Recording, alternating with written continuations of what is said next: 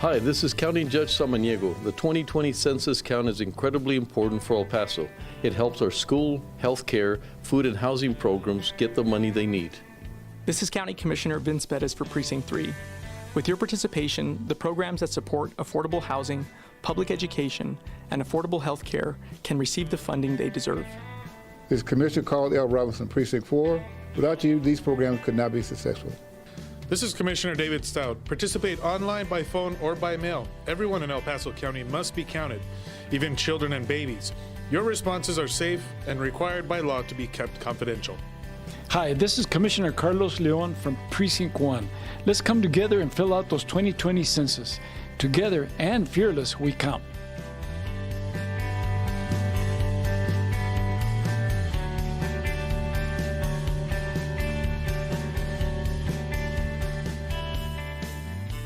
The County of El Paso Public Works Department is offering sandbags at no cost or requirements to the public. The sandbags are outside of the facilities and are available 24 hours a day. The location of the county facilities are the following: the Road and Bridge Fabens Warehouse, located at 1331 North Fabens Street in Fabens, Texas, 79838. The Road and Bridge Canutillo Warehouse, located at 191 Canutillo Avenue in Canutillo, Texas, 79835. And the Road and Bridge Montana Warehouse, located at 14698 Van Lane, El Paso, Texas, 79938.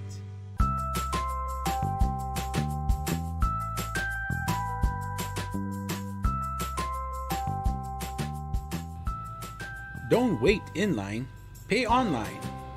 Visit the Financial Recovery Division website at http://www.epcounty.com/budget/financialrecovery.htm to make your payments online or find out more about our kiosk locations.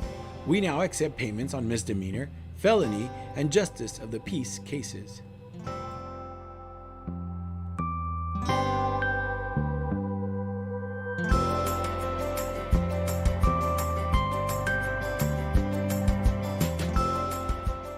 You can now watch Commissioners Court meetings on YouTube.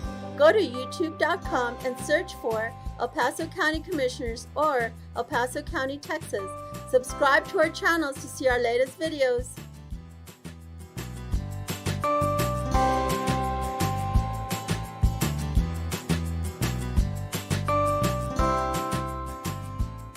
Did you know the County of El Paso's Purchasing Department is responsible for ensuring that all items and services needed by various county departments are purchased in the manner required by the state of Texas? Whether through formal sealed bids or smaller dollar quotations, the county purchasing team is dedicated to finding the best contracting return on your taxpayer dollars. Additionally, the Purchasing Department is responsible for the tracking of inventory within the county and properly disposing surplus to public auctions. For questions about how to become a vendor and compete for county contracts, or to learn more about public auctions, please contact us at telephone number 915-546-2048.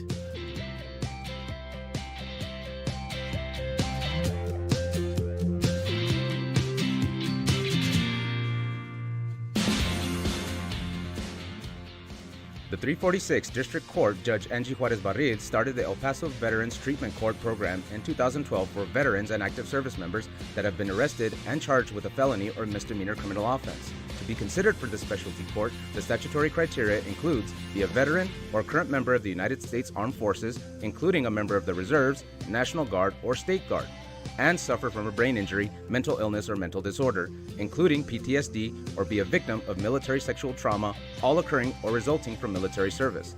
Call Sylvia Serna, Veterans Program Director, at 915-546-2119, or email her at sserna@epcounty.com for any information.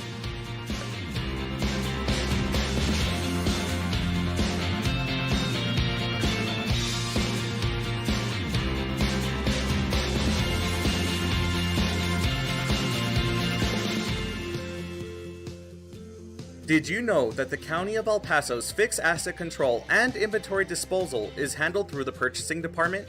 Throughout the course of each business year, the county holds live public auctions to dispose of aged equipment, vehicles, furniture, and other items that are no longer needed. To find out about upcoming auctions or to learn more about the county's inventory disposal process, contact the purchasing department at telephone number 915-546-2048.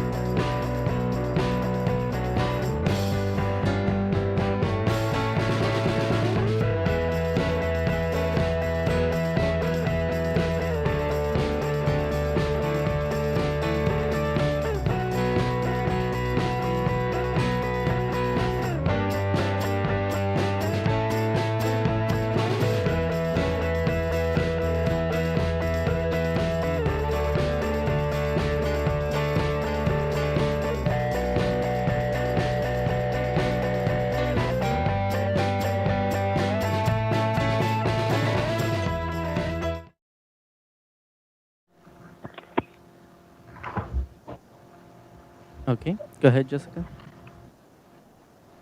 Good morning. Today is Wednesday, August 12, 2020. Commissioners Court is meeting in special open session. Would you please rise and join us for the Pledge of Allegiance? I pledge allegiance to the flag of the United States of America and to the republic for which it stands, one nation, under God, indivisible, with liberty and justice for all.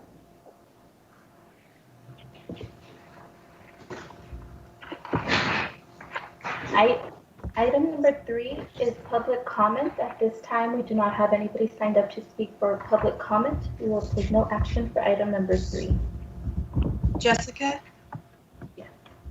Before we proceed, I'd like to just ask the judge and commissioners, we are prepared to follow up this morning from yesterday's executive session. If the court would like to get that finished, we believe we could get through that fairly quickly. Or you also have a presentation pending from the sheriff's office. If you'd prefer to do that first, we could also do that, whichever you all would prefer. I would like Judge? to get into the executive session and take care of that. Yes. Can you hear me? Yes, sir. Yes, sir. Yeah, I said I would like to. Yes, I would like to go into the executive session right off the bat, and then come back to the sheriff's presentation. Yes, sir. Okay. Commissioners Court will recess into executive session to discuss items 10A and 10B pursuant to Texas Government Code Section 551.071 and 551.074. Commissioners Court will reconvene to take official action.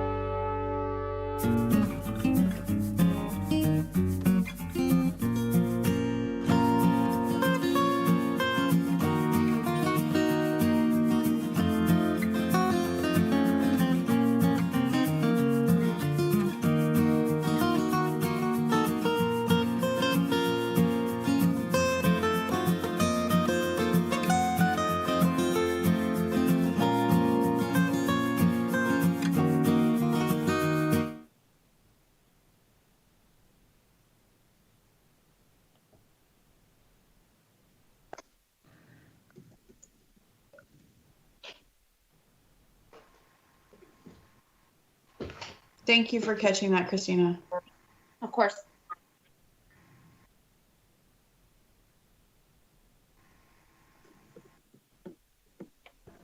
Go ahead.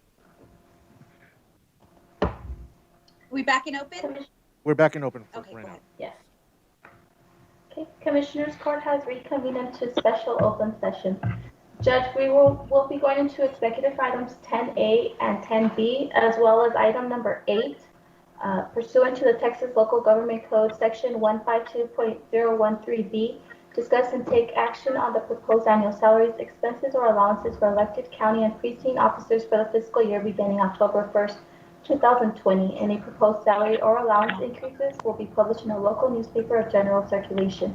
These salaries and any proposed increases will take effect on October 1st, 2020, and upon the adoption of the county budget.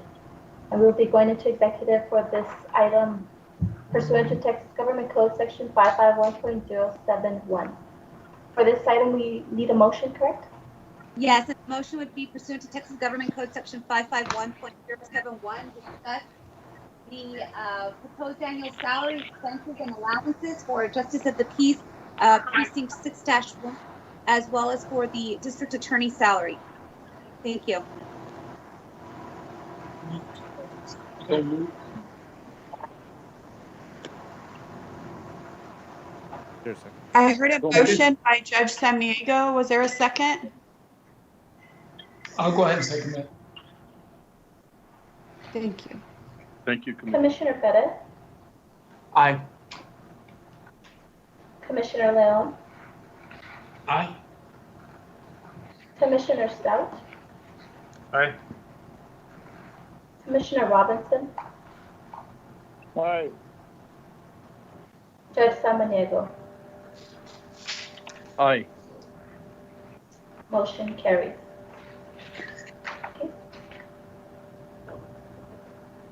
We can go into executive now?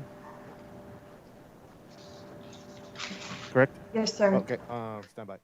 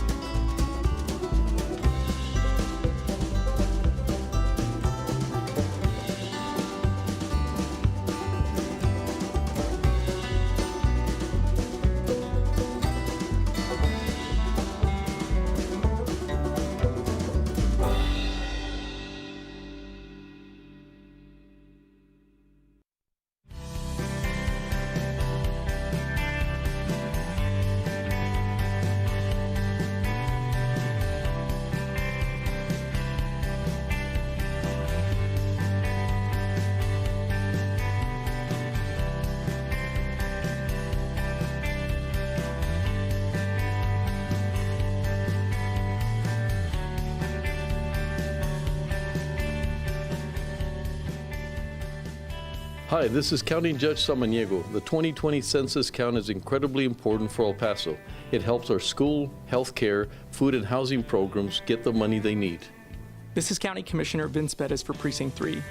With your participation, the programs that support affordable housing, public education, and affordable health care can receive the funding they deserve. This is Commissioner Carl L. Robinson, Precinct 4. Without you, these programs could not be successful.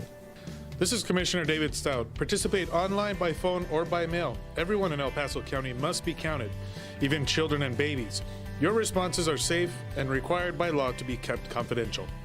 Hi, this is Commissioner Carlos Leon from Precinct 1. Let's come together and fill out those 2020 census. Together and fearless, we count.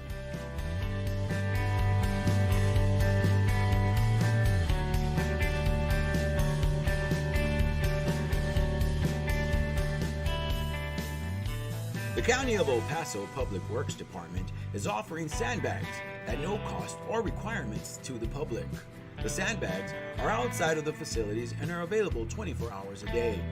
The location of the county facilities are the following: the Road and Bridge Fabens Warehouse, located at 1331 North Fabens Street in Fabens, Texas, 79838. The Road and Bridge Canutillo Warehouse, located at 191 Canutillo Avenue in Canutillo, Texas, 79835. And the Road and Bridge Montana Warehouse, located at 14698 Van Lane, El Paso, Texas, 79938.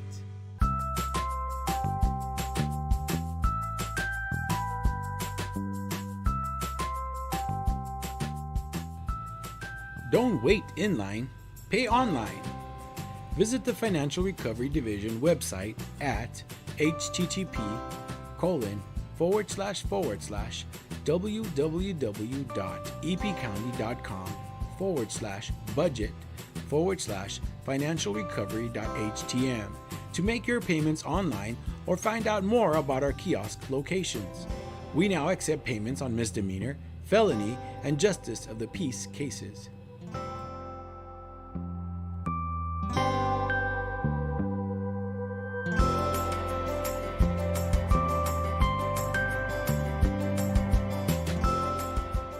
You can now watch Commissioners Court meetings on YouTube. Go to youtube.com and search for El Paso County Commissioners or El Paso County, Texas. Subscribe to our channels to see our latest videos.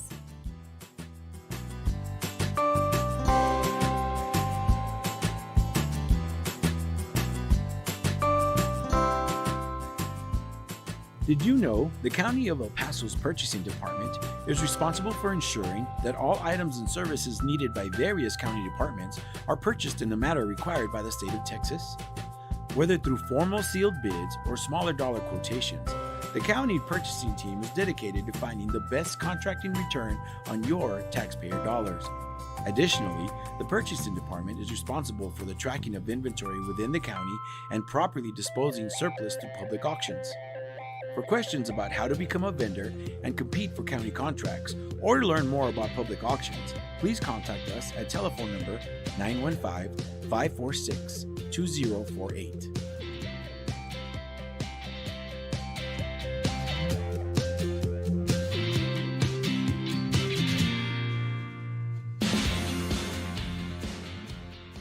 The 346 District Court Judge Angie Juarez Barrid started the El Paso Veterans Treatment Court program in 2012 for veterans and active service members that have been arrested and charged with a felony or misdemeanor criminal offense. To be considered for this specialty court, the statutory criteria includes be a veteran or current member of the United States Armed Forces, including a member of the Reserves, National Guard, or State Guard, and suffer from a brain injury, mental illness, or mental disorder, including PTSD, or be a victim of military sexual trauma, all occurring or resulting from military service. Call Sylvia Serna, Veterans Program Director, at 915-546-2119, or email her at sserna@epcounty.com for any information.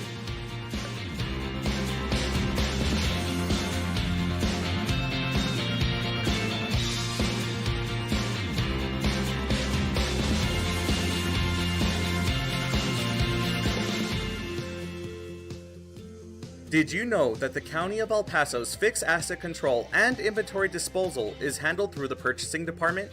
Throughout the course of each business year, the county holds live public auctions to dispose of aged equipment, vehicles, furniture, and other items that are no longer needed. To find out about upcoming auctions or to learn more about the county's inventory disposal process, contact the purchasing department at telephone number 915-546-2048.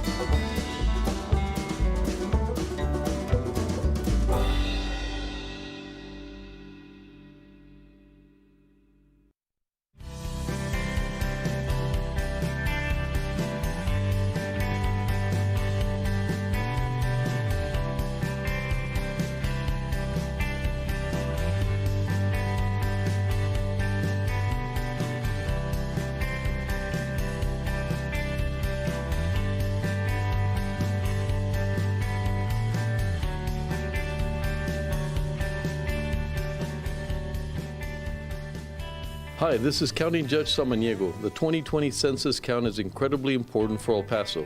It helps our school, health care, food and housing programs get the money they need. This is County Commissioner Vince Bettis for Precinct 3. With your participation, the programs that support affordable housing, public education, and affordable health care can receive the funding they deserve. This is Commissioner Carl L. Robinson, Precinct 4. Without you, these programs could not be successful. This is Commissioner David Stout. Participate online, by phone, or by mail. Everyone in El Paso County must be counted, even children and babies. Your responses are safe and required by law to be kept confidential. Hi, this is Commissioner Carlos Leon from Precinct 1. Let's come together and fill out those 2020 census. Together and fearless, we count.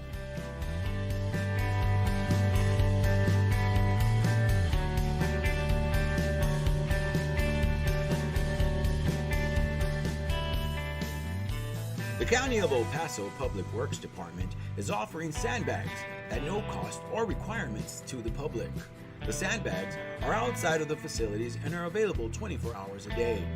The location of the county facilities are the following: the Road and Bridge Fabens Warehouse, located at 1331 North Fabens Street in Fabens, Texas, 79838. The Road and Bridge Canutillo Warehouse, located at 191 Canutillo Avenue in Canutillo, Texas, 79835. And the Road and Bridge Montana Warehouse, located at 14698 Van Lane, El Paso, Texas, 79938.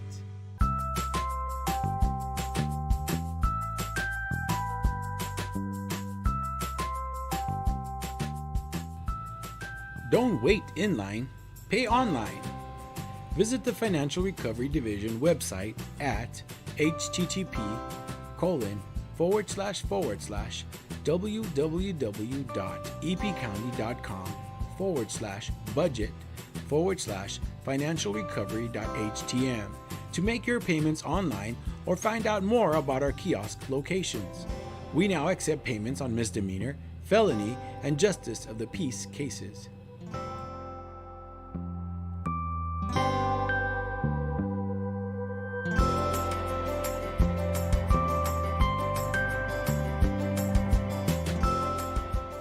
You can now watch Commissioners Court meetings on YouTube.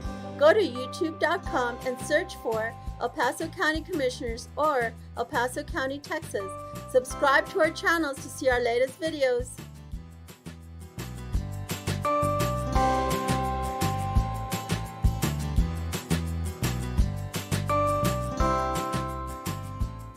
Did you know the County of El Paso's Purchasing Department is responsible for ensuring that all items and services needed by various county departments are purchased in the manner required by the state of Texas? Whether through formal sealed bids or smaller dollar quotations, the county purchasing team is dedicated to finding the best contracting return on your taxpayer dollars. Additionally, the Purchasing Department is responsible for the tracking of inventory within the county and properly disposing surplus through public auctions. For questions about how to become a vendor and compete for county contracts, or to learn more about public auctions, please contact us at telephone number 915-546-2048.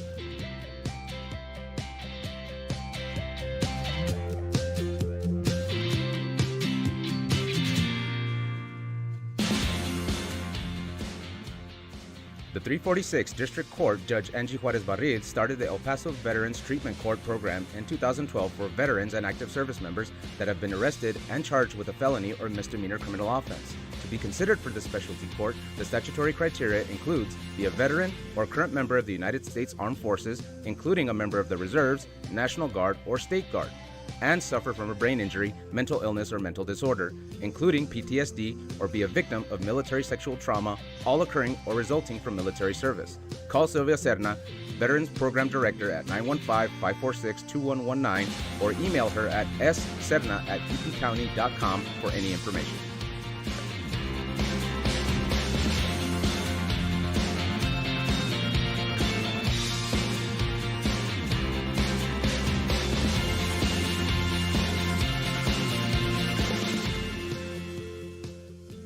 Did you know that the County of El Paso's fixed asset control and inventory disposal is handled through the Purchasing Department? Throughout the course of each business year, the county holds live public auctions to dispose of aged equipment, vehicles, furniture, and other items that are no longer needed. To find out about upcoming auctions or to learn more about the county's inventory disposal process, contact the purchasing department at telephone number 915-546-2048.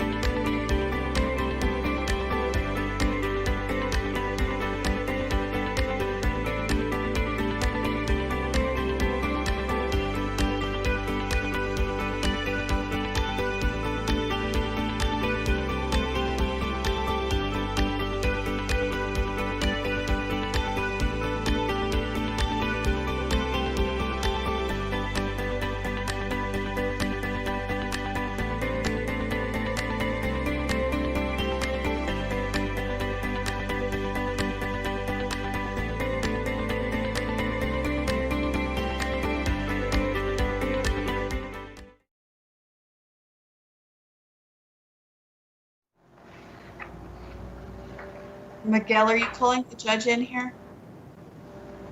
For this one, I was told by Nicole that he went into another meeting at 10. Okay. We can try calling him in on Teams. It's okay. Oh, he's available? Okay, hold on. We're gonna try and call him in, Betsy, on Teams. Okay. We want to start with item 5. They just informed us that he's on Teams and I'm calling him in. If you could read in, the next one would be the sheriff's, Jessica? I don't think we're on yet. So. We're on. Go ahead. When we are. We're on. Go ahead. Okay, Commissioner's Court. Okay, Commissioner's Court has reconvened into regular open session. Item number 5 from the regular agenda. Receive a presentation from the El Paso County Sheriff's Office and discuss and take appropriate action on a proposal for crisis intervention services. Hi, Betsy. I'm back on. Don't you just love technology? My goodness. Excellent, anyway, Judge. Glad you're back. Yeah, thank you. We're ready to go to the sheriff's item and the sheriff's presentation on the crisis intervention team. Sheriff? Sheriff. Good morning. Good morning, Judge, Commissioners. Richard Wiles, El Paso County Sheriff. So we have a little video and then a presentation on the budget for you. And then I would like to point out a few things and then discuss a proposal regarding a crisis intervention team. So if they could play that video.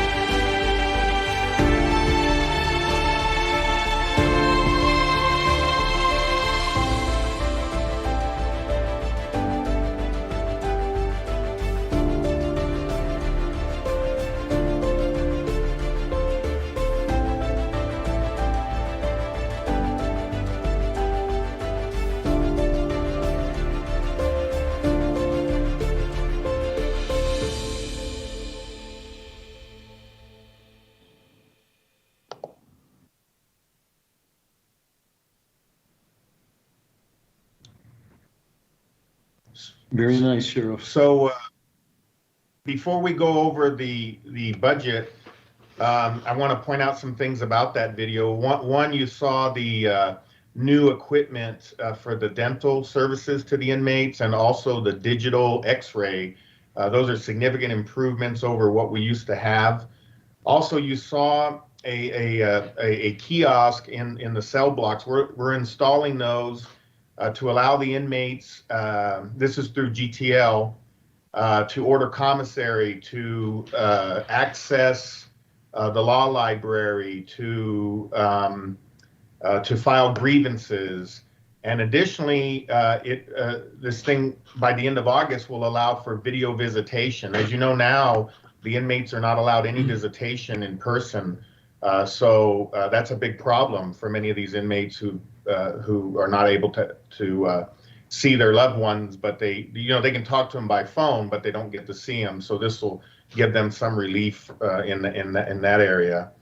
Also, you saw that we've been working with the courts and the district attorney's office and the public defenders to do pleas and some hearings virtually. Additionally, we've installed equipment to allow public defenders, both from the state and the federal side, to contact their inmates over the phone in a secure line that's not recorded, rather than them having to come into the facility and increase the chance for exposure. And the last thing, and we're working on actually getting that access to other attorneys, and we hope to have that in place by the end of this month. But I do want to point out, in some of those videos you saw individuals without masks. Those photographs and videos were taken before COVID. So we're being very careful here in the Sheriff's Office to make sure we're protecting both our employees, the public. I said both, actually the employees, the public, and the inmates. So we want to make sure that we're doing everything we can to limit the spread. As a matter of fact, Chief Whitten just told me that today we're down to 36 active COVID cases in the inmate population, and 9 in our jailer staff. So we're continuing to keep that really at a low level when you compare to other jails across the state and to the general population. So now I think, unless anybody has any questions over those comments I just made, I think we can go to the budget presentation next.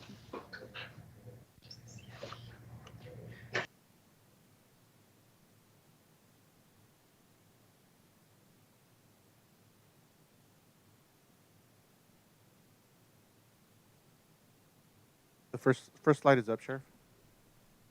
Go ahead, Sheriff. Okay, well, that's just our mission. I don't want to read something to you that you all be. Okay, so there's our current staffing levels.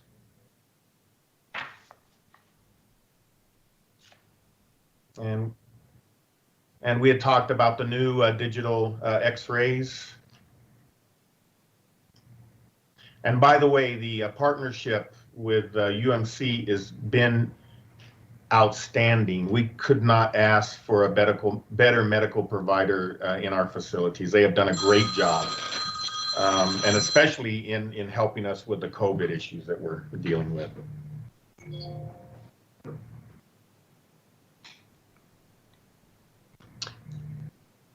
Okay, and then we also we used to have 2 body imaging security systems, one in each facility, that we had gotten through the 1033 program. But unfortunately, they didn't last very long and they broke down, and the cost of repairing was significant. So we have 2 new ones on order. One's already in and installed. And this helps ensure that we keep contraband and weapons out of our facility. So the inmates, as they come in, go through there. It's just like an airport body image machine. Oh, and this one actually also checks the temperature, so we can determine if they have a fever and if there might be an issue there. Wow, you know, these numbers, they're really unclear. Let me look at my copy. Okay, that's a little bit better. So this is some of the statistics as far as bookings, releasing, transport. You'll notice that the transport number is higher. That number includes transporting to court that's occurring in the facility itself. That's why that number is higher. So I don't want you to, because our transport from the jail annex to downtown is actually significantly lower because the courts are closed for the most part. I mean, they do have hearings, but there's no trials or jury trials. And then this is the one for the jail annex.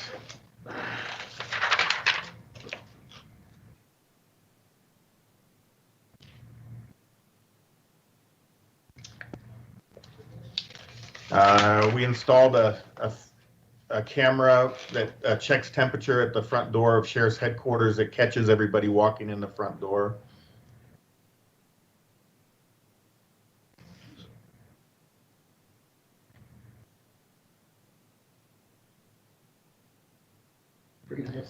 So this is our 7th reaccreditation. So this is a international company who comes in from, well, they're located in the United States, but it's international accreditation because they do departments outside the U.S. And they come in every 3 years. They review all of our policy to ensure they're consistent with national standards. And then what they do is they make sure the policy is actually being implemented. So they go out and they meet with citizens and stakeholders and employees, and they ride along and they ensure that the officers are receiving the the training.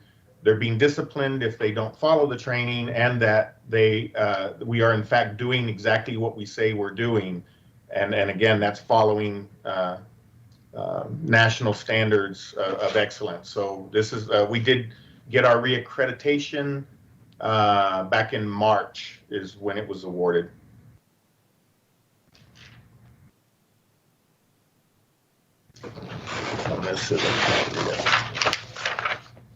Oh, so we have an updated Wi-Fi system at our patrol stations that now allow the body cams to be automatically uploaded as they pull into the station. So before, they would actually have to dock the body cam to have it uploaded, but now it's done automatically as they pull into the station. And that includes the video from the vehicle dash cam. So it's uploaded automatically as they pull into the stations.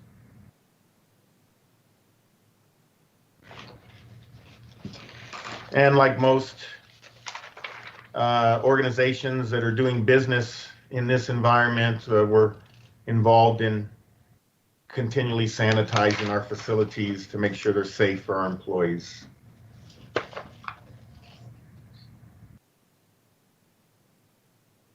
And these are some statistics from our Patrol Bureau regarding calls, stops, and arrests.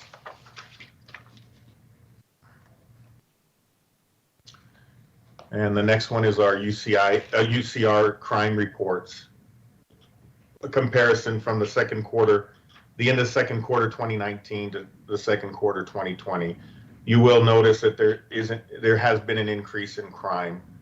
I attribute a lot of that, I think, to the fact that there's many people that are not working anymore and they're out and about. And also we have issues with, we've kind of reduced the number of contacts that we're making to reduce COVID transmission between our law enforcement officers and the citizens that we serve. So we're working on some strategies to try to bring those numbers down.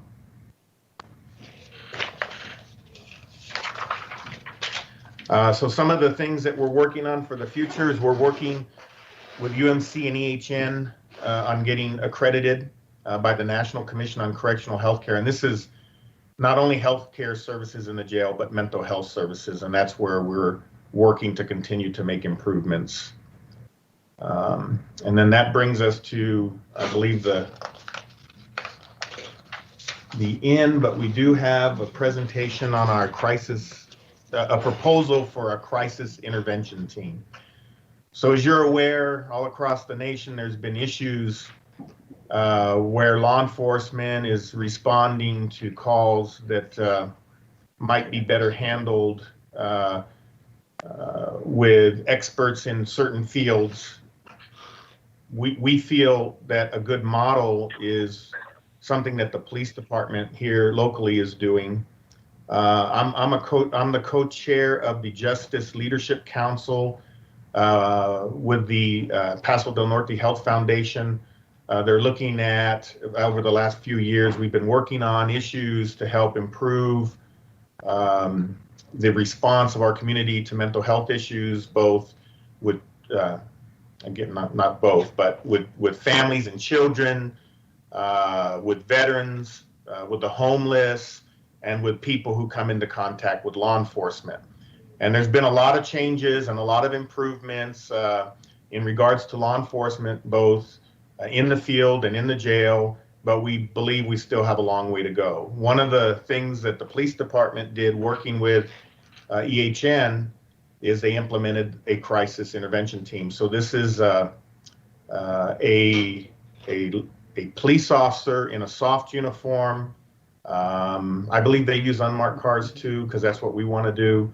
And they have in the car with the officer a medical health professional. So they are pulling out calls for service that would normally respond a patrol vehicle with an officer, and they're responding this crisis intervention team. And there's other models across the nation. As a matter of fact, I believe the one with the police department was modeled after others. And some of the kind of calls that they're dealing with are ones that indicate obviously there's a mental health issue, like suicides, or if a family member were to call saying, hey, you know, my son's got mental health issues, he's going through a crisis, I need help.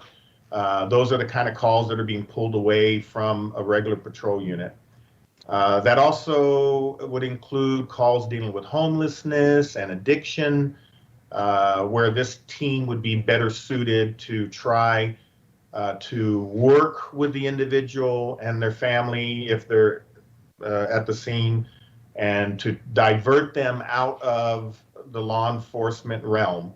Because clearly when law enforcement responds, it's typically because we're going to enforce the law and take law enforcement action, and many times these individuals end up in jail, and that's not a good place for them. And unfortunately, as you're well aware, our jails have turned into some of the biggest housing of mental health issues here in the country, and that includes locally.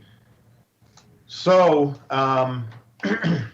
so what we would like to do is to put a team in place here in the sheriff's office working with EHN.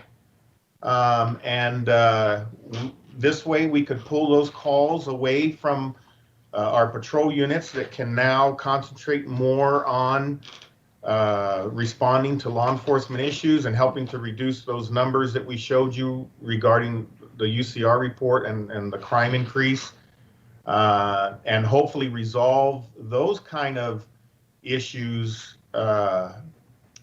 in a manner where they don't have to end up in the criminal justice system, or that we don't have to use force and or deadly force that end up making the sheriff's office and the county look bad in the news and potentially increasing our liability. So if you'll go to the next screen, those are the goals. Divert them out of our jails, divert them from local hospitals if we can, de-escalate incidents so we don't have to use force, connect individuals to outpatient services, and decrease continual calls to the same people and addresses. The next slide, please. So we would have deputies assigned to this team. Again, and it'll be reflected probably in another screen, but they'll be in soft uniforms, working in partnership with a medical professional from EHN. They'll be trained. EHN is involved in that training. and we think that together they make a great team, and this has really been successful for the El Paso Police Department. Next slide. Okay, so here's some statistics that we have. We intend to deploy them together. We would try to identify, I don't think this staffing that we're going to start out with is going to necessarily allow us to cover 24/7, but we would identify when the majority of these kind of calls are coming in, and the calls would be diverted to this team. And of course, they're always subject to call out if we need to call them out. In addition, if we feel that there's not enough work for them in the county areas, we would make them available to assist the city. So we could come into the city if there was a suicide in progress and we had a unit available, and we could just send them in to help out. Because we're obligated, of course, to provide public safety anywhere in the county, including the city limits. So we wanted to give you a little breakdown from January 1st to July 1st of the kind of calls that would be diverted to this team. And so there was 118 suicide attempted or successful, 129 EDOs or PCOs, 123 calls related to homelessness and or addiction, and 35 missing persons. So these are the kind of calls we would divert to this team. Next slide. Can't see that. And that's just if we were to do it full blown. No. Okay. So these are some of the costs that we've come up with. The top part is our obligation. The bottom part would be EHN. Just to let you know, of course, there is a capital cost that's going to be initially a one-time. Eventually, vehicles have to be replaced after so many years and stuff. But the staffing would be ongoing. We do intend, if it's something you all want to proceed with, that we could work with our grant people to see if we could find grants. I think EHN has been successful in doing that with the police department. Additionally, we can look within our own budget to see if there's some positions we might be able to move into this team. But we do feel there is going to have to be a commitment on the county to provide funding. At what level, we don't know, but we just wanted to present a cost to you of what we think it's going to cost in total. And you know, another option, if this amount is too much, or we can't get grants or find some positions in the agency to help reduce it, is we can actually reduce the team and start out with a smaller team. You'll see in this one, I think it was 12 deputies. Yeah, it's 12 deputies. I mean, we could do half of that if you want. I feel confident that this is what we need to start, but I also understand the county's issues dealing with fiscal problems that are going to be coming up because of COVID. So I hate to just kind of throw that on your back, but I do think it's in this environment with the issues of that have been happening across the nation and talks of defunding. I think this is a good plan to help overcome a lot of those things that we're seeing, and so this would be what I would recommend. But again, we have to stay within a budget. I understand that also. And let's see what's the next slide. Okay, and so there's your capital and general operating expenses broken down, and then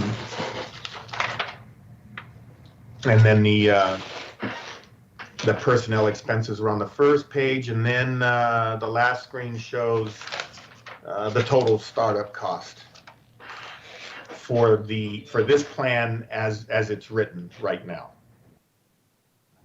And I think again that it was good for us to watch what the police department was doing and just let them work out all the bugs here locally. And Lieutenant Pasaric is on that. Lieutenant Pasaric from the El Paso Police Department is on our Justice Leadership Council. And his presentations on this team, along with EHN's, have been nothing but positive, and they've worked out a lot of issues. And I think with their assistance and working hand in hand, this can be very successful here in the sheriff's office. And again, we can assist the city when we have units available and they have calls they're unable to get to because their units are tied up.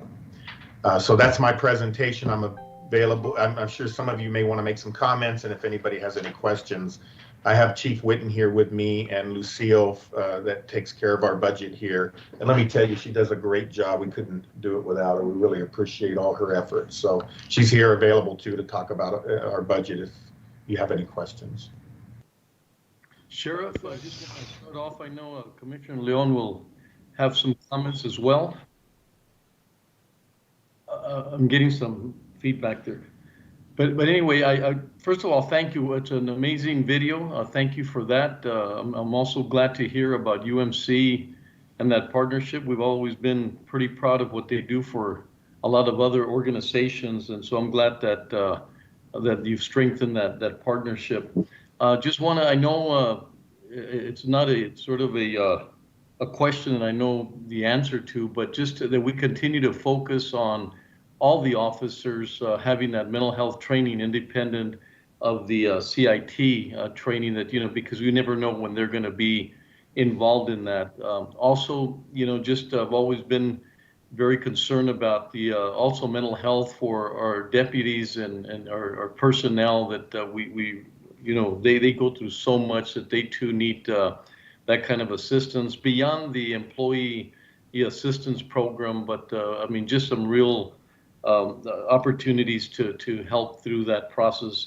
It's an incredible idea, obviously, what you said, what's happening around us with respect to mental health and the amount of individuals that end up going through our system and they have a mental health issue and they're not diverted in any possible way.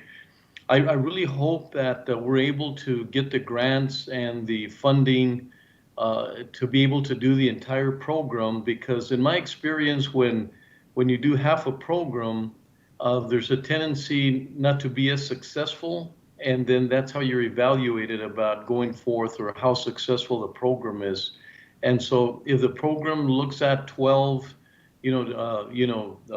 deputies and you're trying to accomplish certain things with that initial program, I sure hope that we look at all the other possibilities to make sure that, either the funding or the grants and, have Erica from our grant department look at all of that.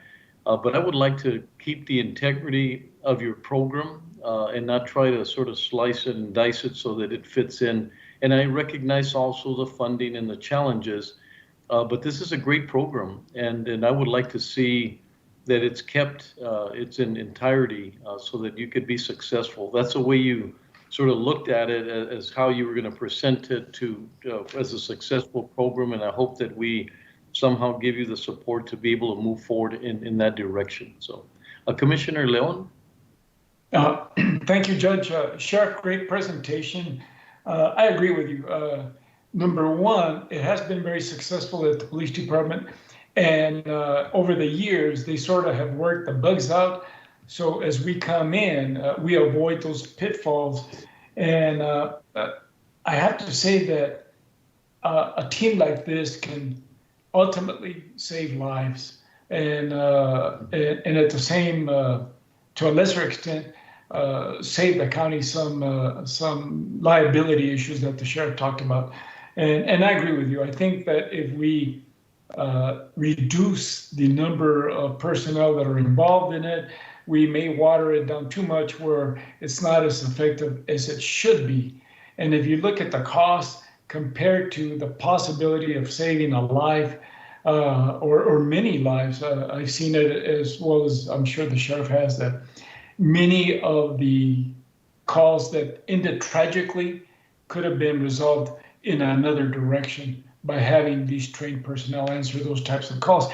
But Sheriff, just for the court's information and for somebody that might be listening, can you briefly describe what a soft uniform is? So rather than, and there's a couple other things I want to mention after I give you this answer, but rather than the typical police or sheriff's uniform that you see patrol officers in the field, they would be wearing something like khaki pants and a polo shirt with identifiers, and they would also be armed because sometimes potentially these things can turn into a bad situation. But a lot of times people who are having mental health crisis may react to that uniform in a situation that you and I wouldn't do, and it could turn it and escalate it really quick. So a lot of times in a soft uniform in an unmarked car, we can engage them in an atmosphere that's not so much authority as an atmosphere of we're trying to help you, we want to work with you. And by the way, part of that, the goal of these teams is not only to resolve the immediate incident, but it's also to help by following up to ensure that the individual is okay, that they're getting the help they need, so they can develop relationships. I saw one in San Antonio. It was on Dateline where a female was trying to jump off of a bridge. They talked her down, and again, they're in soft uniform, so she doesn't see there's a police officer there that's going to arrest me, and they start getting scared, and they don't know, they're not sure what to do. Instead, it's two people, the officer and the mental health worker, that are talking, trying to calm them down, bring her off the bridge, sit her down. She doesn't have to worry about being arrested and going to jail by this officer in uniform. So that's the importance of the soft uniform. But the thing that they did with this lady is they followed up. So they took her to the hospital, they got her help, and then like a week later, they went to her house, and they were able to sit down and talk to her and see how she was doing and make sure she's following up on her appointments and taking her medications. And I think that's really missing now, because unfortunately we get so busy in the field that we're going from call to call and we don't have the ability to follow up. And then we're dealing with the same people over and over and over again when we're talking about mental health issues and homelessness and addiction. And I think this team will go a long way to resolve that. And so, Judge, the other things I wanted to mention that you had stated. So I absolutely agree with you. The potential for any officer to either stop somebody who's having a mental health crisis or to respond to a scene where that's occurring, but we didn't know it to respond this team, is absolutely there. And so all the officers have to have training. So I want you to know that both in the police department and here in the sheriff's office, we have worked and certified all our field officers as mental health officers. And we have almost completed the training in the jail. I think we have, 160 left? 20%. Yeah, so we've done a really good job of training our employees to be able to recognize and respond appropriately to people suffering from mental health crisis. And as far as the mental health of the employees, you're right.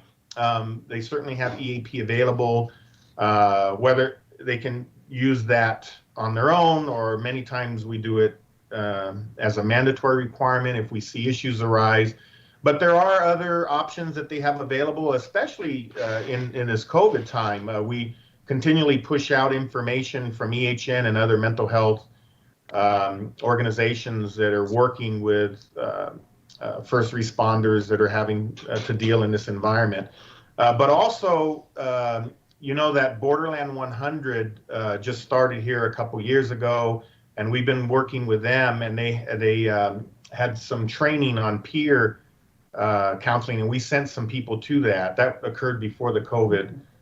So there hasn't been a lot of activity lately, but we've actually trained some of our employees to have the training to be able to assist other employees who are having issues. So yes, we definitely do care about the mental health of our employees and are looking at ways to provide them services when that they need, and we should make sure that are available to them. Yeah, that's excellent. Thank you, Sheriff. Judge. Yes, sir. Commissioner Robinson? Yes, sir. Thank you. Sheriff, thank you for your presentation. This is excellent program and very, very, very well needed in our community. Just have a few questions in that regard. The team that when they go out to a particular situation, first question I have is, are all of the officers or all the personnel beyond that team, do they have vests and cameras?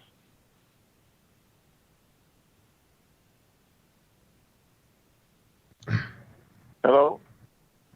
That definitely would be our intent, yes, because we have to protect the employee.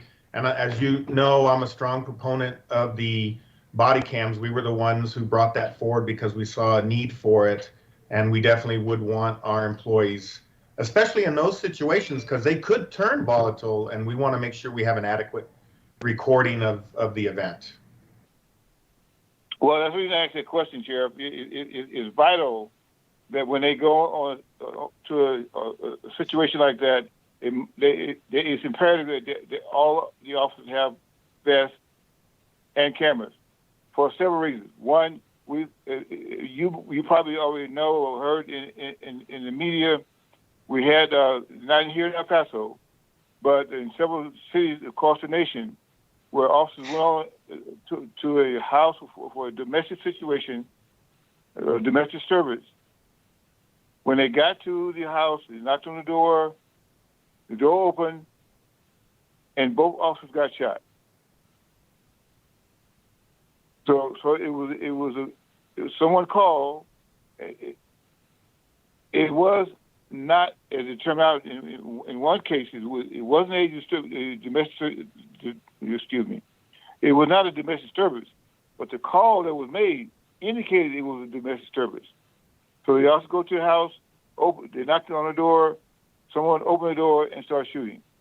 So we must make sure that we protect our officers at all times, at all costs.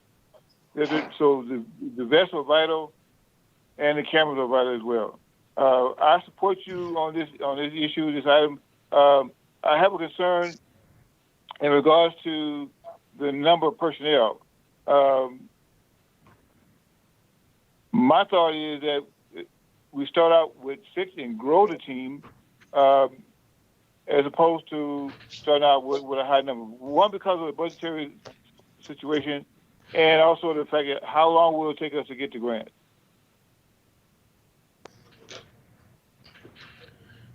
Yes, sir. That's why I brought that up as an option. That's certainly something to consider based upon the amount of money that is going to be needed to start this team off, and whether or not we can even get grants. That's the other issue.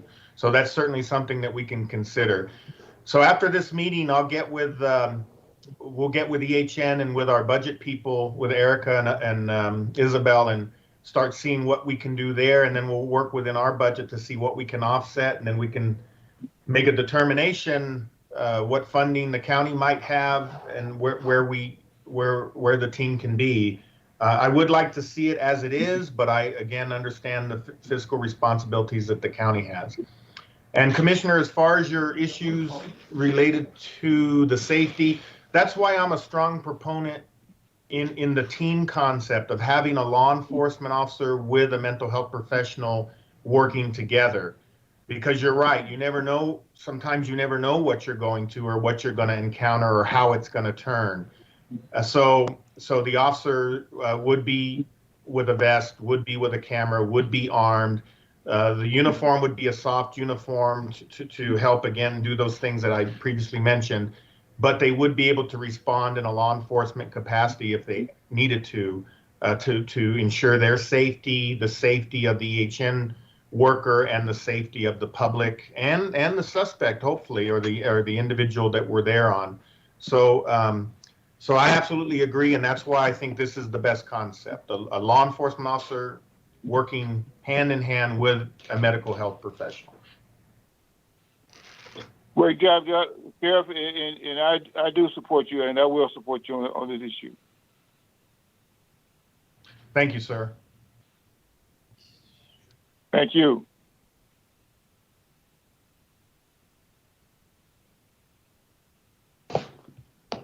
Thank you, Sheriff. Appreciate that. Betsy, we're in the budget process. Would we incorporate and make a decision about what Sheriff Wiles is proposing?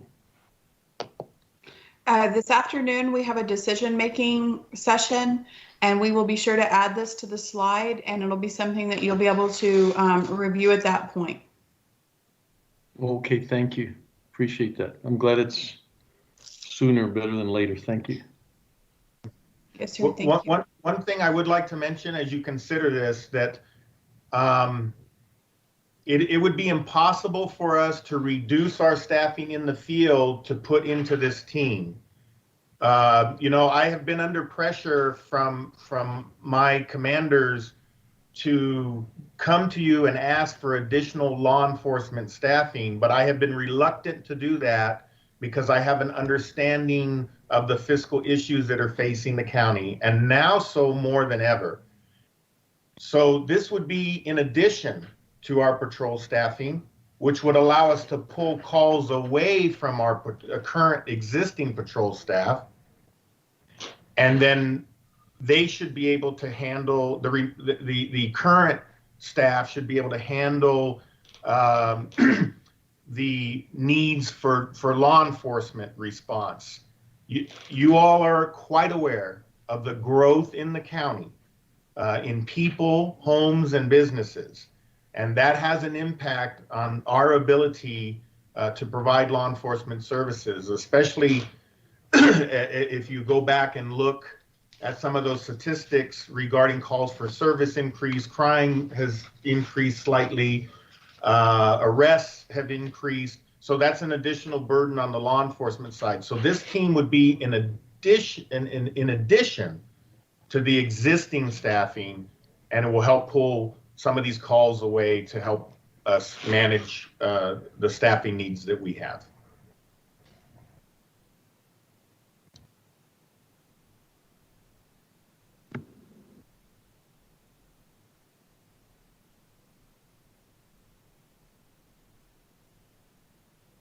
Judge?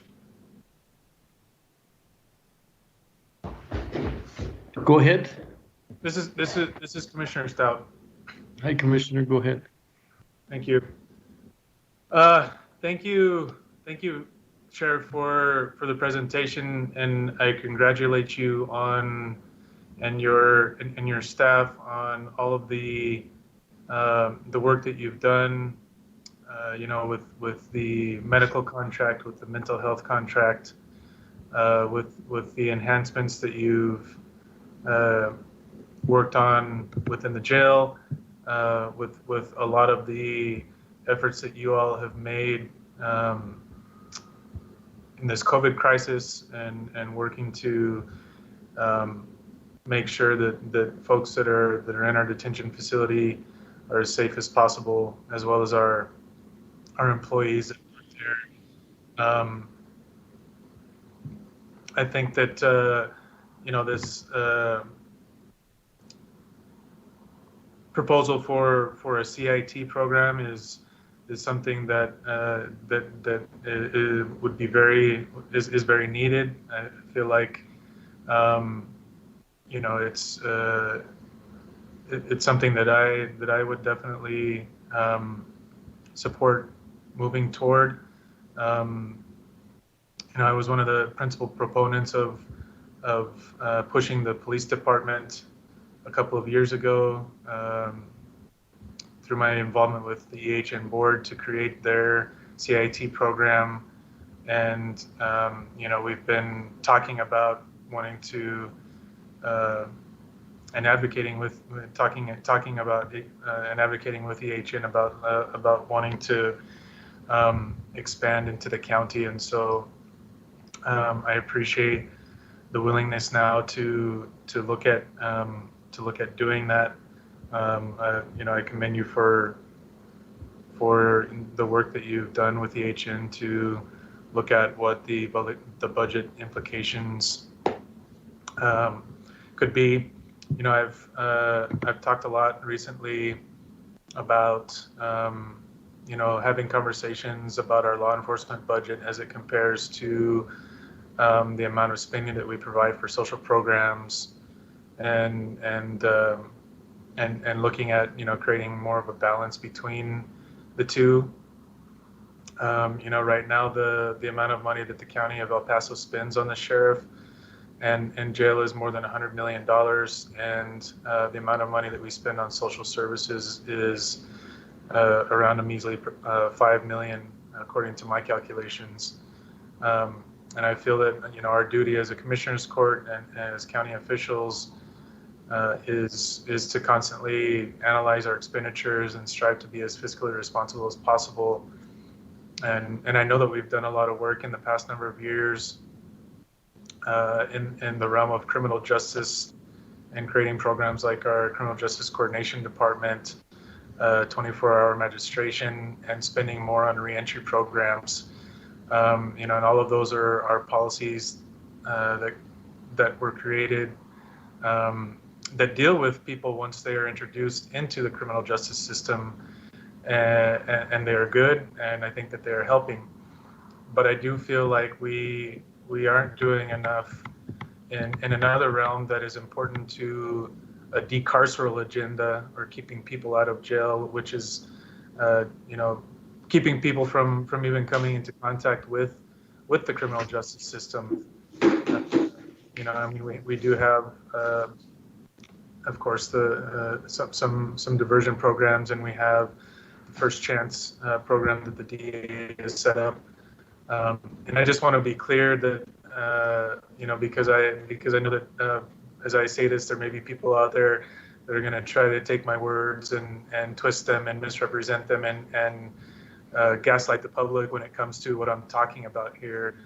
But I want to be clear that I'm not talking about allowing violent criminals to continue to roam the streets or to be on the streets. What I'm talking about is looking at reimagining public safety and how we spend our precious tax dollars in that area. And I'm talking about being more responsible and more efficient at creating better outcomes, because that's what I have seen study after study say, that spending money on social programs and on these types of things, do that in comparison to just jailing people. I feel like, we as a county could spend more money on supportive housing and the homeless population. We're doing some of that now with our CARES Act. I think, but I think there could be more spent in that area. I think that we could spend more money on violence prevention, on gun violence intervention, substance abuse services such as helping EHN create a detox program, or expanding their extended observation units, spending more on mental health programs. And I think, instituting something like this, like the crisis intervention team within the sheriff's department, is definitely a step in that direction. I feel like we need to spend more money on food access and youth and parks programming. We have some great parks with Escarate and the golf course and our sports park as well. I think that attacking issues at the root and proactively are more cost effective than dealing with folks in an incarcerated setting. So I think that this is a good step in the right direction. I'd love to continue to work with you, Sheriff. I sent you an email a couple of weeks ago when I found out that you all were reconsidering this, and I'm willing to help in any way with in the capacity that I hold at EHN on their board, and I'd love to look for to help look for places where we can make up or look for the funding for this type of program and for those other types of programs within our budget. We've been having a lot of conversations with folks in the public, with different organizations and groups, that have been very vocal recently. After what happened with George Floyd and some of the things that have been going on here in El Paso, and we'd love to at some point have a greater conversation with the sheriff, as well as the Sheriff's Association and the Commissioners Court on some of the things that folks are hoping for and looking for when it comes to reimagining public safety. And so, I appreciate all the work that's being done on behalf of the court. I appreciate all the work that's being done on behalf of the sheriff. I do have a couple of questions regarding the budget, or some of the things that I've seen in the budget book that pertain to the sheriff's department. The first one that I wanted to ask you about is the academy, or the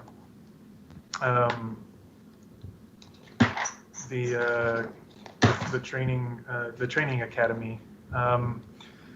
How many cadets do we train on a yearly basis for insertion into the jail as detention officers? Because from what I understand, we don't train directly for in that academy. We don't train directly for law enforcement or patrol positions, but they go and do time working at the jails, or as DOs first, and then they can be moved up to be patrolmen or working in law enforcement. Can you talk to me a little bit? I mean, I see the amount of money that's proposed to be spent on the training division is, I think, close to $800,000. Can you elaborate a little further for me, Sheriff?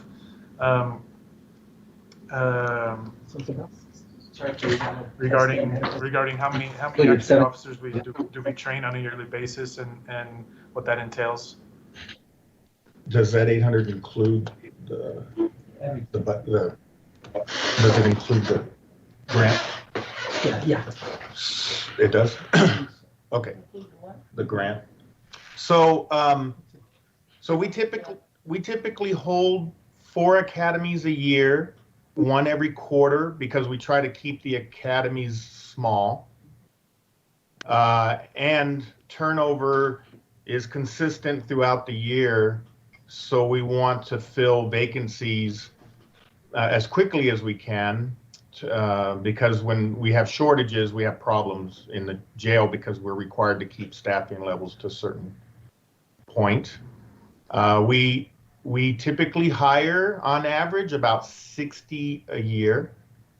So there's 4 academies, so you would typically have about 12 to 15 in a class. Now, keep in mind, the academy is also responsible to train those individuals who test and want to be a deputy. So you're right, Commissioner, that the detention officers have, under civil service rules, have to work in the jail for a year. Then they can apply to be a deputy. And so we typically hold 2. Now the DO classes, the detention officer classes, are 8 weeks long. The peace officer academies are 6 months long. So we hold 2 of those a year. And again, the intent is to keep the numbers low. And the main reason for that is those people come out of the jail. So we pull them out of the jail to train them for 6 months. So those are really vacant positions in the jail that we're not able to fill because they're technically filling that position as a detention officer. So we hold four DO academies, 2 peace officer academies, and in addition to that, the training academy is responsible for training in service. So our almost 1,000 employees get training every year. Some of it's mandatory. For instance, peace officers are required to have 40 hours of training, and I think every 2 years. And I think your contract that you have with the Sheriff's Association requires 40 hours every year. So you require a certain number, or you allow the union a certain number of training hours every year. The state requires a certain number of hours. And then we do from time to time, well, you also have some mandatory training for sexual harassment and discrimination. And there was one we did recently on cyber security. And so and then mental health issues. I mean, there's constant training that occurs throughout the year. Keep in mind that our training academy is a regional academy. It's open to all law enforcement, not only here in El Paso County, but several others. I don't want to name them all off because I'll probably forget somebody. So we do training here locally. We also have to go out and do the training sometimes. I think the last one, they were in Alpine. We were providing some training about de-escalation, things of that nature. So we do get a small amount of money from the state to do the regional training. I think it's like 100,000, like. For the wheels? Yeah. Like 55? No, I was talking about the state regional, Region 8. Isn't it like 100? Yeah, something like that. Yeah, it's not very much. But we are the largest academy here in the region, so we think it's our responsibility to provide training to constables, and sometimes we train the El Paso Police Department and the small cities around Horizon and Anthony. We train them too. So that's where that funding goes. Thanks for that explanation. So I see that that there's an increase in that part of the budget, both on the personnel side by about 5%, or something like $35,000, and then on the operating side, I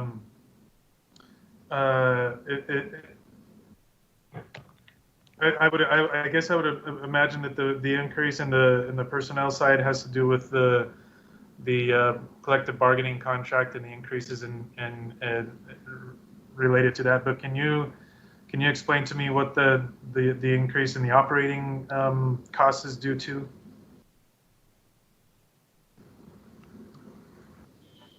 And Judge Commissioners Wally Hargrove from the Office of Budget and Fiscal Policy. If you wanted to see the detail that Commissioner Stout is referring to, if you look at your supplemental book, it's on page 207 and 206 and 207, but it's mainly due to collective bargaining.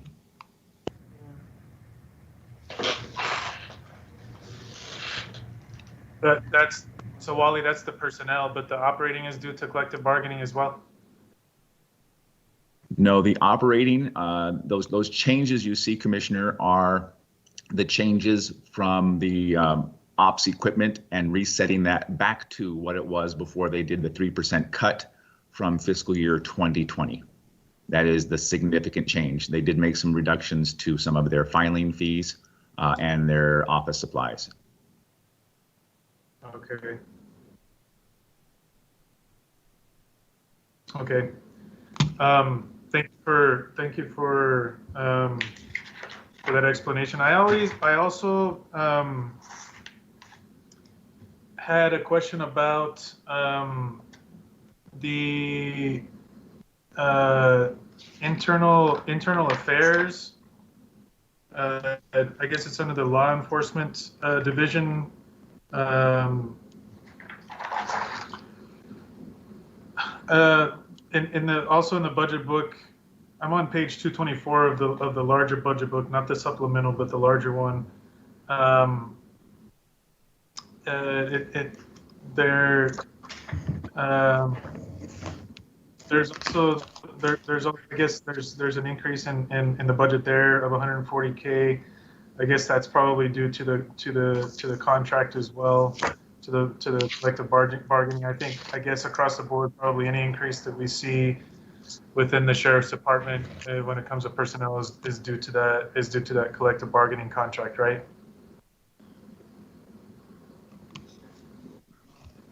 Commissioner, you are correct. You will see that actually throughout the entirety of the budget as the salaries were moved into departments from contingencies during the course of the fiscal year. Each department's salary and fringe benefit budgets were set based off of their staffing tables. So those are changes consistent throughout the entirety of the budget. Okay.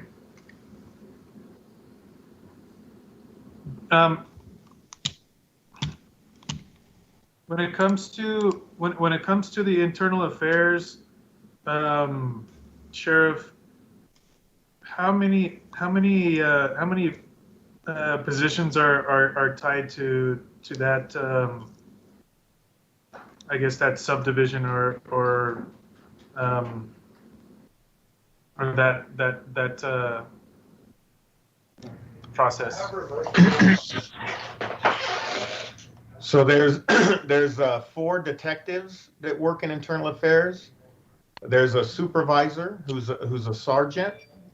There's a office specialist or administrative assistant, and then it's overseen by my legal advisor, Holly Lytle. Of course, she's not included in that budget, though. It should just be those 6 people. Okay, so there's 6 in total. Okay. Yes. I think that's the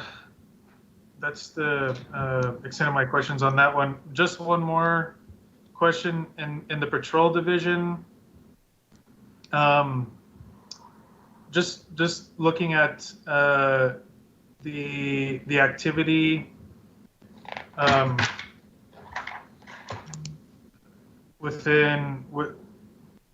so I'm on page 225 now of the big budget book. There's been a sharp reduction of calls for services. I'm sure it's due to the COVID the COVID issue. But one thing stays the same is the percentage of calls that are not resulting in arrests, and I see that it's about 98%. So only about 2% of the calls that sheriff's patrol go out to actually have to do with or I guess result in any type of an arrest. That I guess that statistic. I mean, I don't know how to I guess interpret that, but it seems to me that if that's the case, not every single call that the sheriff's patrols are going out to have to do with a crime, correct?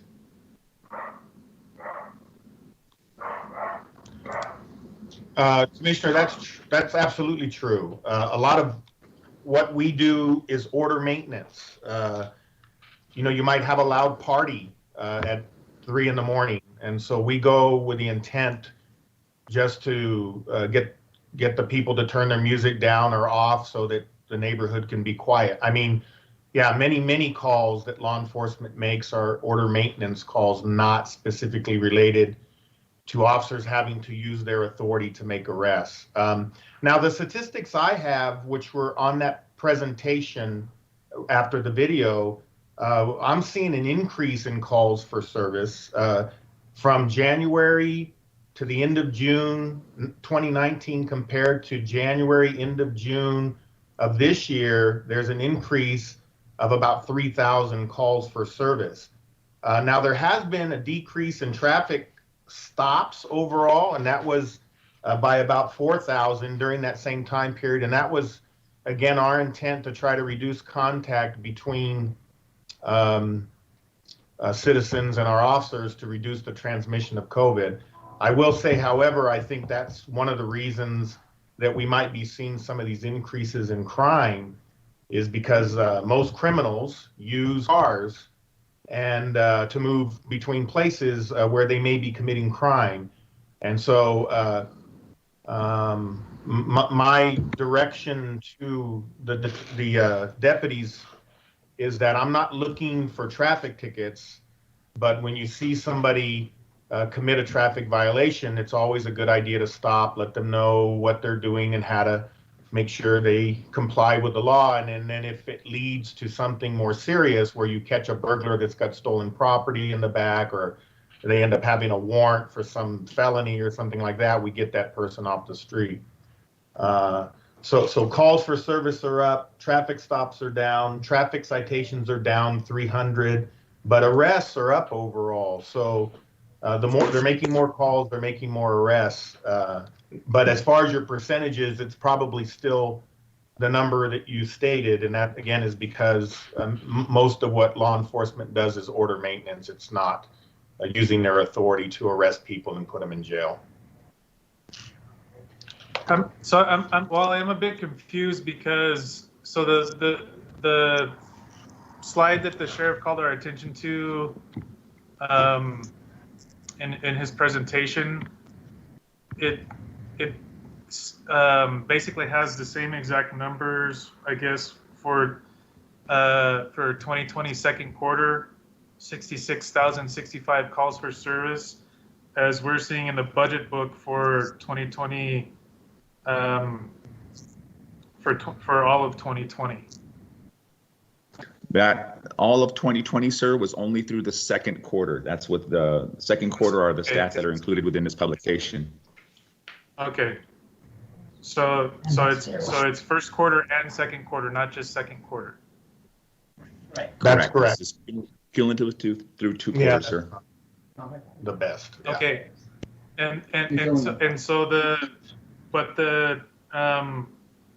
So when I'm looking at the budget as well, are these 2019 actuals only through the second quarter, or are they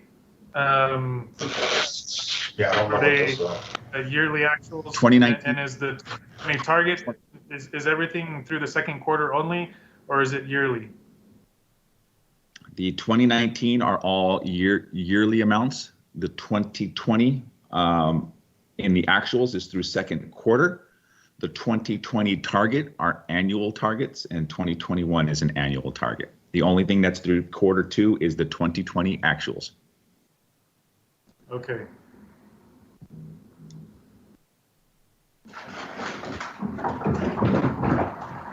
Okay, thank you for that clarification and Sheriff, you talked a little bit about the traffic citations. I'm just going down one more to the traffic citations, and there's a I guess in the budget book it talks about target traffic citations. So why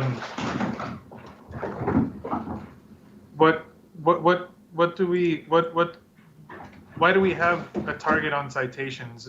I mean, what can you explain to me why we have a target for citations? Or is that just, I mean, you're saying, well, last year we had this many, this year we've seen things go up, we have more population or more people living in the outskirts, so we think that there are going to be more people committing traffic violations. Yes, Commissioner, we don't have a quota. That's really just an anticipated number based upon previous years. As a matter of fact, I actually encourage my officers to try to gain voluntary compliance rather than to cite. although there are some violations by their nature are very hazardous, put people in danger. And so it's really at the discretion of the officers. They can choose to give a verbal warning. We have written warnings, or they can give a citation. But there is no push by us for any number of citations. We want activity. We want them to stop people that are committing traffic violations, but our encouragement is to gain voluntary compliance unless it's a hazardous violation. Okay. Is there a way that that we can get the breakout of the numbers of calls for service, just what they were for? I mean, don't need it right now, obviously, but you know, within the next couple of days before we finish our budget talks, just so that we can understand kind of the breakout of the what the calls for service were actually for. Yes, sir. We'll get with communications. They have them broken down, and we'll send them to you and the rest of the court. They should be able to get them relatively quickly too, because it's just a computer run, so it shouldn't be difficult at all. Beginning Priscilla to do. And then one more question on the criminal investigation division unit in the budget book, where it's on page 220 is what I'm looking at. So we have the activity is number of cases received, output is number of cases screened and assigned, and then we have as an outcome cases pending assignment, which I mean I see that the numbers are relatively low, which is good. But what I'm curious is to me, an outcome would be to understand the cases that were, I guess, were solved or there was a resolution to those cases. Do we have those numbers? Yes, I can get those for you. I get a monthly report from each of my sections, and those are included in that report. So we can pull those and get them to you and the rest of the court also. Okay. Thank you. I don't know if I have any other questions. How many officers do we have in the special operations unit? Is that kind of like a SWAT team? We call it special operations. Is that a SWAT unit? No, sir. No, it's not a SWAT unit. Our officers who are assigned to SWAT actually work their regular duties, and then they train every other week for SWAT and to be available for call-outs. But their main assignment is something else. The special operations is HIDA, narcotics. The HIDA positions are all paid for by federal monies.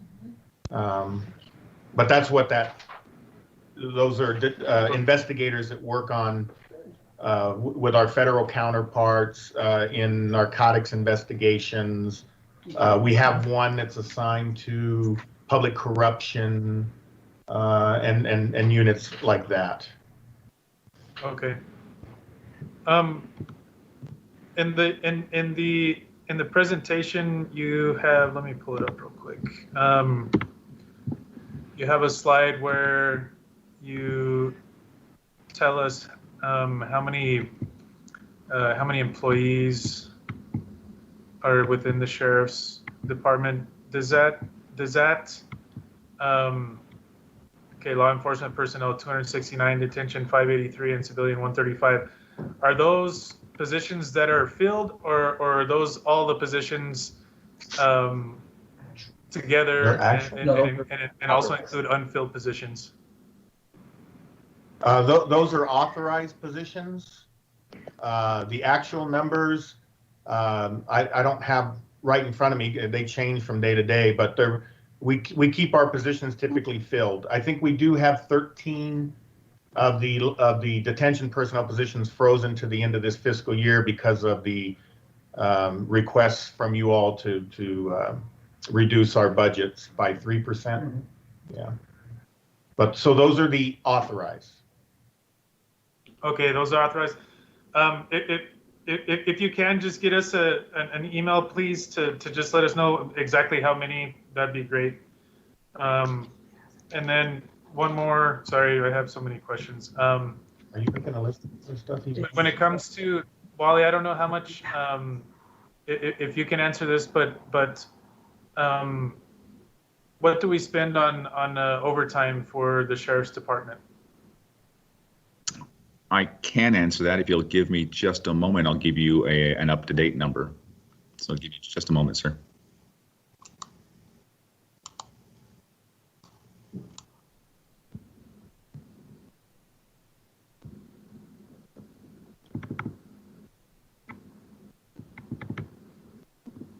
That'll take me a couple minutes because I've got to log into another system, but I'll roll that up for you right now. That's fine. Thank you, Judge, for indulging me with all these questions, and thank you, Sheriff, for also indulging me again. Congratulations on the work that you've been doing, and you know, I'm happy about the CIT program, and we're really really want to work with you to bring that to fruition. So I appreciate it. Thank you, Commissioner Stout. Commissioner Leon, please. Commissioner Leon, please. Thank you. Commissioner Stout, thank you for that insight and your thoughts. And what I'm about to say, I said with total respect and for you and for the court. I've got some questions for you in what you said. Reimagining the sheriff's department is one thing that you said. And there's always room for improvement, and the sheriff, I'm sure, will agree with you. Are you in any way talking about possibly redirecting funds that are going to the sheriff's department to another effort? And if so, which funds? I think I said reimagining public safety, not the sheriff's department. Just to correct the record there. I think that that's a process that we are still working on to understand. We have been, as I said, having many meetings with community members and groups. Over the last couple of months, I think your staff has been involved in some of those meetings, Commissioner Leon.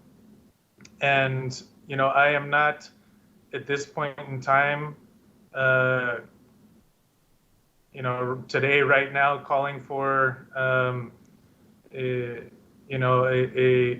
direct reduction in anything. I do think that we need to have a conversation about how we are spending our precious tax dollars. As I stated, we spend over $100 million on law enforcement and only $5 million on social programs. That's why I fully support the creation of a CIT program. I think that's a program that would enhance that balance that I'm talking about, that people, constituents of mine and folks in the public have been calling for. And so, I want to continue to have these conversations and look at what we can do. That process is not finished. We've been working on that. I hope that you and your staff can continue to be involved in a lot of those meetings that we continue to have. I hope that the sheriff and the association, as well as the court, are willing to listen to the community as I am trying to listen to them, and come up with a solution. Come up with a way to help balance that disproportionate level of spending that folks are worried about. And so I don't have it right now at this point in time a clear suggestion or proposal when it comes to reducing anything that any of the spending that's being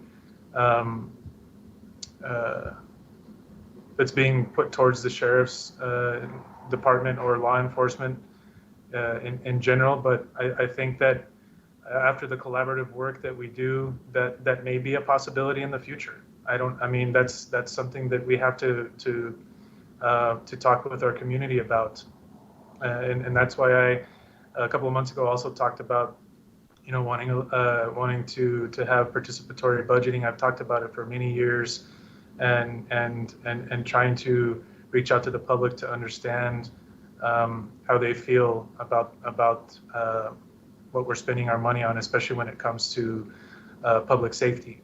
I think that there's study after study that show that attacking issues at the root of the problem, at the root of the problem is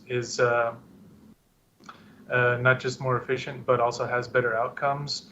And so I think that we as a court and together with the sheriff's department should have those discussions with community members and look at what's the best way to deal with things. I mean, I think we put too much stress on police. We expect them to be social workers and mental health care workers and physicians and we force them to deal with too much. I mean, I'm not talking about like I said before, I'm not talking about doing away with the police or the sheriff's department. I'm not talking about trying to allow violent criminals to be free on the streets, but I think there is always room for improvement.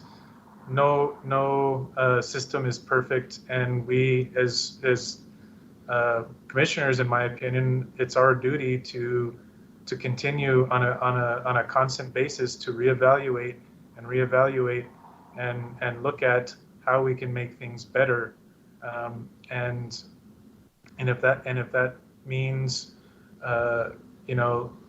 creating some balance within those programs, then I'm not averse to doing that. Okay, no, thank you, Commissioner. And that was my first statement, that there's always room for improvement, and the sheriff will agree with you. I said that at the beginning, and you alluded to, I think, being proactive rather than reactive is at the heart of community policing. That was what it's all about, and I agree with you 100%. You also made one comment that I just want to clarify in my own mind, that you keeping people from coming into contact with law enforcement. My first reaction is don't break the law, but I want to understand, what does that mean?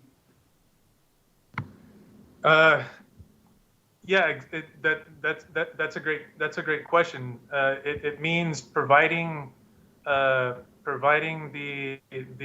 proper.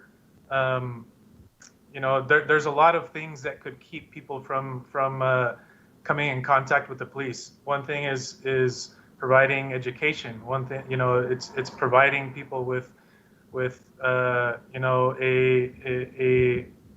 keep taking people out of poverty.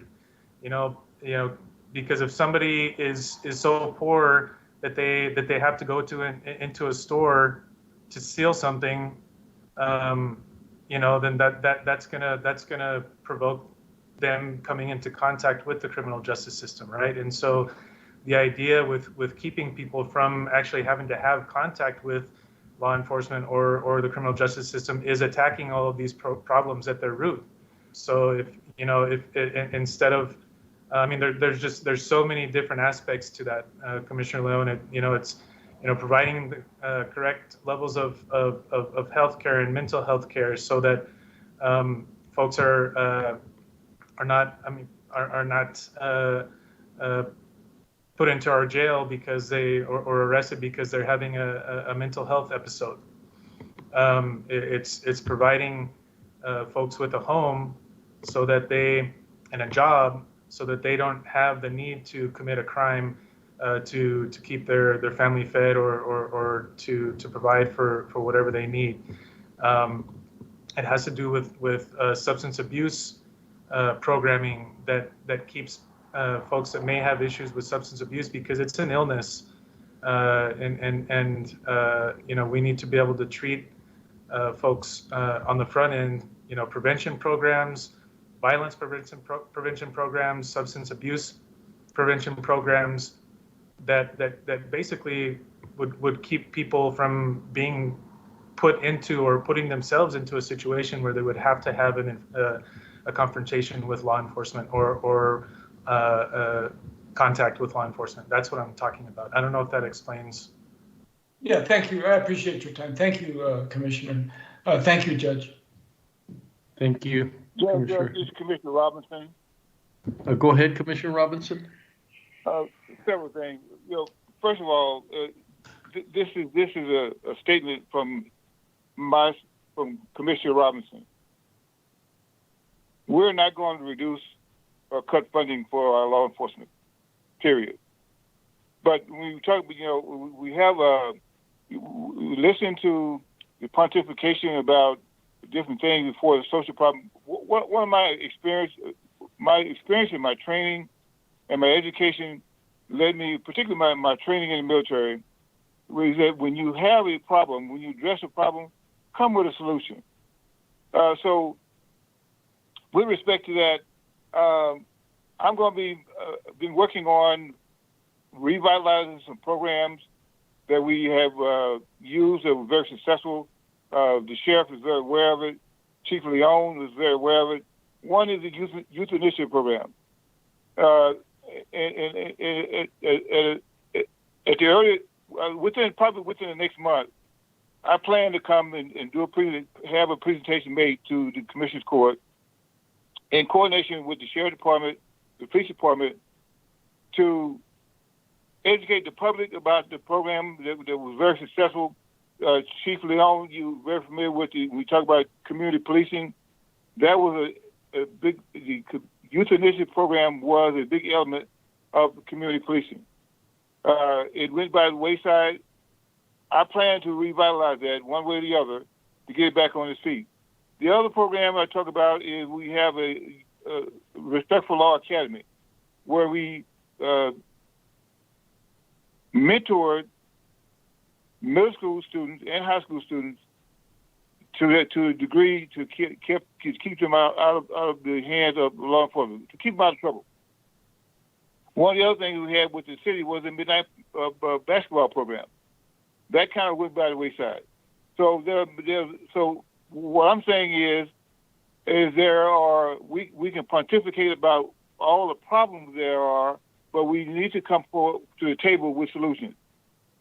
My focus is come to the table with solutions, and I'm going to present some solutions to all these problems. So therefore, there's no need to defund our law enforcement. Because when I came to El Paso, the population of the city, El Paso, was about 238,000 people. We're in the midst of a population now with our growth, and it continues to grow, where we are close to 1 million people. We, at one point in time, the population at Fort Bliss was about 10,000 soldiers. We have about 40,000 soldiers at Fort Bliss now. So thus, the population, the city, the county has grown and will continue to grow. To meet the needs as far as the public safety for all of the citizens of El Paso and El Paso County, there is no way, reasonably thinking, sensibly thinking, that we should even entertain the thought that we need to reduce our law enforcement or take funding away from them and put them somewhere else. Well, there are programs that we can, that funding is necessary, but there are programs that are not necessary, well, funding is not necessary but the resources are in the community already. We have pulled all these resources together on the youth ministry program with the police department, and I intend to bring that back as soon as possible.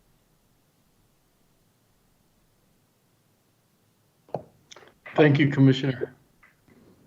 Commissioner Robinson, I appreciate the work that you plan on doing. I think a lot of those things fall into kind of what I was talking about earlier. You know, some of those youth programs. I mean, that's great. I think that that we should strive to do more of that. And so I commend your work. And you know, I'm going through a process. You know, I don't want to be precipitous, and I don't want to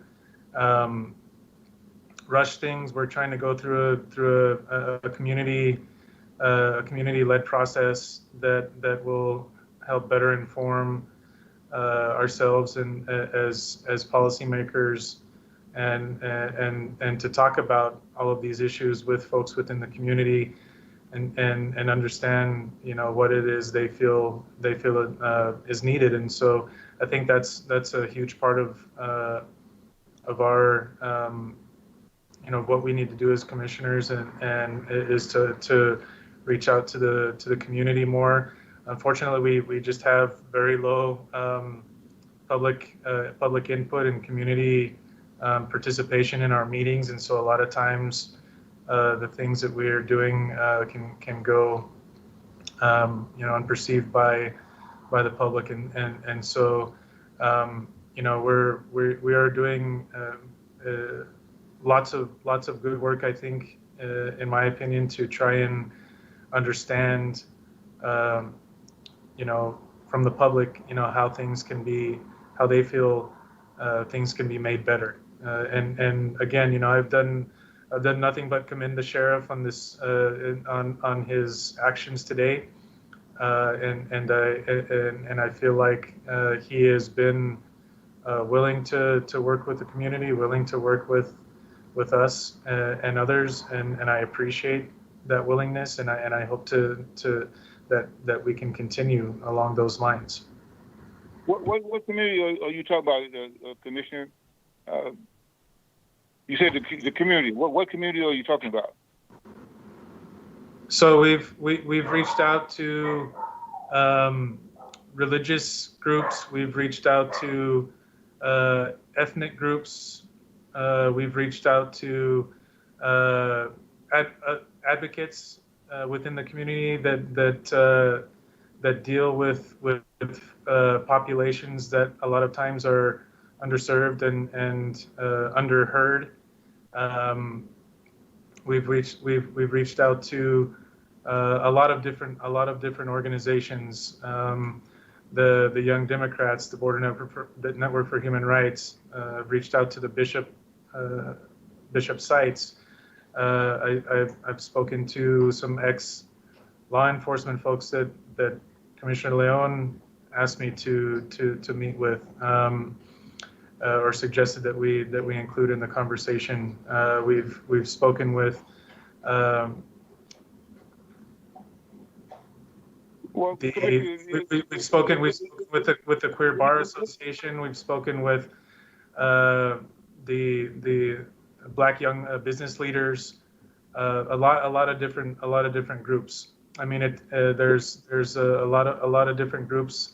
I mean, and we're going to continue to have these conversations, and you know, with the intention of listening to what folks have to say. Well, Commissioner, you know, I'm part of the community. You have not reached out to me. I have one organization that I was the president of. We have about 20 different organizations, fraternities, sororities, civic groups that we meet on a monthly basis. That's well over, actually about over 30 organizations throughout the city of El Paso. I'm affiliated with some of the religious groups. You know, there's one group of churches that has about 50 churches as part of their organization. You haven't reached out to them, so you say you reach out to the community. If you want to reach out to the community, you need to reach out to the community. Now, once again, I'm about solutions and solving the problem, and not complaining about the problem.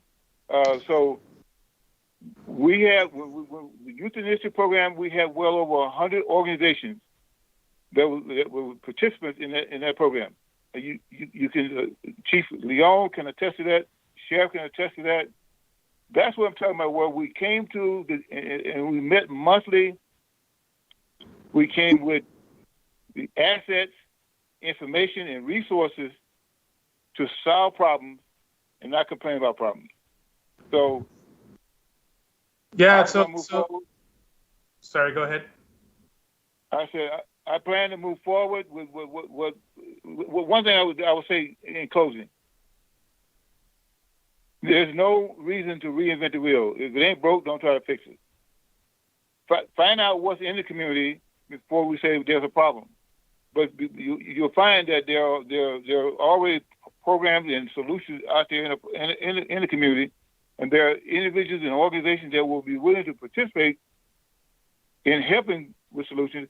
Now, I would venture to say that the people of El Paso County, are pleased with the fact that they live in a community where we have been the safest city in the nation going back almost 20 years.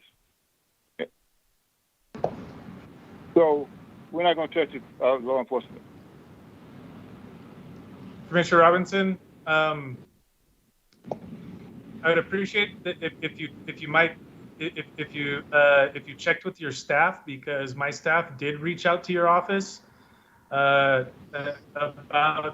I heard you talk about some of those communities when we did the resolution a couple of months ago, and my staff has reached out to your office, and it's not my fault nor my staff's fault that you all have been unresponsive. So please don't say again that we have not reached out to you, because that is not true. We have tried to reach out to you, and you all have been unresponsive. So, I mean, I have to defend myself, and I have to defend my staff on that.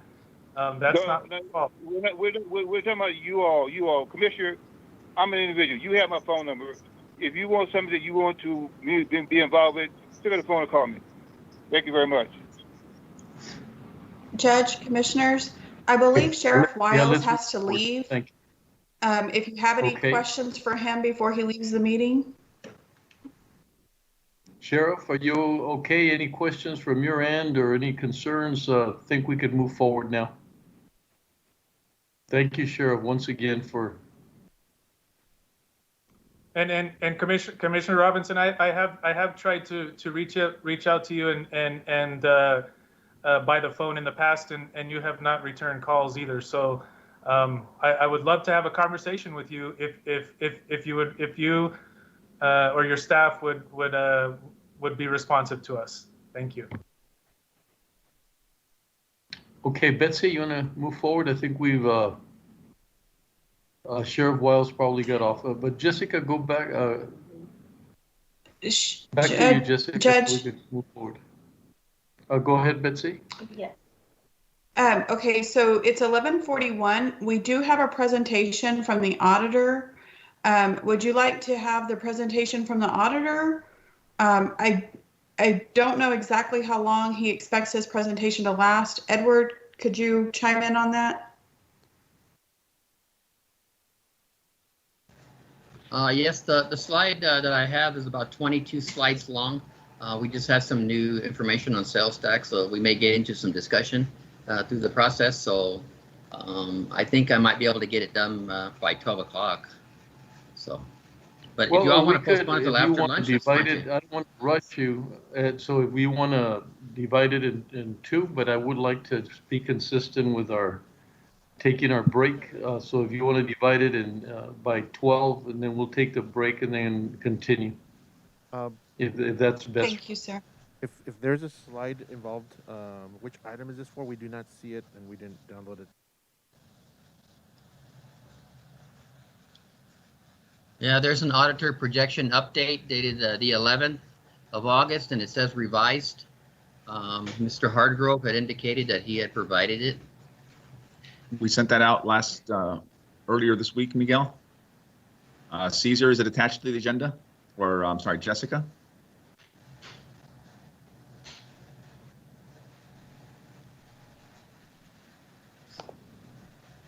Yes, it should be on there in a second. What would be the item number for this?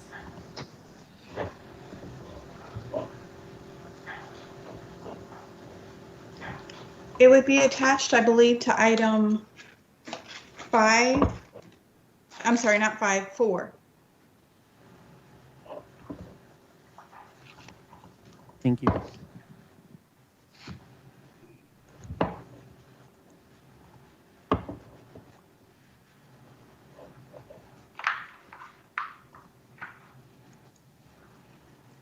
Alexis, you may have that attached to yesterday's agenda. I don't think anything precludes us from receiving a presentation from the auditor's office under budget discussion, as this is his revenue estimates.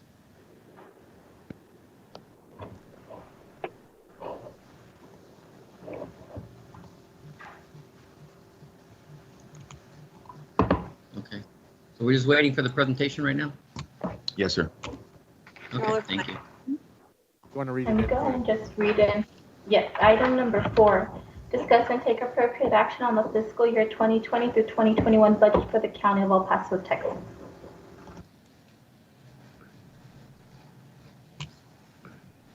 All right, Edward Dion, County Auditor. This is This is the incorrect presentation. Sorry about that. We're trying to pull it up. Let me go ahead and send it to you, Miguel. Hold on. Thank you. Thank you. Could you send it to me, Jessica, please?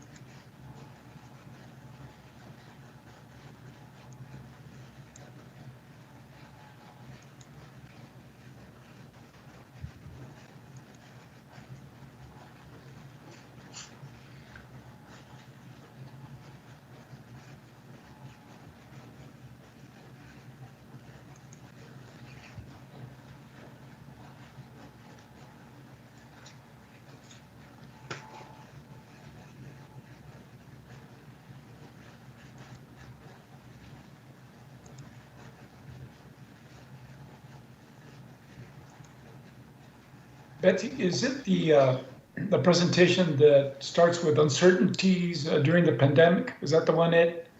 No, sir. No, sir. What's not? No, it says auditor projection update, and it's dated 8/11/2020, revised. Yes, I just sent it up. Thank you. We'll have it up short.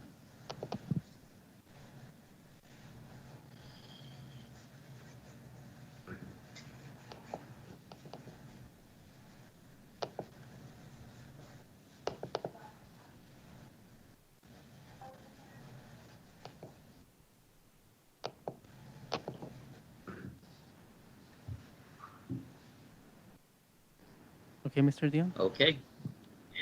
Thank you very much. Edward Dion, County Auditor. This is going to be the County Auditor summary revenue projections based on the fiscal month of July 2020, fiscal month 10. Just a brief overview of what I'm going to discuss. I'm going to go over the budget actual projections for 2020. I'm going to highlight just some information on the special revenue funds that have changed in summary. The general fund variance discussion, both unfavorable and favorable. Next slide, please. And then I'll continue and talk about the comparison of actuals, 20 versus 19, because when we look at budget versus actual, that's one comparison, and there's some different changes from 2019 to 2020, which you would want to know about. So I'll be discussing those, and then I'll be discussing the 2020 actuals that I'm projecting through the end of the fiscal year in comparison to my 2021 revenue estimates. And again, I'll be focusing on the summary of the special revenue funds and the general fund. And then I'll be getting into the auditor fund balance. Some of this information has already been discussed by budget and policy, and I'll try not to be redundant. Next slide, please. This first slide is the 2020 budget versus the actual projections, and it's by all fund types.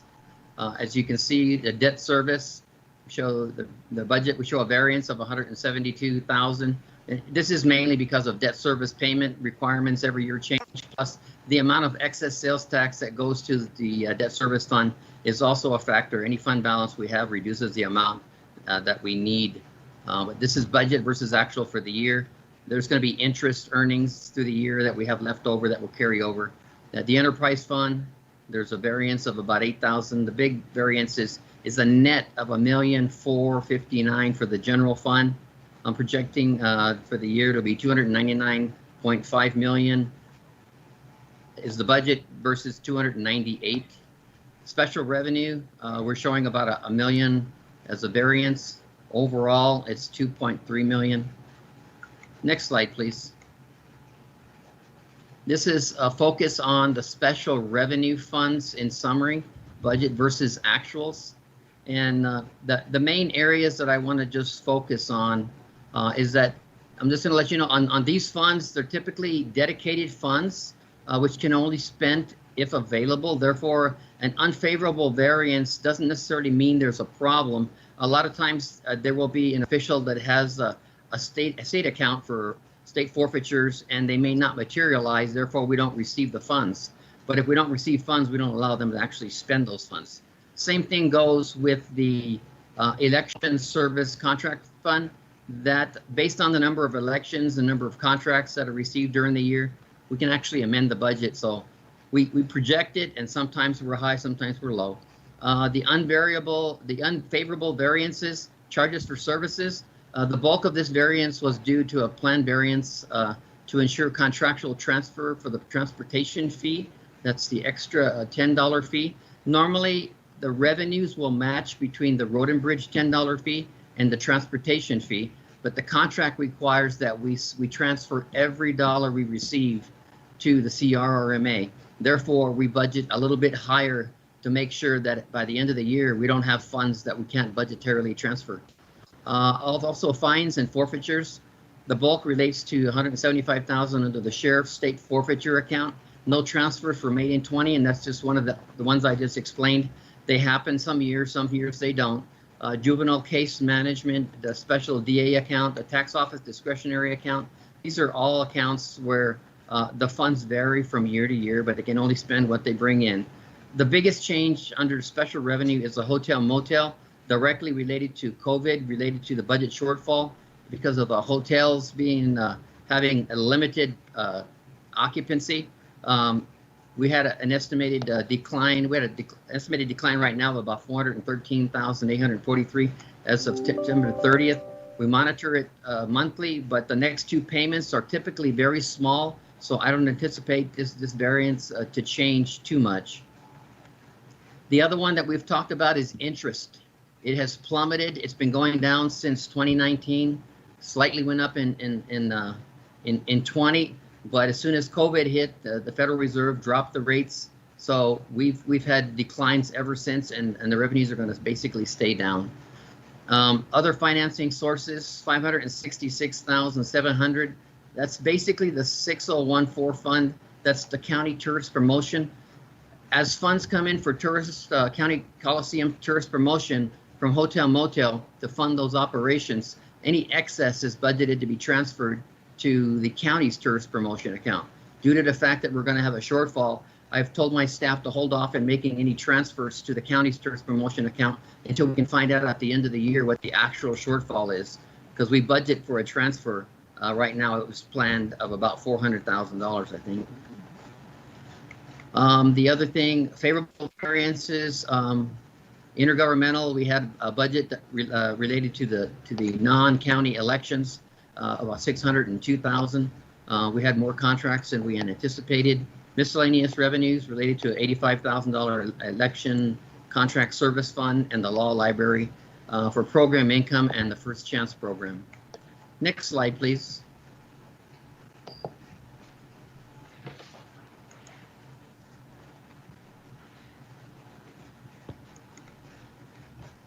Okay, this is the general fund budget and actuals for 2020. As you can see at the very end, I explained earlier that the net change for the year is projected at 1.4 million. Well, that comprises 7.9 million in budget shortfalls that are offset by favorable variances relating to some of our revenues, property taxes and sales taxes, and I'll talk about those in a minute. Next slide, please. I'm going to go through them by category. This first category is the charges for services.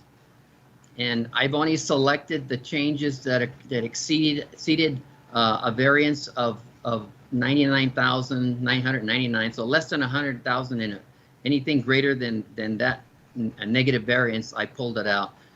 So charges for services was about 3.9 million. The majority of the shortfall related to federal prisoners is about 964,000 for this year.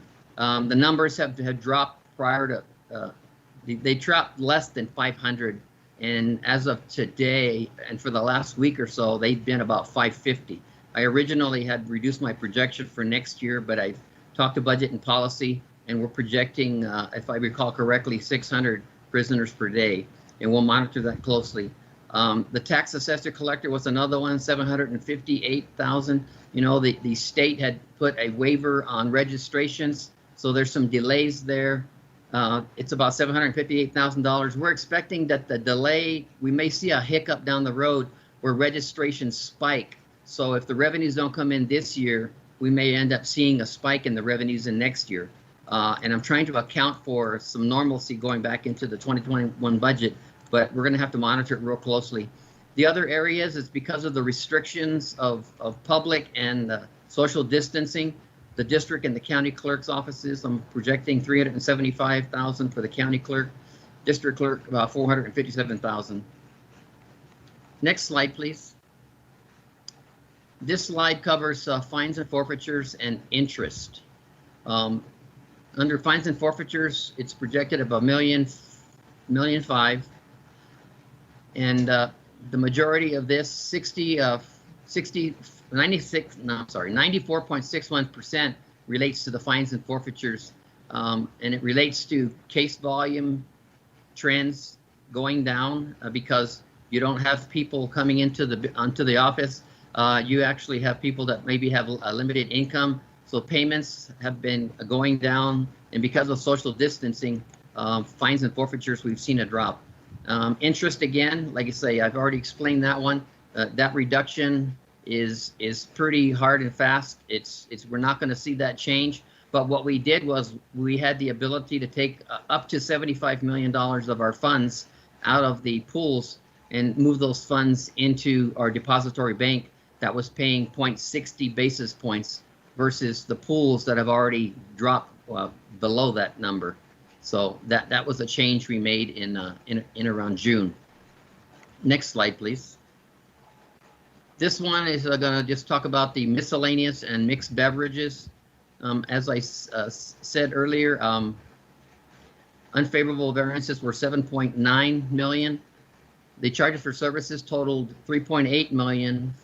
Fines and forfeitures was 1.6 million. Interest was 886,000. Mixed beverage was 769,000, and the bulk of that just happened in July because it's a quarterly payment that we received. The first decline we had, I think it was in April, and it was less than $50,000, and we were real concerned about it. But it went to a $500,000 decrease in July. The favorable variances that I had mentioned earlier relate to property taxes of 4.1 million and sales and use taxes of 2.3 million. Next slide, please. This is a comparison of the fiscal year 2019 versus 2020, and it's based on what I have projected the balances will be as of 9/30. This is an all fund level, showing the debt service, the enterprise fund, the county general fund, and the special revenue fund. And for the general fund, if you compare year to year on actuals, the general fund showing that it will have a positive variance over the prior year of 12 million. Next slide, please. This is going to focus just on the general fund. As I said, the general fund positive variance is 12 million, but it's comprised of a variety of shortfalls when you compare actuals to actuals. The unfavorable variances were charges for services, 6.2 million. The significant portion of that was federal prisoners of 2.6 million. The tax assessor, 839,000. County clerk, 357. District clerk, 520. Constables, 395, and parking garage commissions of 276. Under the fines and forfeitures, with 1.1 million, the significant portion was 524,000 of fines and forfeitures. And the fines and forfeitures was 298. Special expenses was 169. I'm sorry, I got that number wrong. 524 was fines and forfeitures. 298,000 was special expense fees, and juror fines was 169. Interest, I don't want to repeat that again. The feds have dropped the rate, and we don't have much choice. Interest is hopefully will stabilize. Miscellaneous revenues of 523 included a decline of 446,000 relating to sports park rental and various other accounts. I factored the sports park for the next fiscal year, and hopefully we'll see a rebound there. Mixed beverage, $969,000 was that shortfall, directly attributed to COVID. It consists of a decline of 39,000 in April, and another one, the March quarter of 534. I'm sorry, the March, yeah, that was for March 30, and then the 534,000 reduction was received in July for the quarter ended June. And we expect a similar decline in the quarter ending September. The other financing sources, 918,000 anticipated from the reduction of excess grant matches and the transfer declines due to COVID impact on revenues and case filings. The favorable variances, there was a $23.1 million favorable variance over the prior year due to the tax rate increase and new values added to the tax rolls, and also new values added to the tax rolls. The sales tax and the auto sales tax garnered a $639,000 positive variance. Sales tax was 284. Prior to March of 2020, the El Paso County had experienced growth in sales tax consistently, and it felt our first impact in May 2020 with a $500,000 reduction, or 10.2%, followed by a June reduction of 469,000, or 11.2%. For the fiscal month of July, the county had a surprise, and we had an increase of 200,000, or 4.92%, over the same month of fiscal year 2019 for May sales. We were concerned about it today. We just got an email, and Wally and I were both IMing back and forth. We just received the sales tax, and the sales tax was up over 6%. We looked at the numbers, and there was 81 counties that had that do a half cent sales tax, and based on that information, of the top 10 counties that received sales tax, El Paso County was number 6. We got 6.5% increase, but we had other counties. Hays County had a 39.7% increase. Bell County had a 20% increase. Lubbock County had 13, and Brazoria had 7. But we had other counties that had losses. We had Midland County that lost 41.49% compared to the same month prior year. Jefferson lost 10.10. So we just count our blessings that things are going well in El Paso County.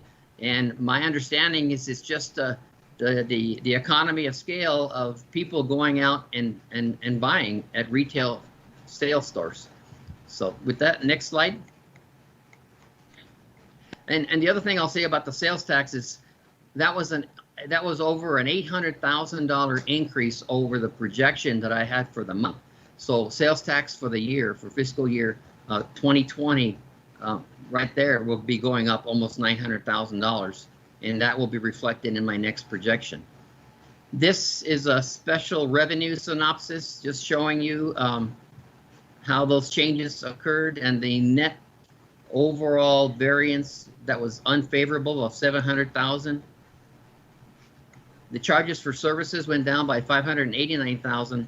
The projected decline was attributed to COVID, mainly to the extra auto registration and transportation fee declines, and approximately $175,000 also it was also the commissary concessions went down about $100,000. And transportation fees were down about $175,000. The fines and forfeitures under special revenue, $160,000 down, and it's COVID related due to the case reductions, as I said earlier. Hotel motel down by $767,000. All of this impact relates to Fund 6015, which is the Coliseum Tourist Promotion Account. It's COVID related, and hotels and the 2.5% sales hotel occupancy tax that we collect. Interest was down by $245,000, just like the general fund, due to the Federal Reserves reducing the federal funds rate. Miscellaneous was down by $2.4 million, but it was related to the transportation fee fund. We received some funds last year for a project that were outside funds that came from the CRRMA because they wanted it to go through the county. And that was just a one-time infusion in 2019. We did not do that in 2020, so therefore the difference was $2,475,819. So that's the only reason for that aberration. Other financing sources increased by $3.6 million relating to funding to the county roads and bridge for paving. I'll just qualify right now that since I'm not aware of how much money the county is going to give road and bridge for road paving in the 2021 budget, you're going to notice that there's going to be an unfavorable variance on that budget because I have not certified those funds going into that account yet. Next slide, please. This is the 2020 actuals as projected versus the 2021 revenue estimates. This is by all fund types, showing debt service down by $2.6 million. And like I said, the majority of this is because of the amortization schedule, but most significantly due to the excess sales tax that is required to be used for debt service. So as we receive excess, the amount of taxes we levy for debt service is reduced proportionately, so that any funds that are available are basically exhausted before we set the tax rate. Enterprise funds going down by $590,000. General fund is going up by $9,406,000, and the special revenue is going down by the $4,477,000. And I just explained the majority of that is because of the road paving allocation that normally goes from the general fund to the road and bridge fund. Edward, can I make a comment right there? Wally Hargrove. Yes, sure. Go ahead, Wally. Policy. Just to let the court know, when you're looking at these numbers, this does not include fund balance. This is only his certified revenues off of actual revenues, not reserves. Correct. Thank you. Correct. Thank you, Wally.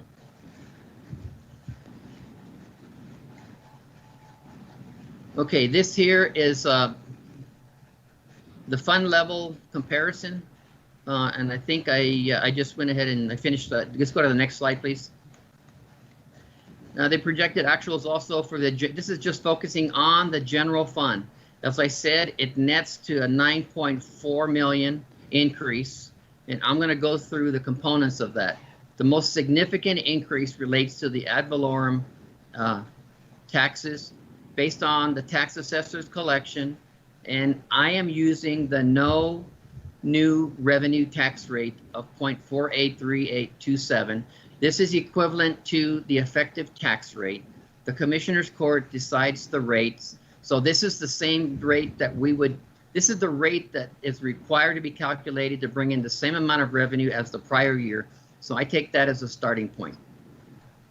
The additional revenue that I'm adding to this number is the new values added for the 786 million, which will be taxed in 2020 on the M&O rate, which I project will bring in an additional $3,503,000.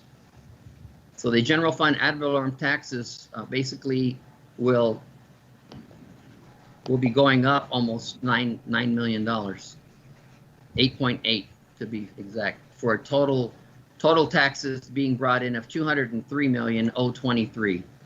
I validated this with my staff. I've ran it by budget and policy, and I think we're in agreement at this point.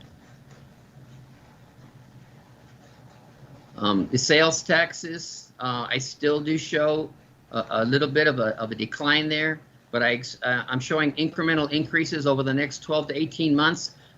But I can tell you, if the sales tax keeps coming in, the last 2 months have been increases. My projection before the adoption of the budget may go back to some normalcy. The economist said it was going to take 12 to 18 months, but El Paso's proving them wrong. So we may have to have some discussion and make some more adjustments on our sales tax.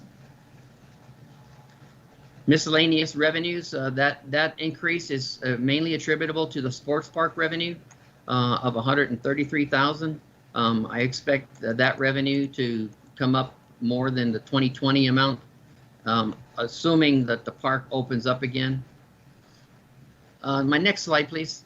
Special revenue, just a synopsis here. It's showing it's down by 4.4 million. Hotel motel I'm showing a 300,000 decrease. All of the impact, like I say, it relates to the Coliseum first promotion. Interest down by 161,000, mainly due to the reduction in the Fed funds rate. Other financing, the 4.5 million relates to the road and bridge. Funding from the general fund, which I have not certified. As soon as that's certified, that will be added in, and that variance will be significantly gone.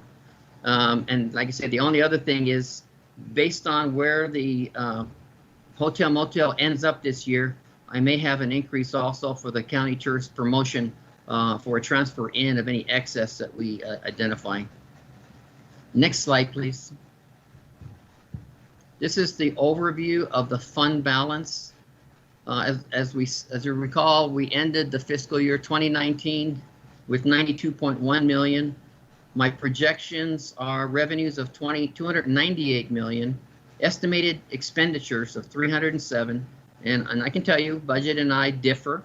I think there's a lot left unspent on this budget, but this ending fund balance of 83.1 million is going to be dependent upon how much money we spend or do not spend through the end of the fiscal year. And sometimes the fiscal year overlaps and you have bills coming in late.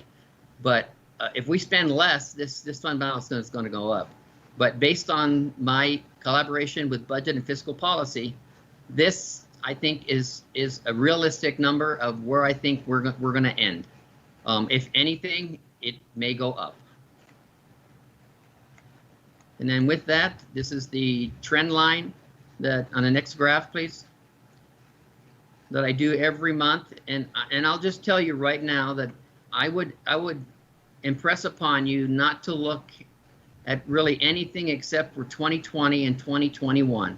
There are too many variables and too many unknowns to be able to project past 2021 because of all the revenues declining and the reduced activity in the courthouse. But I think these are realistic numbers, 83 million for 20 and possibly going down to 77.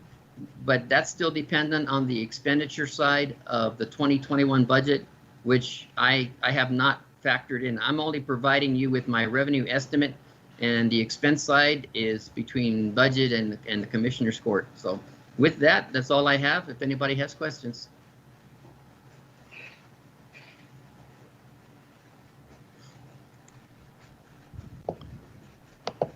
Yeah, any comments, questions from commissioners, and also from Wally? I know there was a mention of some differences, but do you want to address that, Wally? So Commissioner Wally Hargrove from the Office of Budget and Fiscal Policy.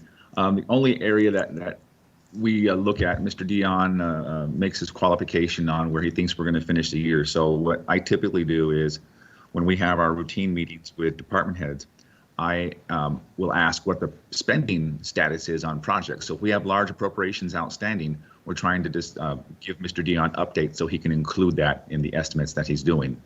The balance of his estimates are pretty lock solid because pay period to pay period, we know our costs, and he's running that out through the end of the fiscal year. On the operating side, similarly, your utilities are fairly predictable. Of course, some spike in the summer, some spike in the winter, but for the most part, we're very similar on that. It's just what we think will get spent through the end of the fiscal year, which is why we always encourage departments that if they've got contracts in place, get those encumbrances made so the funds carry over as appropriate. So that's my only feedback, sir. And we go back and forth on revenue estimates. Every time he sends me a revenue estimate, we go back and forth for a few days over it and talk about it, and we've got a very good amicable working relationship on that, sir. Good. Thank you. Good balance. Good check. I just had one more comment, if I could. Okay. Sure. Since we're getting so close to the end of the fiscal year, it is my intent to provide one more round of projections for the month close.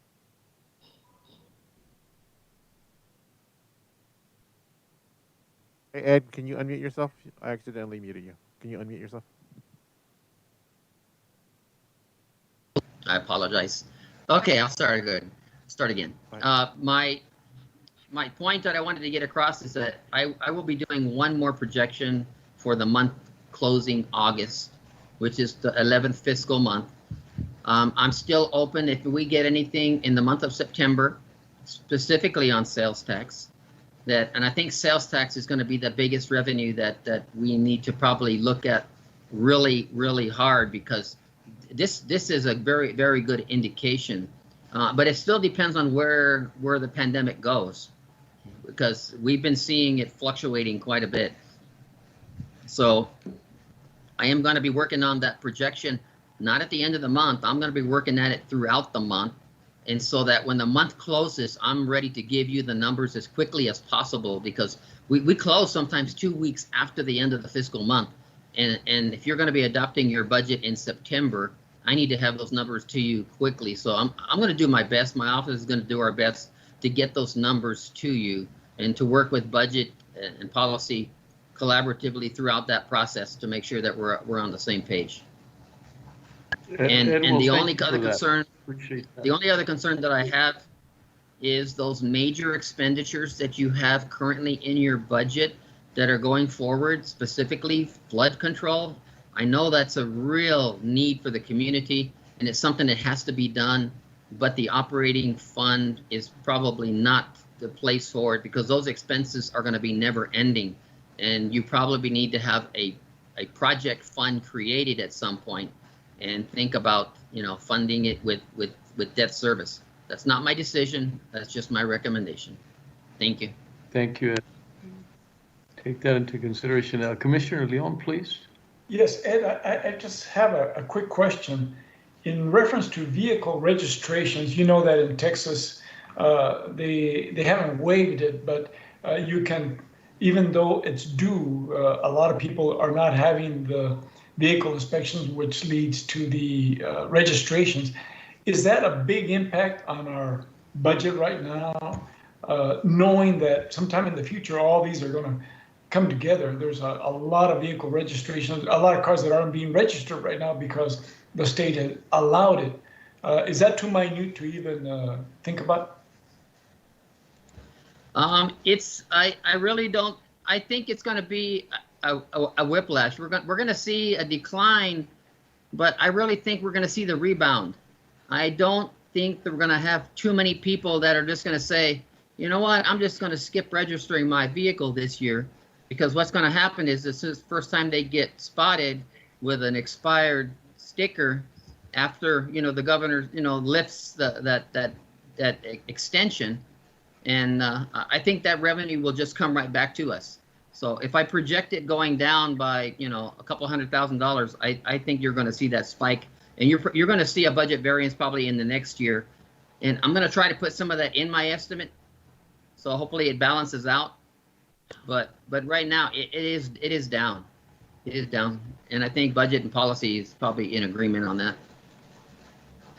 Thank you. From the downward perspective, in total agreement, the only thing we've got to confirm, and I would do that with the Department of Motor Vehicles, is that the delay in registration will actually reset the time on your vehicle registration. So we just want to confirm that if you had a 3-month lapse, your registration is only for 9 months, and your registration will reset the following period. So we'll make that confirmation before we make a final determination. Okay, thank you. Okay. Thank you, Wally. Thank you. Anything else, commissioners? We're good with that? Okay, Betsy? Judge, Commissioners, I think that concludes the projections from Edward. What's really important, as he mentioned, he will be refining these. There could be some impact between now and when you adopt the budget. We hope that would be a positive impact, but we will continue to work closely and keep you updated as we learn more. With that, if you all are ready, we can take your recess now if you'd like, or we're prepared to continue, whichever you prefer. No, I'd like to take the recess till 1 o'clock or whatever 45 minutes is. I think it's 10 something, 104. Say 105, Jessica. Commissioners Court will recess until 1:05 p.m. Okay, thank you.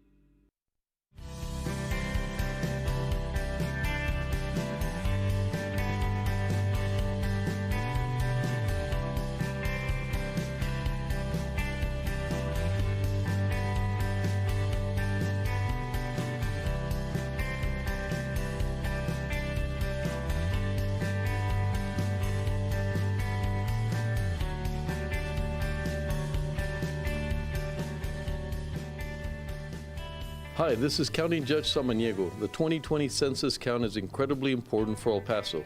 It helps our school, healthcare, food and housing programs get the money they need.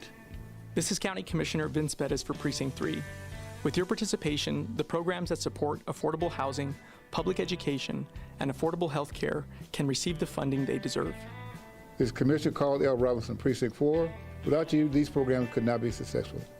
This is Commissioner David Stout. Participate online, by phone, or by mail. Everyone in El Paso County must be counted, even children and babies. Your responses are safe and required by law to be kept confidential. Hi, this is Commissioner Carlos Leon from Precinct 1. Let's come together and fill out those 2020 census. Together and fearless, we count.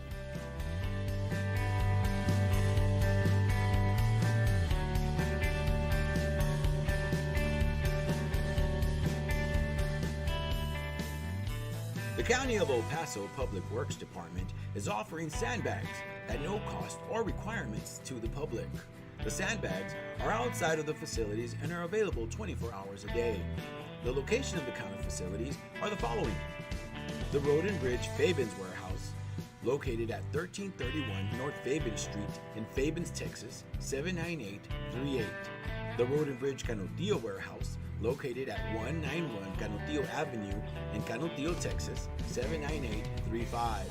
And the Road and Bridge Montana Warehouse, located at 14698 Van Lane, El Paso, Texas, 79938.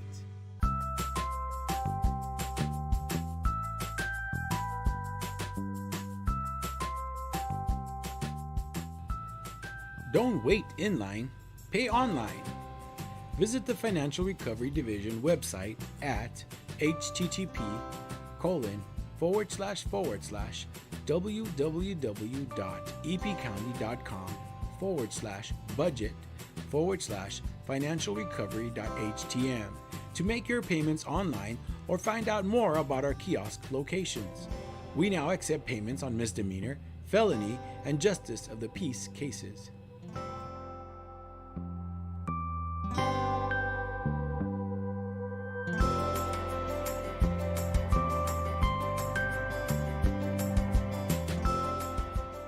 You can now watch Commissioners Court meetings on YouTube. Go to youtube.com and search for El Paso County Commissioners or El Paso County, Texas. Subscribe to our channels to see our latest videos.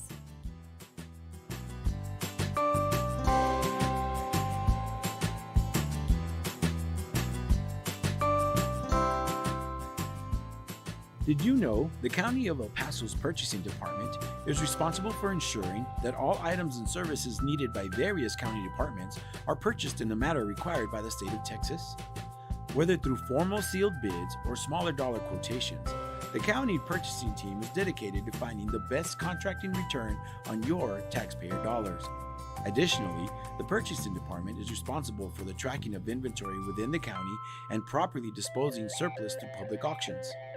For questions about how to become a vendor and compete for county contracts, or to learn more about public auctions, please contact us at telephone number 915-546-2048.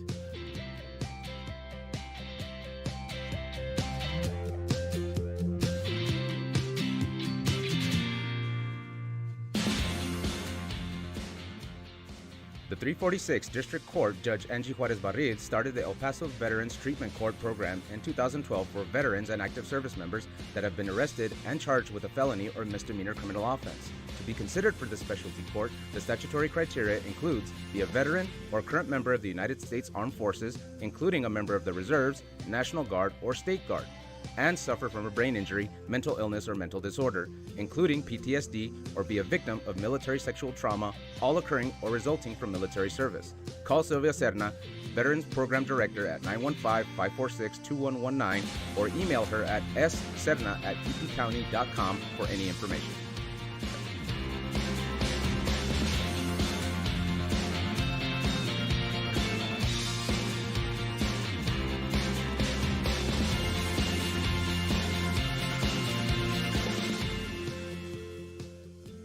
Did you know that the County of El Paso's fixed asset control and inventory disposal is handled through the Purchasing Department? Throughout the course of each business year, the county holds live public auctions to dispose of aged equipment, vehicles, furniture, and other items that are no longer needed. To find out about upcoming auctions or to learn more about the county's inventory disposal process, contact the purchasing department at telephone number 915-546-2048.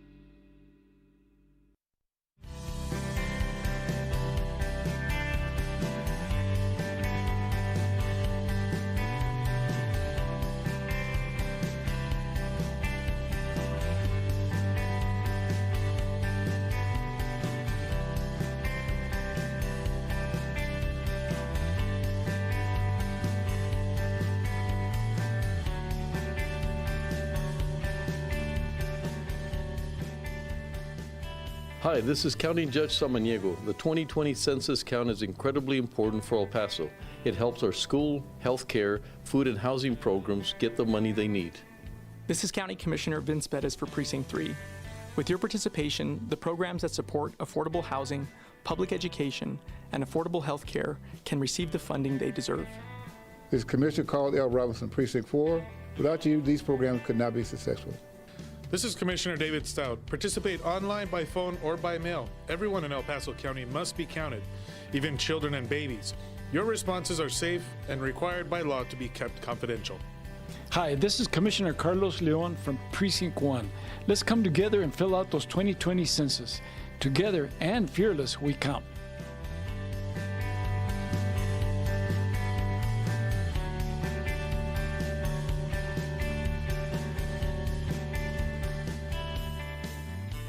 The County of El Paso Public Works Department is offering sandbags at no cost or requirements to the public. The sandbags are outside of the facilities and are available 24 hours a day.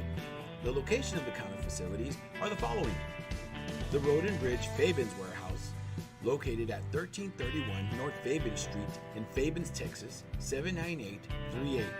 The Road and Bridge Canutillo Warehouse, located at 191 Canutillo Avenue in Canutillo, Texas, 79835. And the Road and Bridge Montana Warehouse, located at 14698 Van Lane, El Paso, Texas, 79938.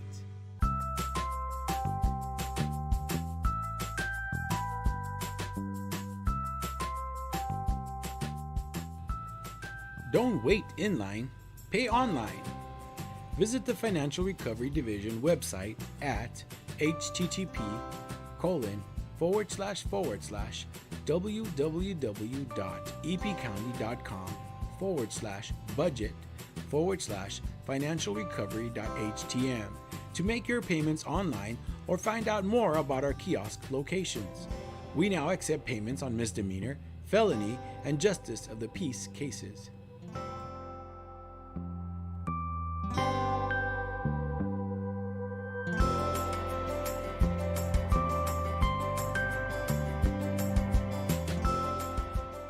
You can now watch Commissioners Court meetings on YouTube.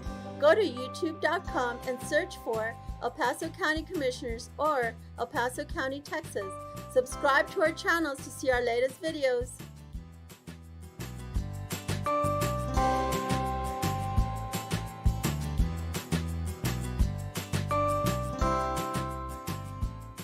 Did you know the County of El Paso's Purchasing Department is responsible for ensuring that all items and services needed by various county departments are purchased in the manner required by the state of Texas? Whether through formal sealed bids or smaller dollar quotations, the county purchasing team is dedicated to finding the best contracting return on your taxpayer dollars. Additionally, the Purchasing Department is responsible for the tracking of inventory within the county and properly disposing surplus through public auctions. For questions about how to become a vendor and compete for county contracts, or to learn more about public auctions, please contact us at telephone number 915-546-2048.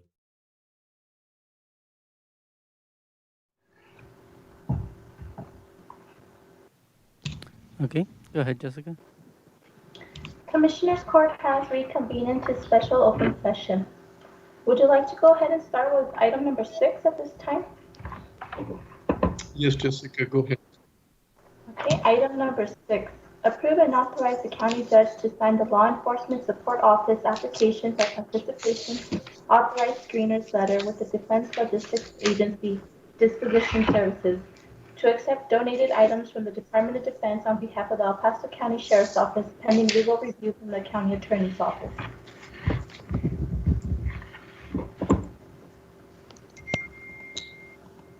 Good afternoon, Judge Commissioners. Wally Hargrove from the Office of Budget and Fiscal Policy. This is merely an annual acknowledgement for us to continue to have the ability to accept donated assets from the U.S. Department of Army. We ask for your favorable consideration. Motion to approve. Second. Commissioner Bettis? Is he back? Aye. Thank you. Commissioner Leon? Aye. Commissioner Stout? Aye. Commissioner Robinson, Aye. Judge Samaniego. Aye. Motion carries. Okay, would you all like to go back to item number 4? Jessica, could you please read in item number 7 and item number 4? Yes, item number 7, receive a presentation on county revenue and expense budget scenarios for fiscal year 2021 and take appropriate action. Item number 4, discuss and take appropriate action on the fiscal year 2020 through 2021 budget for the County of El Paso, Texas. Thank you, Jessica. Go ahead, Betsy, or Wally. Judge, Wally's going to present, we prepared some forecast for the court based on some previous conversations we've had about the uncertainty. And with that, I'd like to turn it over to Wally. Thank you, Mr. Clerk. Good afternoon, Judge and Commissioners. Wally Hargrove from the Office of Budget and Fiscal Policy. Miguel and team, would you bring up the slide titled Uncertainty During the Pandemic? Yes, sir. It's up. Thank you very much. So these scenarios I'm going to present to you are revenue and expense related budget scenarios, as we discussed in our last update meeting. Next slide, please.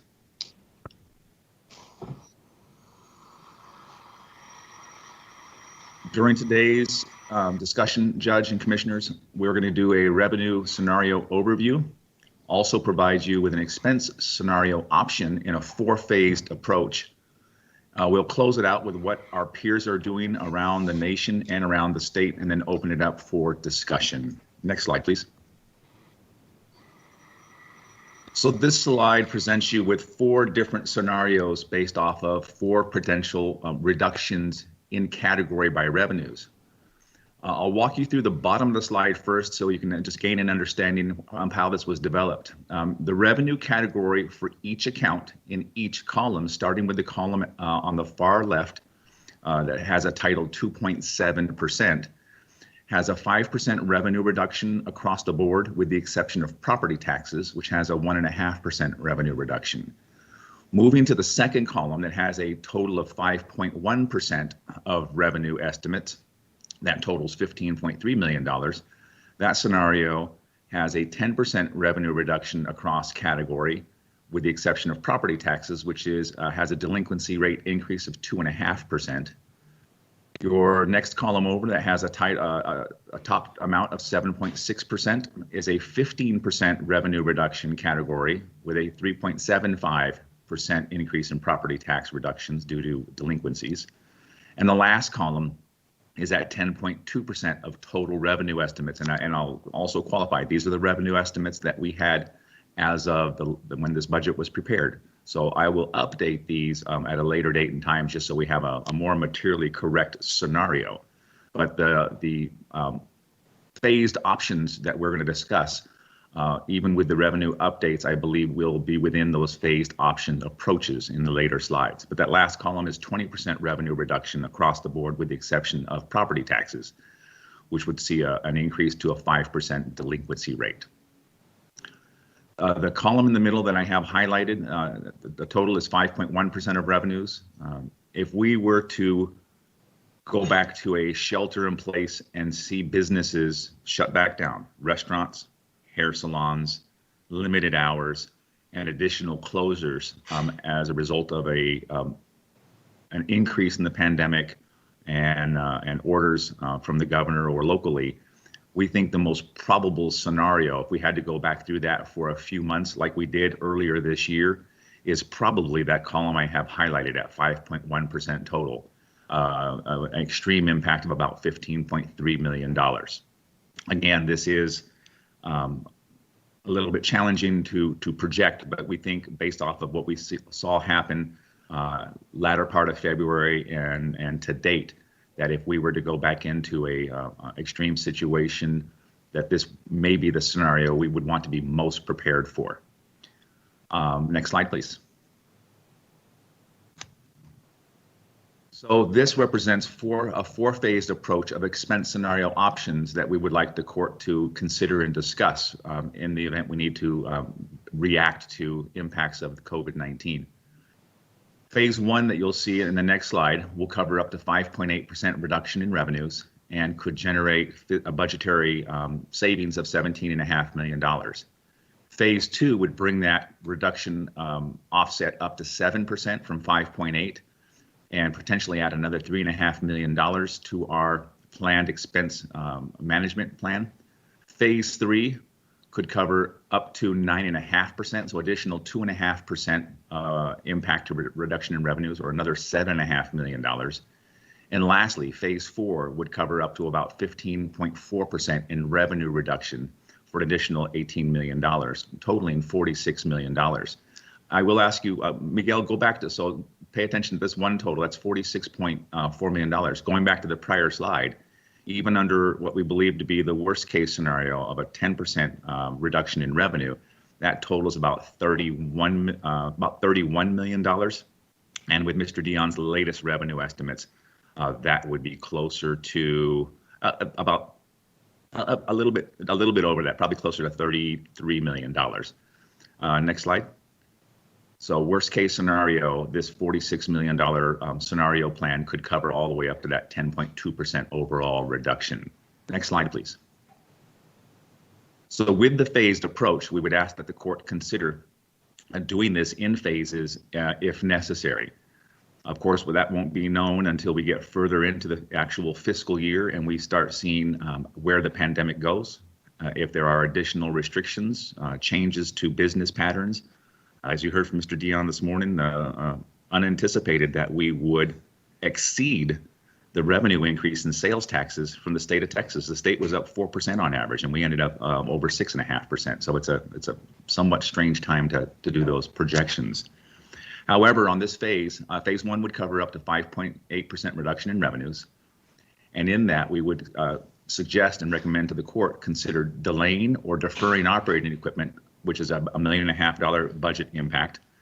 And by that, I mean we would still budget the operations equipment, but until we saw how we manage fiscally through the first and maybe as late as halfway through the second quarter, we would defer those expenditure funds.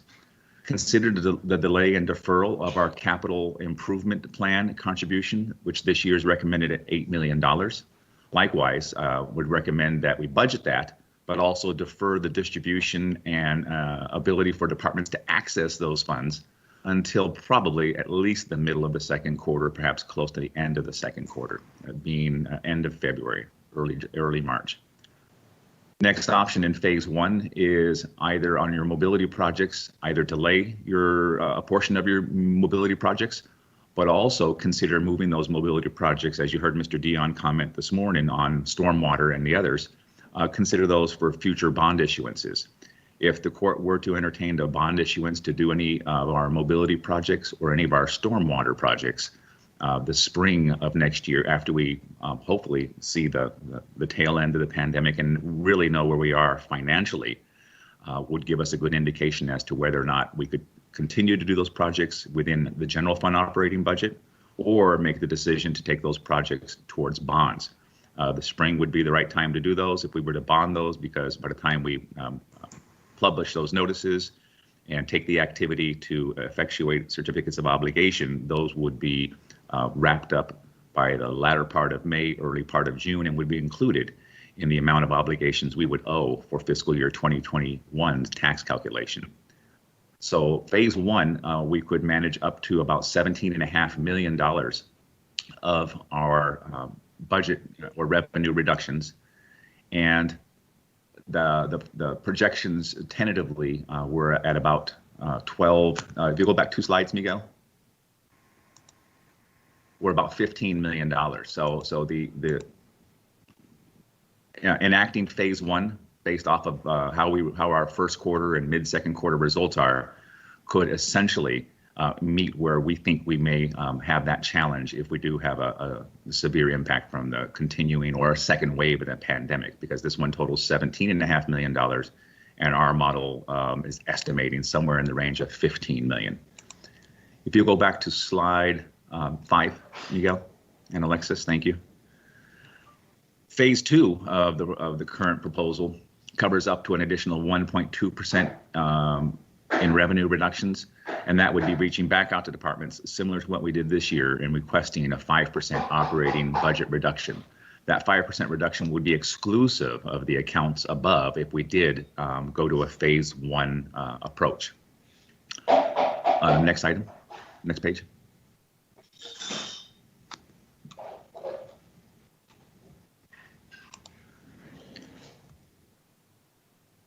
Excuse me. That's because I have a presentation up on my screen as well, sorry. Phase 3 could cover up to an additional 2.5% in revenue reductions. And in phase 3, we would ask that the court consider utilization of our emergency reserves up to $7.5 million. When I go over the check register with you after this presentation, I can run that scenario to show you what those reserve positions would do. That's certainly not a sustainable solution, but in the event we do have a more severe impact resulting from the pandemic, that is certainly an option the court could consider for fiscal year 2021, should this continue. The last phase, and you see the emphasis on only, phase 4, only in the most severe of circumstances, could cover up to an additional 5.9% in revenue reduction.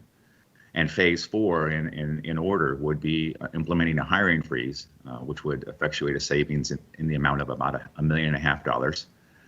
Considering at that time reopening the collective bargaining agreement, which would be an impact for fiscal year 2022.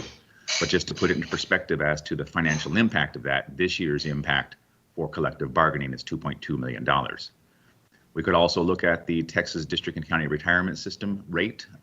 Right now we are at the 7% employee contribution rate, but if the court were to consider, and that would have to be in unison with opening the collective bargaining agreement, is doing a rate reduction from 7% down to 6%, but that would effectuate a little over $3,000 in possible savings. And then lastly is implementing furloughs, 10% furlough, which is a 1 day per pay period. That's the triple P there, per pay period, not including collective bargaining on a fiscal year basis is about an $11 million impact. So if we needed to go to a severe phase in our expense scenarios, phase 4 would total up to about $18 million. Judge, commissioners, also, if I may add on to this. So this is a proposal to give an idea of how much each phase could cover. At any point, if we see that the economic downturns are impacting the county's revenue and making it unsustainable for the budget that we've proposed or that the court approves, we could also do a combination of any of these. So we would come back at that time and go over these with the court based on what the current circumstances are presenting. You may choose to do something that, it may be that you want to implement the hiring freeze in combination with cutting the first level of capital. It just will, I think, depend on the circumstances we're experiencing at the time. Or you may choose to use a portion of our emergency reserve first. But these are what we identified as specific areas that could be implemented in a phased-in approach. And we did, as Wally mentioned, when it says a 10.2% revenue reduction, that would be a 20% revenue decline in every single category except for property taxes and a 5% in property taxes. That is a severe economic downturn. I believe that we will not experience that severe of a downturn this fiscal year. As you heard from the Central Appraisal District, we're more likely to possibly see a downturn next fiscal year when they reappraise properties. So even if we don't enact this plan this year, we do imagine that for next budget session, we'll be looking at some of these areas as well as other operating areas to consider for reduction to meet any downturn that comes from the CAD reappraisal process. Wally, do you want to add anything to that? No, ma'am. Thank you very much. Any questions on the phased approach before I proceed with the last few slides that will give you an overview of what's happening nationwide and some surveys that have taken place and also what's happening in the state? Okay, I will proceed and then we'll Go back. Can't hear you, Judge. Judge, we couldn't hear you. You were muted. No, just saying, if there's no questions, go ahead on your slides. Thank you, sir.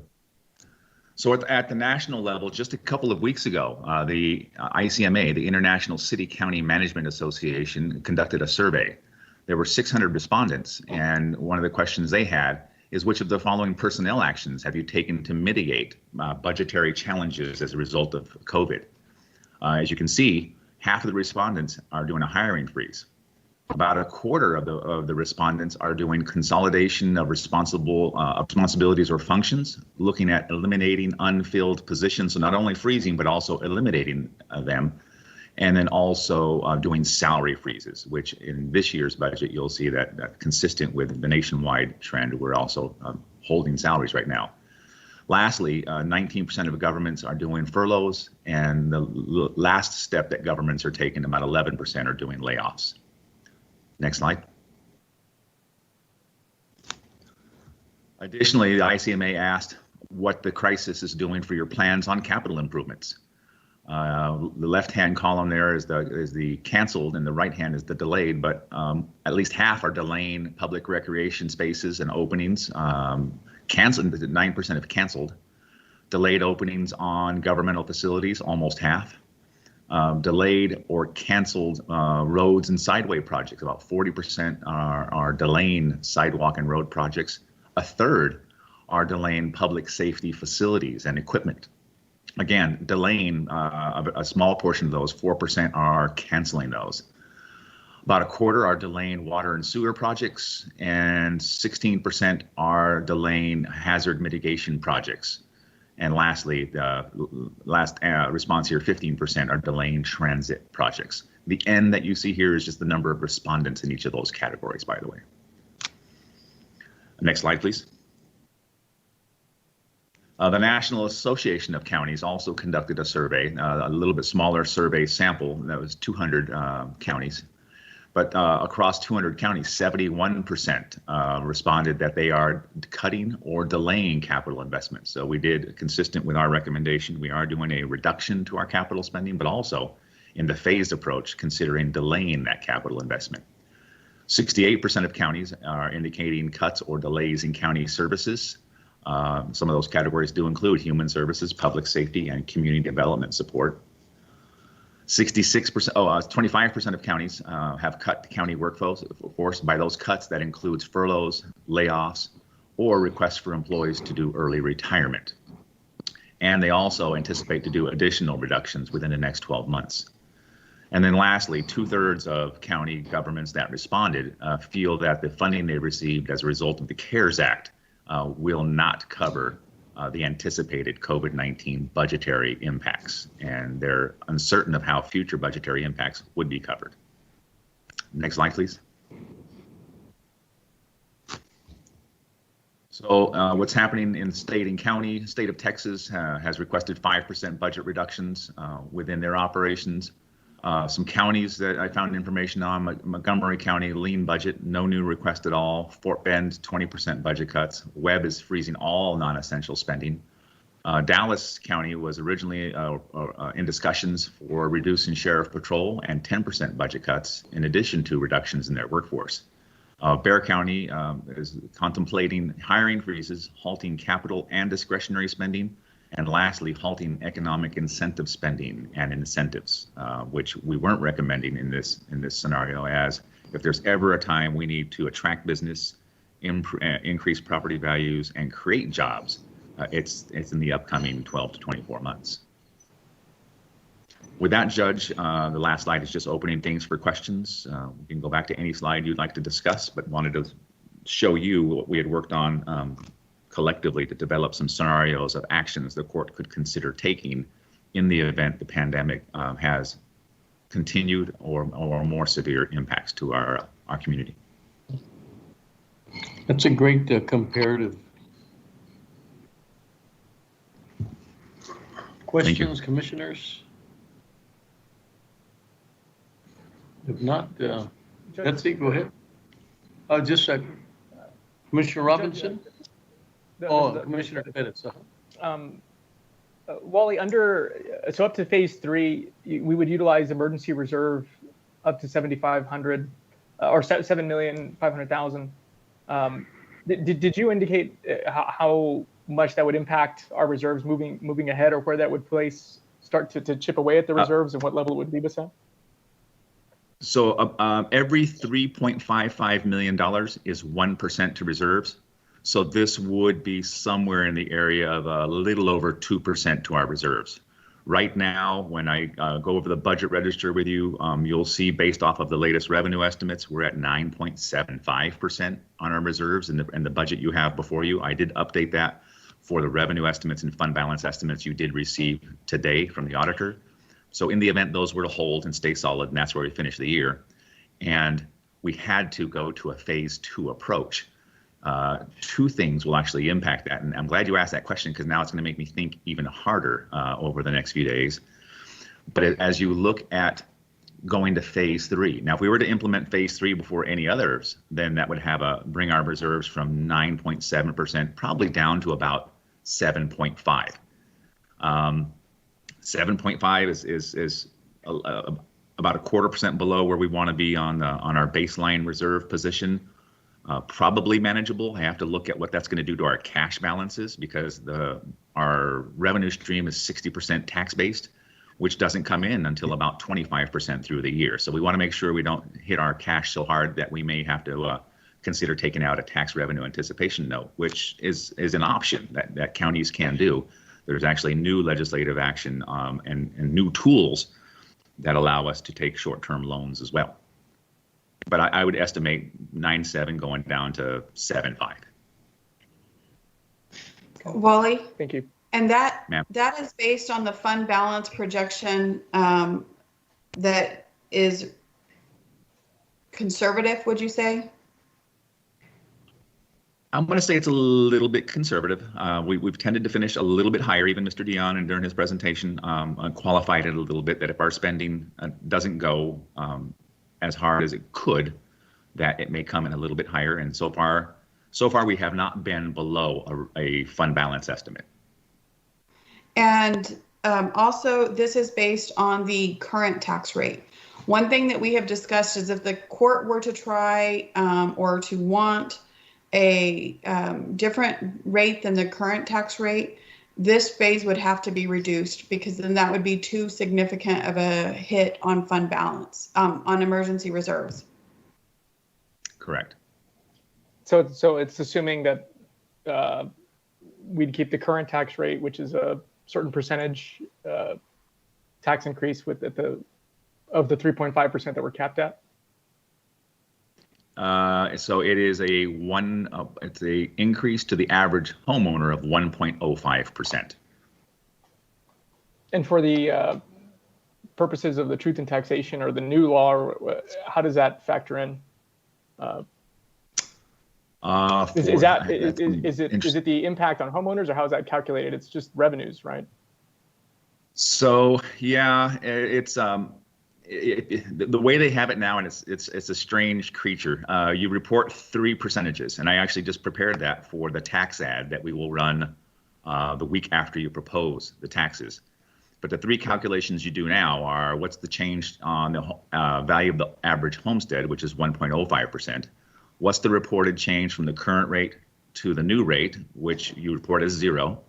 The tax on the average homestead is in line with the change in value, because you're keeping the same tax rate, which is a reported amount of 1.05. And the last report that you make is, what was your levy last year in October versus what would the levy be based off of your July 25th value and the proposed tax rate. And that's a 1.6% increase.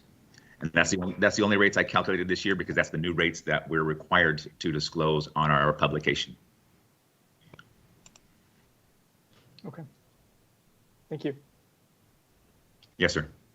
And then also, to the extent that we keep the current tax rate and don't go up 3.5% on the M&O portion of the rate, we get to bank that incremental difference. It'll be small this year, but we get to bank that incremental difference and carry that forward for 3 years in the event the county needed to react to steep drop off in revenues or a sharp increase in expenses, you do get to bank that incremental amount below 3.5%.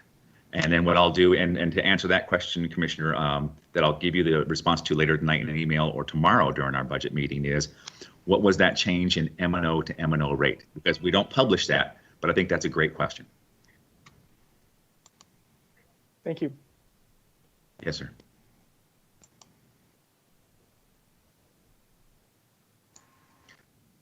Any other questions? Thank you, Wally. Yes, sir. Wally, next, do you want to go through the budget register? Absolutely. All right, team, if you'll bring up the register. So this year's register is the same type of register, but the approach I'm going to show you is really different because we have an incredibly innovative IT team. So I'll be updating the budget register live. It's a Google Doc, but you'll be seeing those live changes on your screen. So let me pull my budget register up. That's the one file I did not open this morning, excuse me. And while Wally's doing that, this is basically our running total on the decisions the court makes based on what we have in the proposed budget and anything that we don't have in that the court wants to add in, or anything that we have in and the court would like to remove.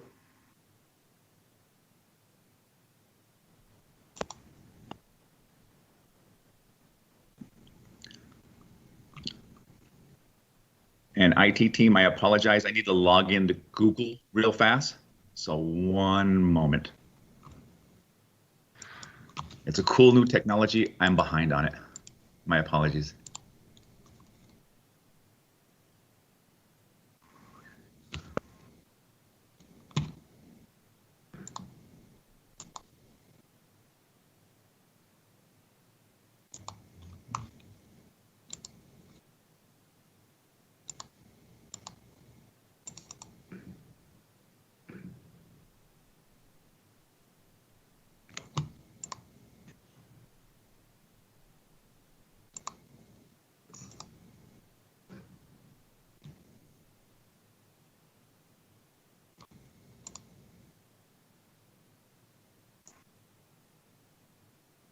Okay, I'm now in the register. My apologies.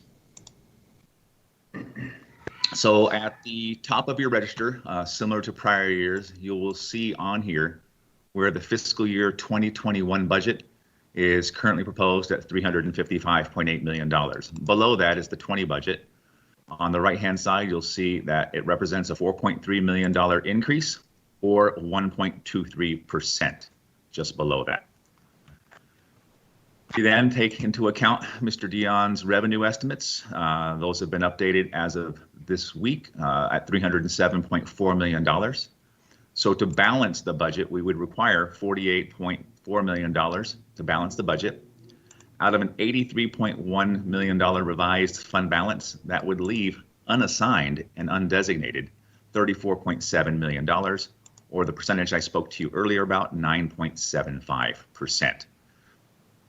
Moving downwards on our register, in years past, when we've tried to manage the goal of keeping a minimum of 10% in our reserves, we always had a running number right here on this cell that you'll see highlighted now.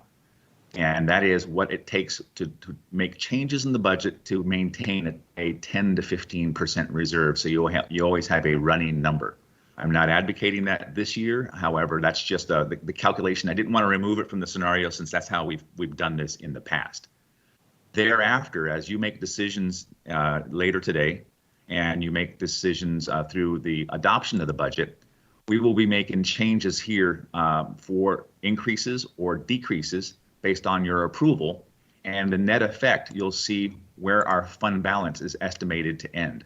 So just for illustrative purposes, we started this fund balance prior to the latest revenue estimate at an estimated fund balance reserve of 9.17%.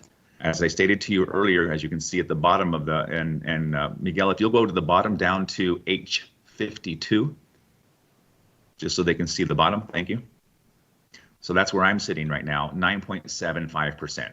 But for illustrative purposes, let's assume we did have to allocate $7.5 million out of reserves. What would the impact be to our fund balance?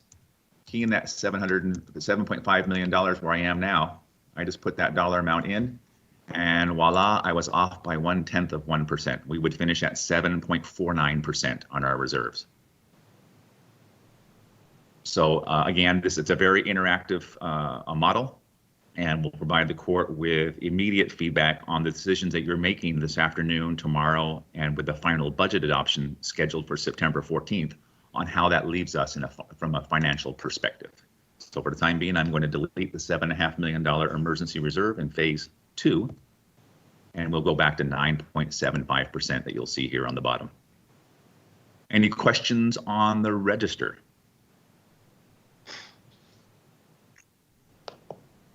All right. So for the time being, I'm going to move away from the register. Miguel, would you pull up the budget discussion and decision slideshow, please? Is that okay to proceed to that next one, Ms. Keller? Yes, Judge, did you have a question? No, I'm fine. Go ahead and proceed. Okay, thank you, sir. What was the name, Wally? It's the one I sent you all mid-morning. Let me see the name real fast. I amended it for the sheriff's discussion. I'm checking my sent file right now.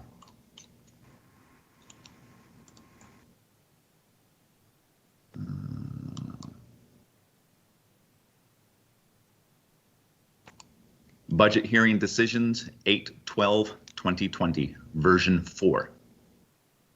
Okay, stand by, please. Thank you. And these documents, commissioners, have all been posted online and made available for anyone viewing on the internet as well.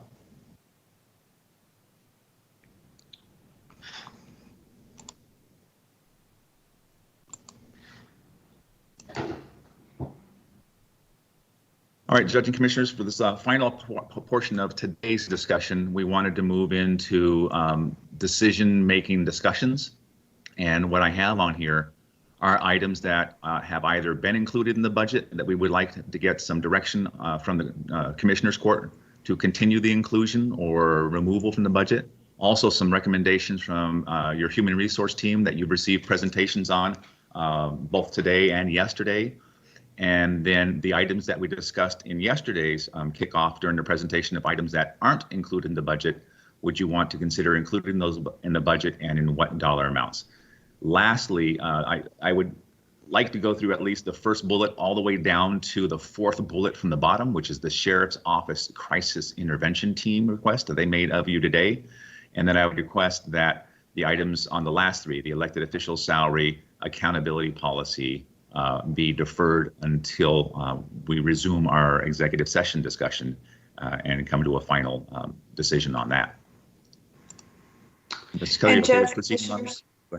Before you proceed, Wally, these items, I know we want to get down as far as we can, but if the court has any desire, I don't know if there's any point that you want to adjourn, just let us know and we'll pick up tomorrow wherever we leave off. Okay, we'll see how the commissioners decide. Okay. Thank you, sir. Okay, first item we have on our discussion list today is for the health plan funding. Your recommendation from your risk pool board was the $600 contribution to the health savings account supplement and the startup of the new 2021 health premium increases. This has been included in your budget. You'll see the total impact for a plan year was at $1.9 million, but at a fiscal year perspective, we've already included $1.3 million in the current 21 budget. Open it for discussion and decisions.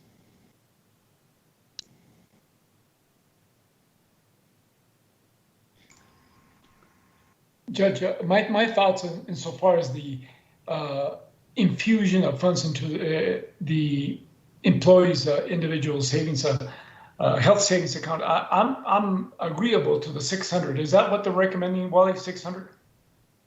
Yes, sir. It's previously been $1,200 in the last 2 years. Your risk pool board and human resources recommended $600. That would cut it in half. I'm in agreement with that. I am too.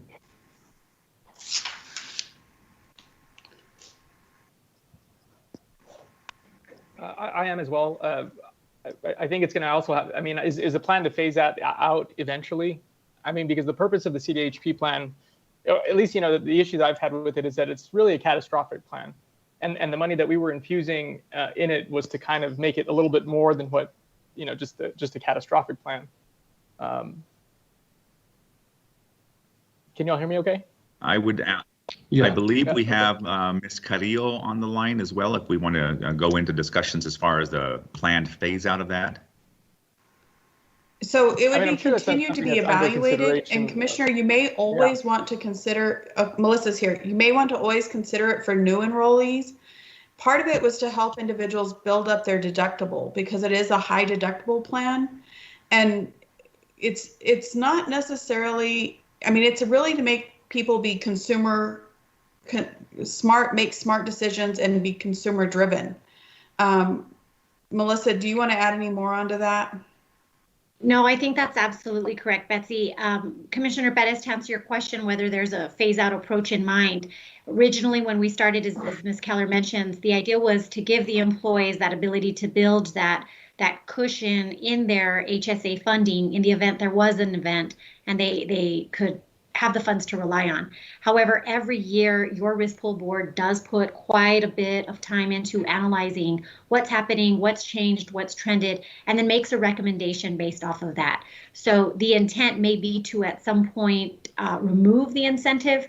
We just definitely don't think we're there yet. And again, the purpose of incentivizing the CDHP plan is really to make sure that our employees take ownership of their own health.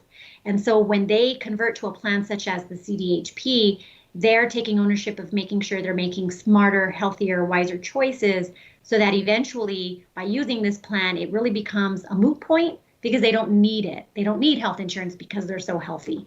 And of course, that's the ultimate goal. But year by year, Commissioner Bettis, we will continue to analyze and see whether or not we need to keep incentivizing that plan. Yeah, and we've had the incentive in place now for how many years? At the $1,200 This would be the third level. year.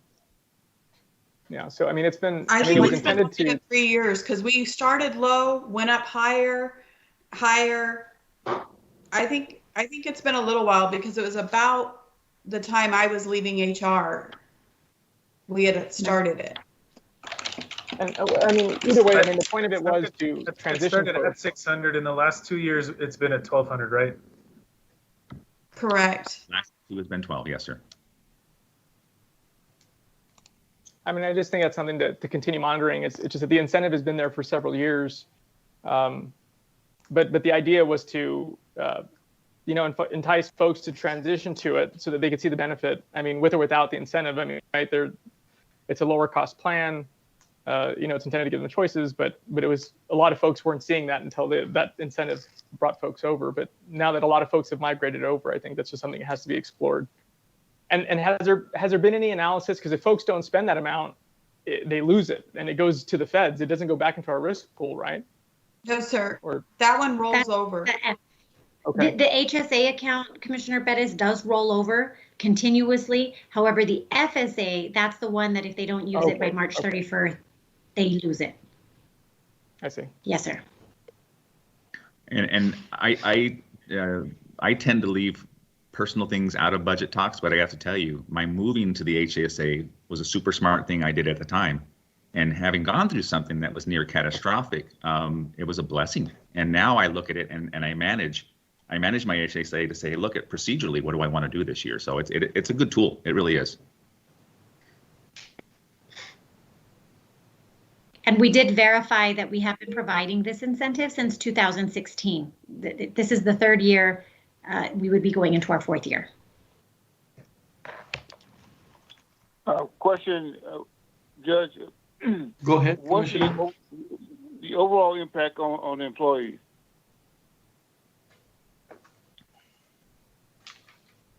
Melissa?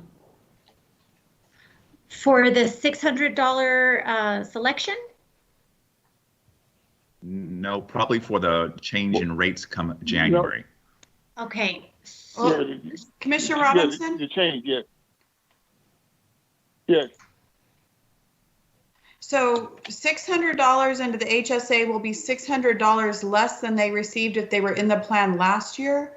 But it will also make their premium increase less. If we keep the current infusion of $1,200, the premium increase would be greater.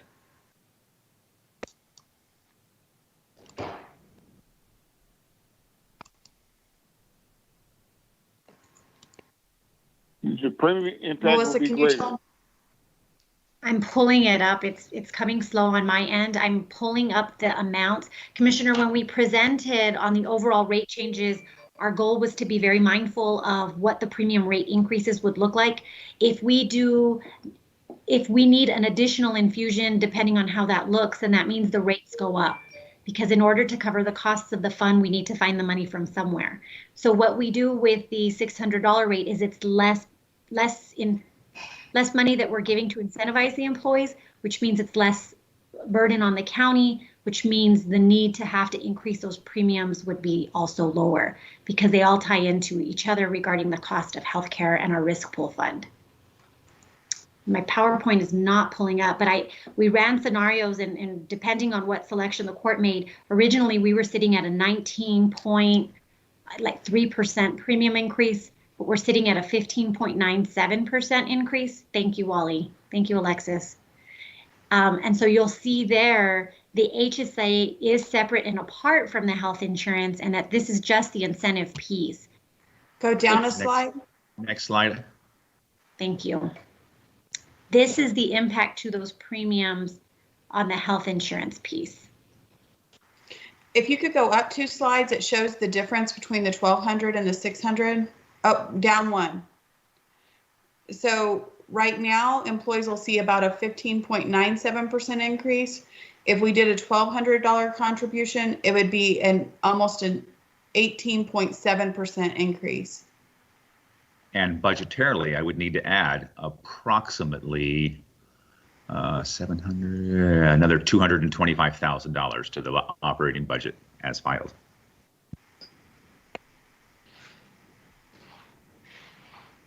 I guess what my thought process is that having a balance between looking out for the interest of the county overall, but at the same time, how best we can serve our employees. And Commissioner Robinson, I would say that I think that's absolutely the goal of your benefits team in HR as well as your risk pool board. And so when these options were discussed months prior to budget, this is the one that they felt would still benefit both parties in the interest of the incentive, but also realizing that there's cost impacts that we need to be mindful of during this pandemic year. Right. Yes, I can sir. live with that. Yeah. Thank This you. is Commissioner Stout. Oh, go ahead, Betsy. Go ahead. No, go ahead, sir. I was just gonna say, and I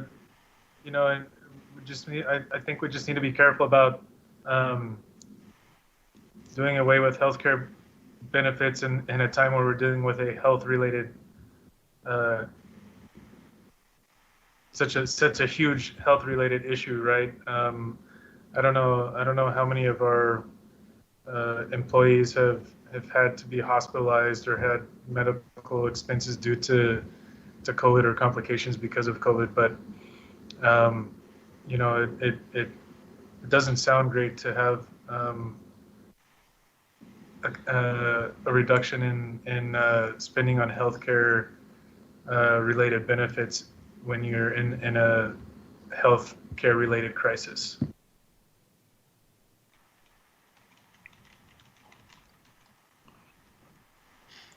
And Commissioner, I would be just to be clear, this isn't a reduction of the coverage of those types of issues.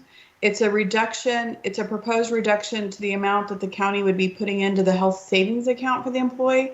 This is not any changes. As a matter of fact, there's some additional services being offered. in the coming plan year to include some of the telemedicine to Mexico, additional dental to Mexico. There were some additional coverage, but this does not remove any kind of coverage to access care.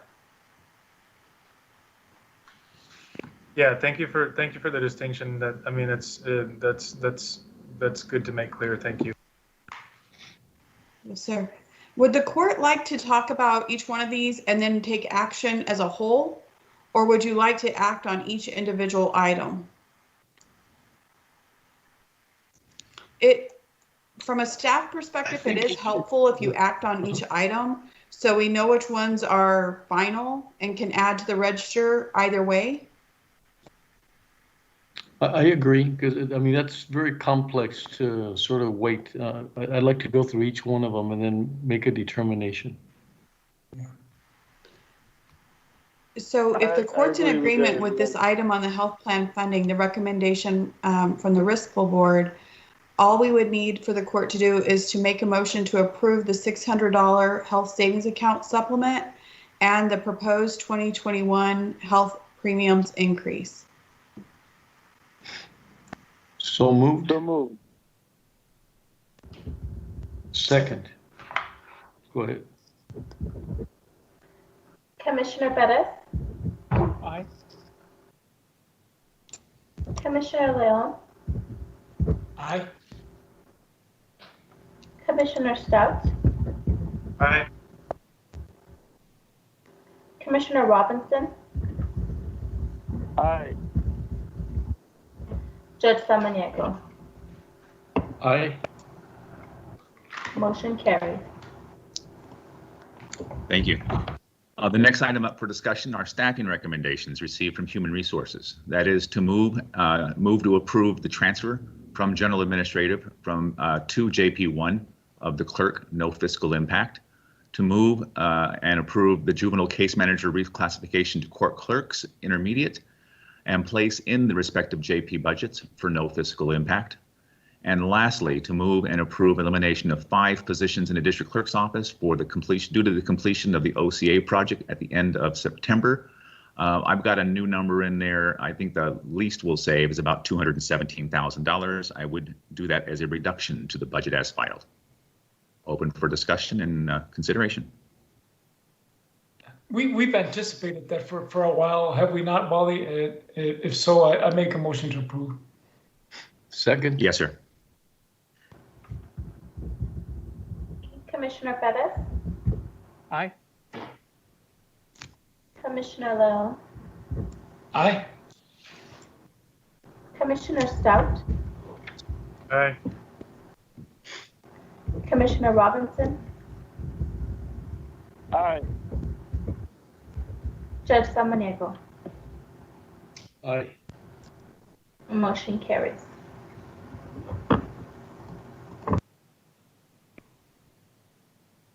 Next item on the agenda was salary supplements. You had received a recommendation from Human Resources. There was a small decrease overall to the discretionary supplements as recommended by the district attorney's office. Those are included within his special revenue account. Open for discussion and consideration. No fiscal impact to your general fund. This would be a small reduction to the special revenue DA special account.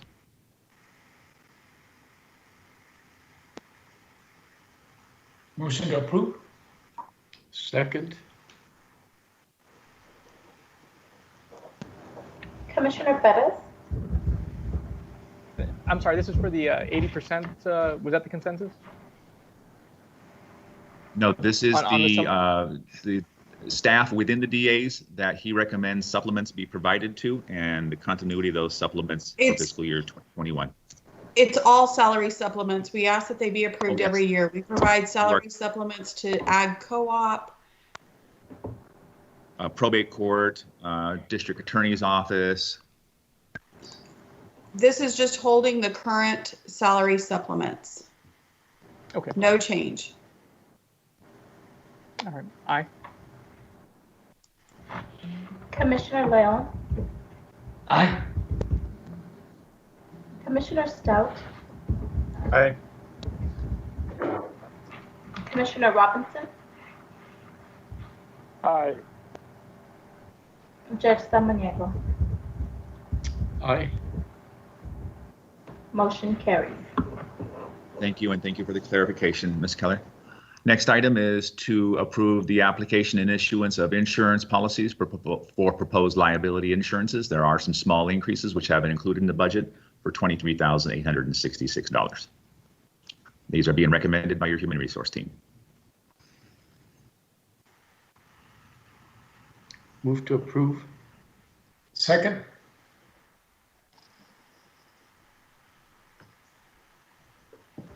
Commissioner Bettis. Aye. Commissioner Leon. Aye. Commissioner Stout.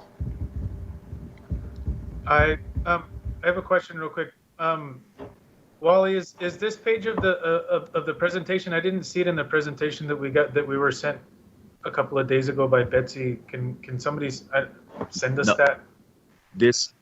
This is a new portion. It is attached to your agenda, and I will make sure to email it to you immediately as well. We just came up with this for action for today's meeting. Okay, I was just looking at item 7, which is the item that we're looking at, or because I didn't see it in the back. Commissioner? We're actually under item 4 right now for budget. Oh, we're under item 4. Okay. And it is attached to item 4 as well. Okay, I can. But we can email it. Yes, I can get it there. Thank you. Commissioner Robinson. Aye. Judge Samaniego. Aye. Motion carries. Thank you. Next item on your agenda for discussion, and I just emailed you all the file, just in case. Digital library. We had originally in this year's budget suspended and deferred $300,000 for partial year funding, partial year only. It is not included currently in the proposed budget. I would open that for discussion.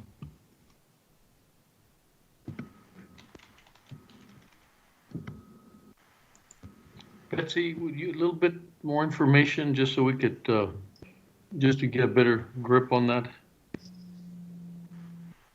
Just 1 second. Miguel, can you bring the slide back up?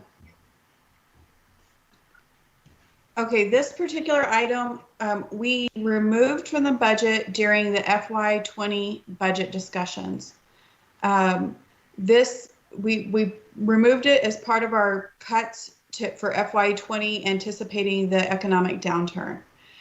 We were in the process of actually advertising for a librarian when we removed this for the cuts. This is something that if the court would like for us to start back working on in FY21, we would need to add it back in the budget. While I am probably the biggest advocate of libraries and digital libraries, it's something that we had not included back in until we had this conversation with the court. Based on our past discussions and on our uncertainty about FY21, we had not included it back in the budget. So if this is something, the court's discussed it before. We know the court has been very supportive of this program before, but it's something that we have to take into consideration, whether the court is wanting us to add it in, considering the uncertainty of our fund balance. But it's definitely something, if the court wants to add it back in, we will go back to look to see how that would impact fund balance and what other changes may be needed to be able to fund this. Also, the $300,000, I do not believe that was the full-blown operational cost. This was to get it started, which we knew would not start at the very beginning of the fiscal year. So this would also have another increase for the FY 2022 budget to fully fund it for a full fiscal year.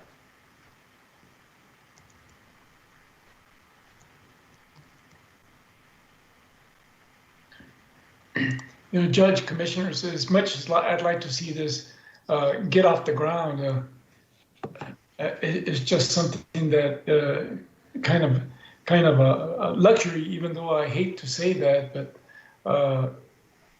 it's so many uncertainties ahead of us that I feel very uncomfortable approving that. I guess the only thing would be the appropriateness in today's times as to, if we could look at it from that perspective of, how's that going to help us with, avoiding more people and so forth. And so I don't know if we look at it from the perspective of what's happening to us and what's going to happen in the near future, is it something that would, would enhance our strategic plan on addressing COVID and all these other things? So, can you, Betsy, any relationship to that, or I mean, can you think of how does that might help us? I don't know if, I mean, we always want to go to CARES funding, obviously, but is there anything related to communications or any grants or anything related to our ability to communicate? That's been one of the biggest challenges that we've had, is the ability to communicate. And so I don't know if by having these types of libraries, it would make even more sense now than ever before. We can definitely evaluate that, Judge, to see if it would qualify somehow under the CARES Act funding. I don't know. I have asked legal. They will work with us to look into that to see if there's any possibility. We're also, as you know, after Monday's item, we are working with the school districts to try to expand that type of outreach in the outlying areas, especially to school students. But we can definitely look at to see if there's any way that this could be considered under that program or under the CARES Act funds. Is there, It would I mean, be an if the ongoing commissioners are expense. okay, we could table that one in particular just to see a little bit more information about how it fits in with our support to the schools. And we've suggested to the schools that we're very aligned and supportive. Somehow this seems to fit in. I just haven't had enough time to think through this. Well, Judge, I agree with you that let's table it, because what I'm looking at is that what I don't see that is the total cost. We say that we got partial cost, but what is the total cost to include the operation? Mm-hmm. So, Commissioner, we did give a presentation on the total cost. That's where we came up with the $300,000 for a partial year implementation. I believe this was based on it being started. I need to double check. I believe that the total cost is $600,000, but I will double check that presentation. Yes, ma'am. Ms. Keller, I also had staff. I have staff reaching back out to pull that back up. I think you're correct. I think this was a half-year cost, but I think the recommendation of the judge would be to hold off on this one. Let's move forward on it, and we'll circle back and give a full accounting of that. I appreciate that. Thank you. Yes, ma'am. Next item for discussion is the cross-border study. We had $40,000 in this year's budget. It is, and this year being 2020, we deferred that. It is not in your proposed budget, and based off of latest information, we think it's likely to require additional funding above and beyond the 40. So any amount we put in would be a new appropriation for recommendation for fiscal year 2021. Would open that up for discussion.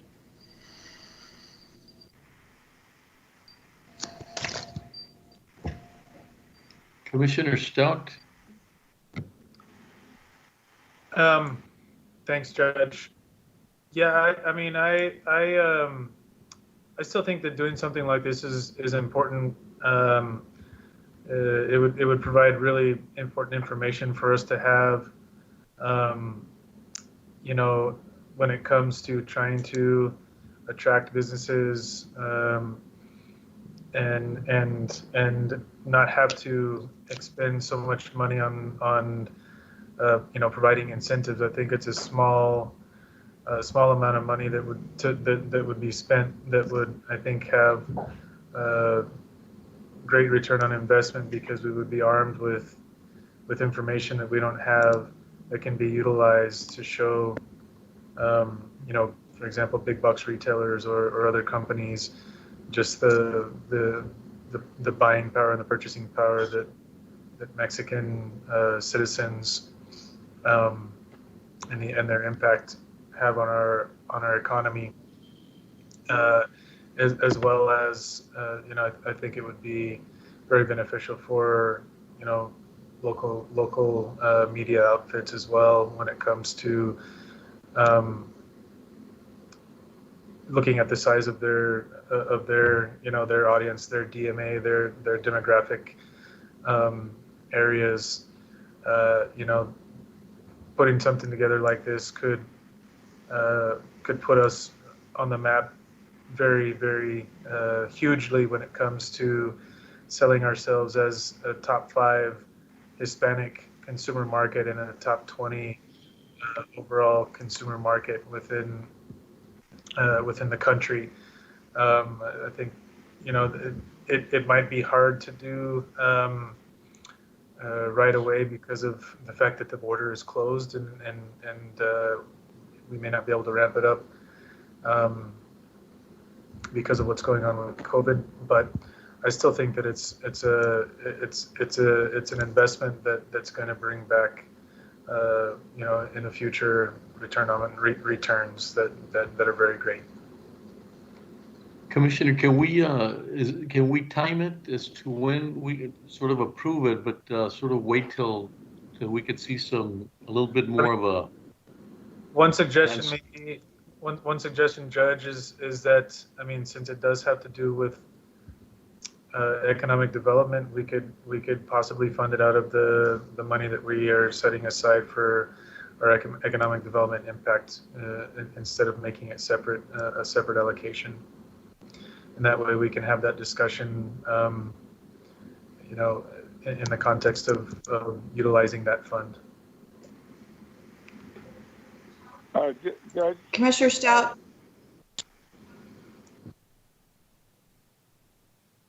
Go ahead, Betsy. Commissioner Robinson, please. Judge, I'm having difficulty with this issue because from a standpoint is that sometimes I wonder why we try to do other people's jobs. As far as this region, which includes Juarez, we have Borderplex. Borderplex, what I hear that we want to spend money for is the same thing Borderplex is doing. We have the Hispanic Chamber of Commerce. They're doing that. We have the Greater Chamber. They're doing that. We have the Downtown Management District. They're doing that. So why are we trying to do other people's jobs? Why are we going to spend money and we cannot quantify the return on investment? We look at what the recent announcement where our people, as far as economic development was involved, as far as the new Amazon plant that's coming to El Paso.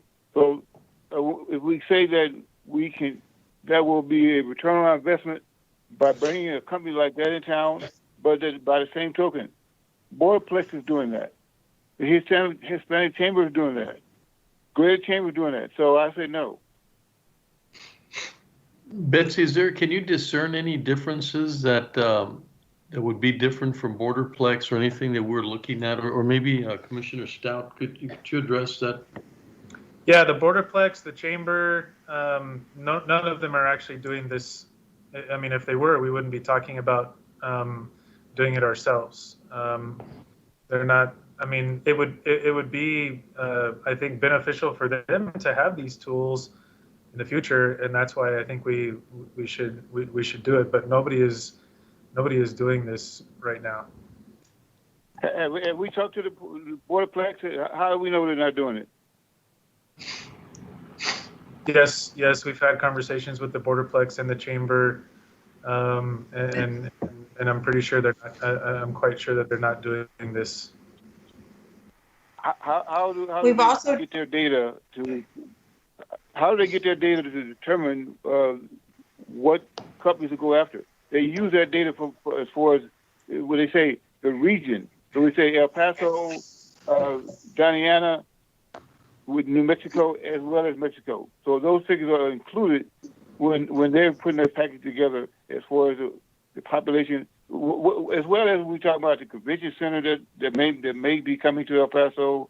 We're talking about all my dealing with economic development in that regard. The board collecting the data, Boardplex is doing that.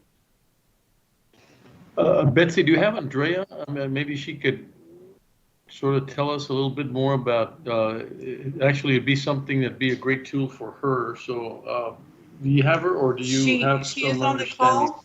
Oh, there she is. Hi, Andrea. Hi, how are you all? Very good, thank you. Oh, good. So tell us. I have been listening to some of the questions. So I believe that the information that Commissioner Stout is seeking is more based on consumer and population data than would be the data that the Boardplex has at their fingertips. A lot of the information that they have available is through various types of software that track businesses through NAICS codes. And so they have a lot of information pertaining to number of employees and size of employers and annual revenues of employers. But when it comes to the actual demographics of the individuals, especially those living and working in Mexico and then spending money in America, that is not something that, to my knowledge, any of our partners are working with. And I do meet with them on a weekly basis. I should also just kind of add as a caveat. So I know Wally had made a comment earlier with regard to sales tax. I believe that when the time is appropriate to do this study, and obviously that's up to the court to determine, but an expanded version could also be something of interest where we might want to consider, based on the increase in sales tax revenues, just how much money local El Pasoans are spending in Mexico and in the state of Chihuahua in general. I have a theory that in large part, some of our sales tax have increased because individuals are not crossing the border to spend money. And so I'm just throwing it out there that we could potentially flesh this out into a little bit of a more comprehensive plan, if that would be something that the court would desire. Since we're not more than likely going to be doing this study anytime soon, especially until the border opens, what I can do is go to the Boardplex, the Hispanic Chamber, and the Chamber of Commerce and ask them what information would be most attractive for them to have, to recruit and whatnot. So I hope that answers your question. Thank you, Andrea. Judge. Commissioner Leon. Thank you, Judge. Just to maybe expedite this item, I'm also not in favor of it. So if there's a motion to be made, it may save some time.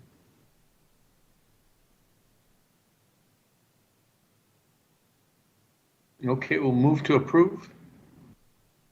Second. I'll second. Just to be clear, the item, what we're asking is, do you all want us to include this in the budget, or is the motion to not include it in the budget, but bring it back for consideration under the Economic Impact Fund? Well, this Commissioner Roberts, my perspective is that not to include it in the budget. Judge Samaniego, was your motion to include it? Because you said motion to approve, so I just want to be clear. Yes, I was saying to approve. Okay. All right. So we have a motion and we have a second. We need to know. Go ahead. We need to know what amount the court wants to include in the budget. We had previously budgeted $40,000. We do not believe that is enough funding to do the project. Andrea, did you have the last estimate for the cross-border survey? Yes, ma'am. They ranged between 210 and 240,000. Oh, I didn't know that. Well, that's a different number. Yeah, that was because you had said 40, so I thought that'd be reasonable. I'd rather, I mean, can I want to withdraw the motion? Move to deny. Second, insofar as deny. Okay. Okay, so we had a motion and then we had a second. Judge, you are withdrawing your motion?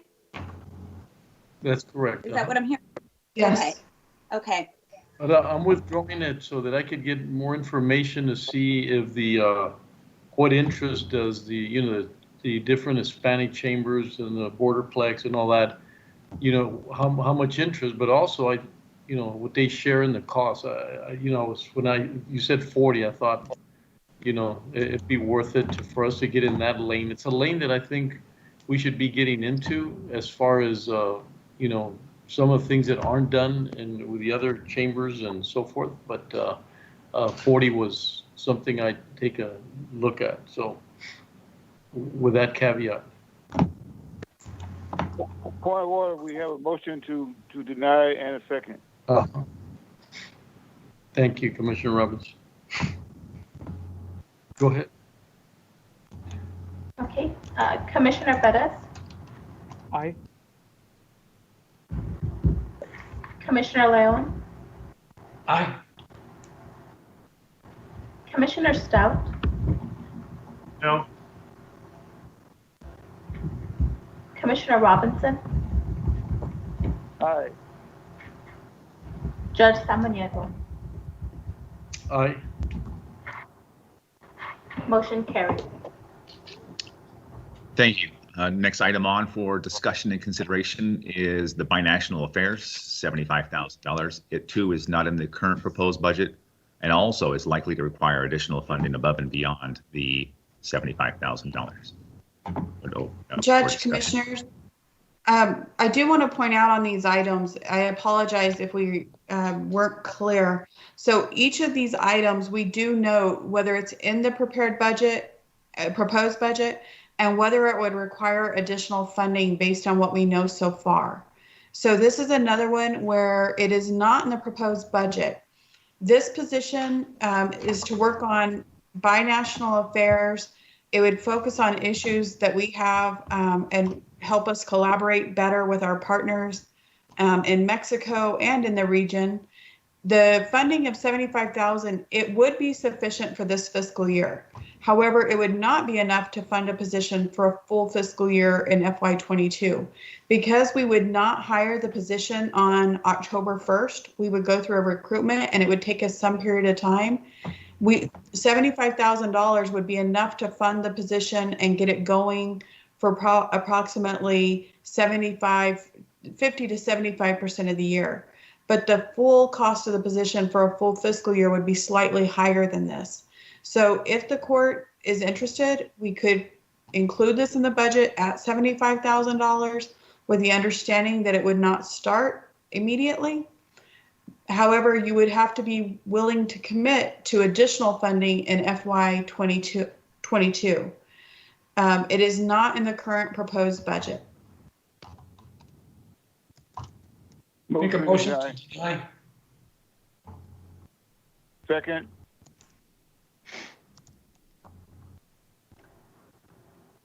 Commissioner Perez? Aye. Commissioner Leon? Aye. Commissioner Stout? No. Commissioner Robinson? Aye. Judge Samaniego? It's something we really need to look at. I really think that's a lane that's going to be very available. Nobody wants to take that lane, so I wish we would revisit that later on. But the denying. Motion carries.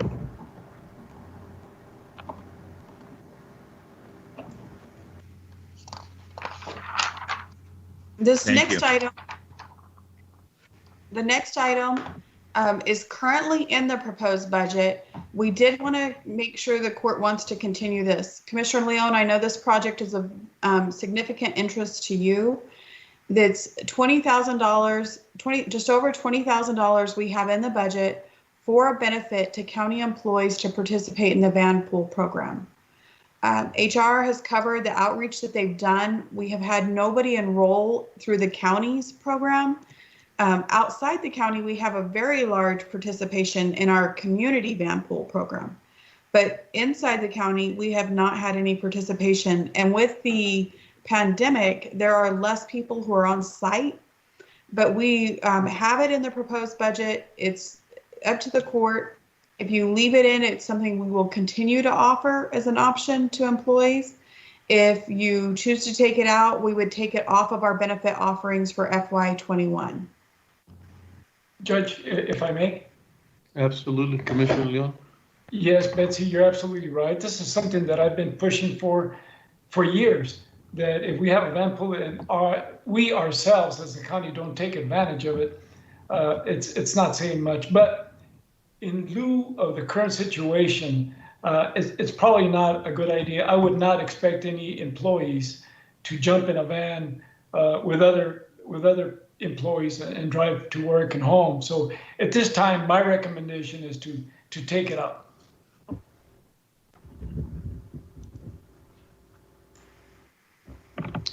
Commissioner, is that a motion? What about the idea of what she was saying? Not take it out now, but sort of look at it later. I think it's a great program. We haven't gotten traction, but I don't know. It seems like not now, but later. Just have it sort of available if it does happen, and if they do request it, the money's there. But maybe what you're saying, we don't want to encourage that. Maybe that's where you're looking at it from, not to encourage that to take place, or?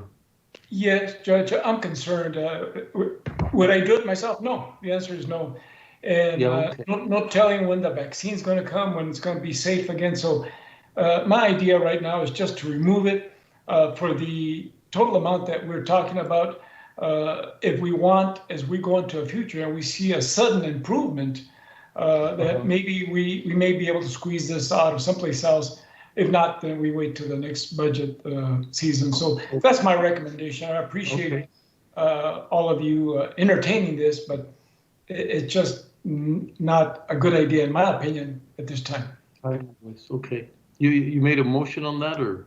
I'll make a motion to remove that, free up those $20,000. Okay. Second. Commissioner Bettis? Aye. Commissioner Leon? Aye. Commissioner Stout? Aye. Commissioner Robinson? Aye. Judge Samaniego? Aye.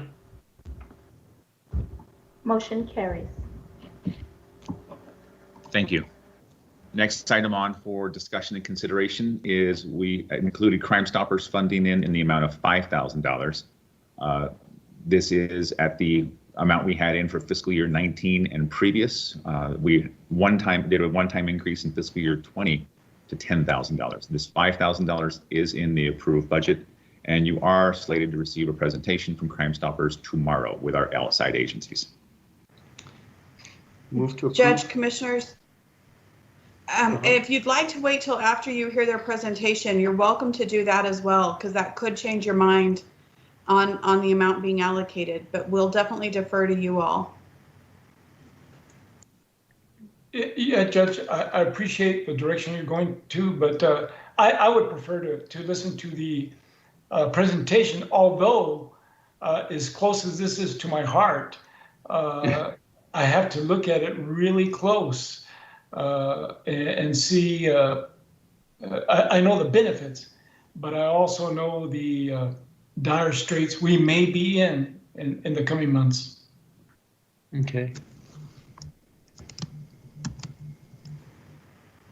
So we said Same we'll for defer that project. until tomorrow?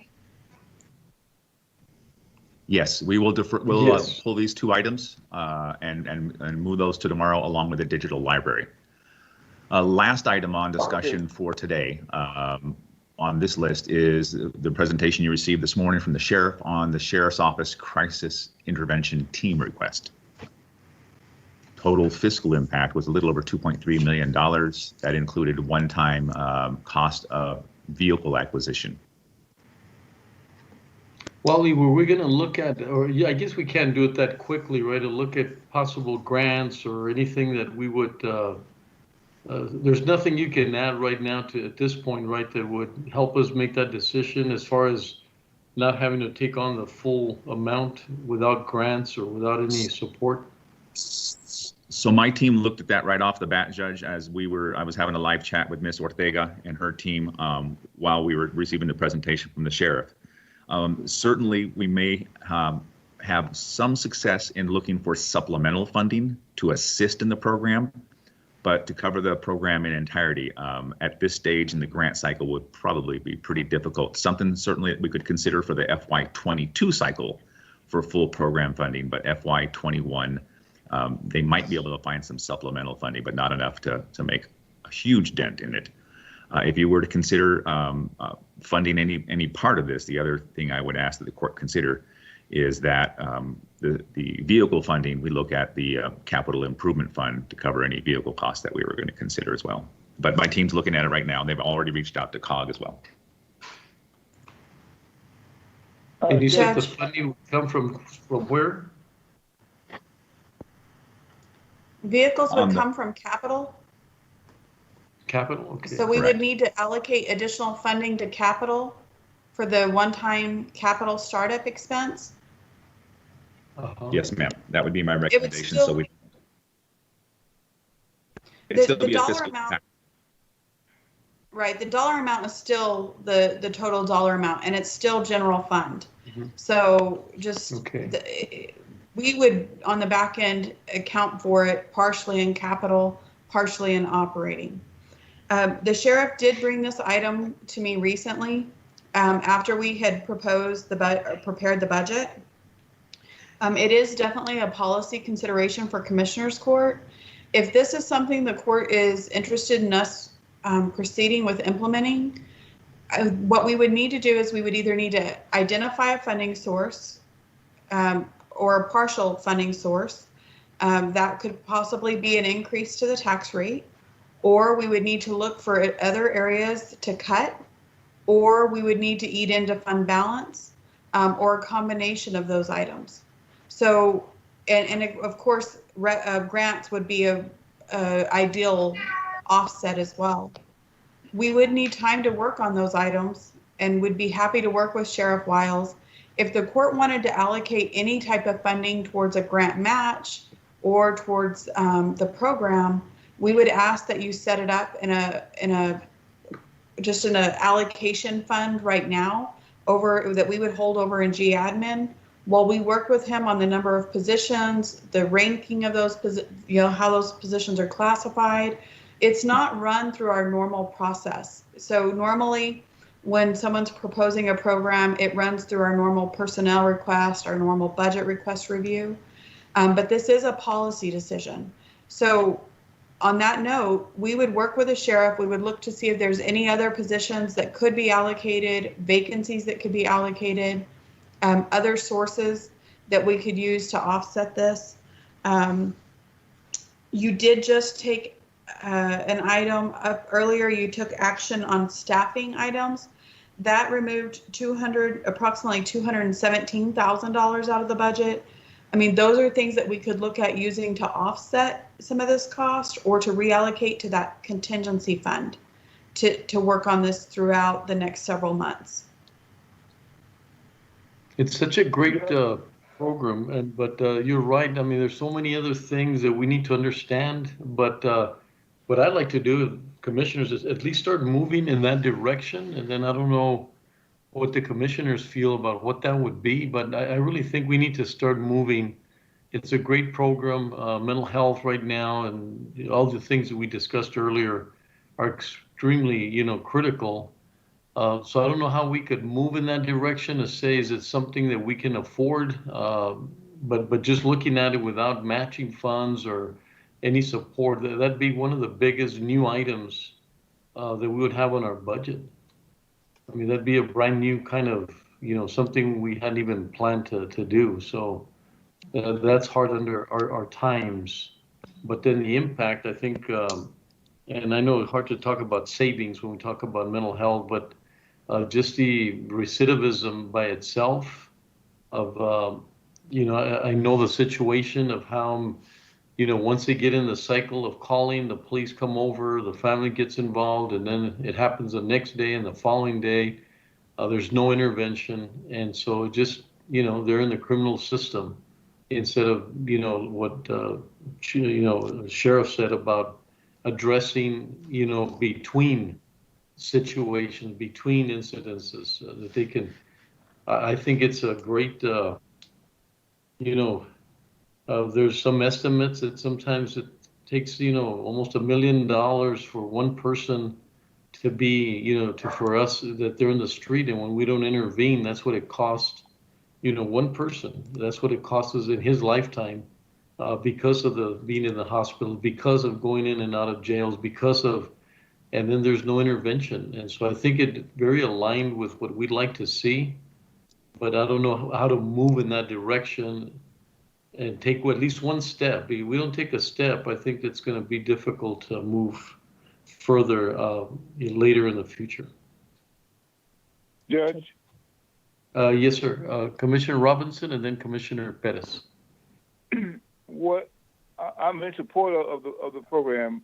What I would like to see is, based on my comments were made when the sheriff was made his presentation, as opposed to I believe he said 12 personnel. What the number that were on the proposal? Seeing that we're in a crunch as far as financially, that we implement the program as best we can, where staff come back and bring us some options.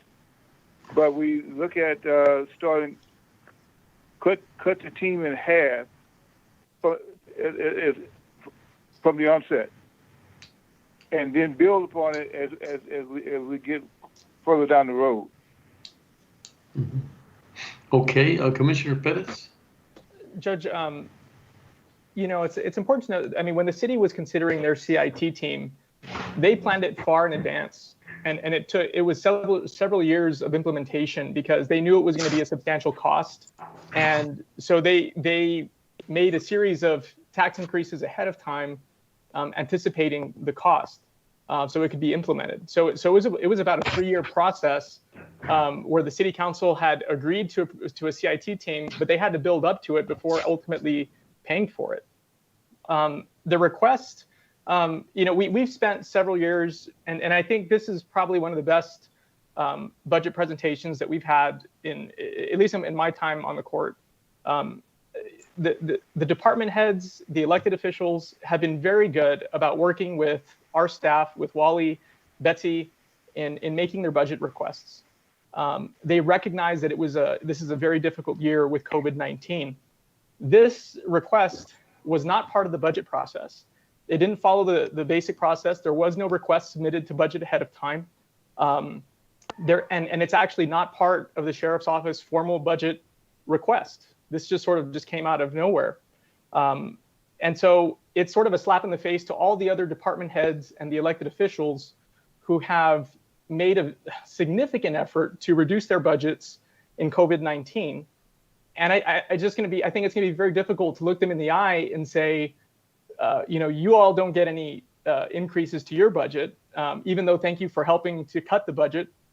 But we're going to make the significant investment in one particular elected official's department. But I think unfortunately, especially in light of revenue caps now at the state, this is exactly what we told our state representatives, is that revenue caps on counties was going to have a detrimental impact on our operations. And law enforcement was one of those where we said it was going to make it very difficult for us to make investments such as these in law enforcement, because we're going to ultimately have to make choices. What deeply concerns me is that if I was an elected official, particularly if I was a member of the judiciary and the Council of Judges, I would go back and recertify my budget, because the court is sort of sending the message that you don't have to follow our process. You can go ahead and make this request without following it, even though everybody else followed the process. and we're going to give it serious consideration.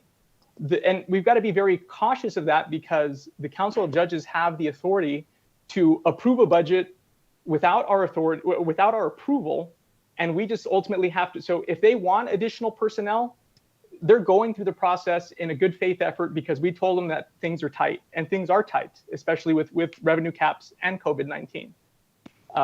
But if I saw this request coming in and being considered, I think it sends a message to all elected officials right now who have yet to present.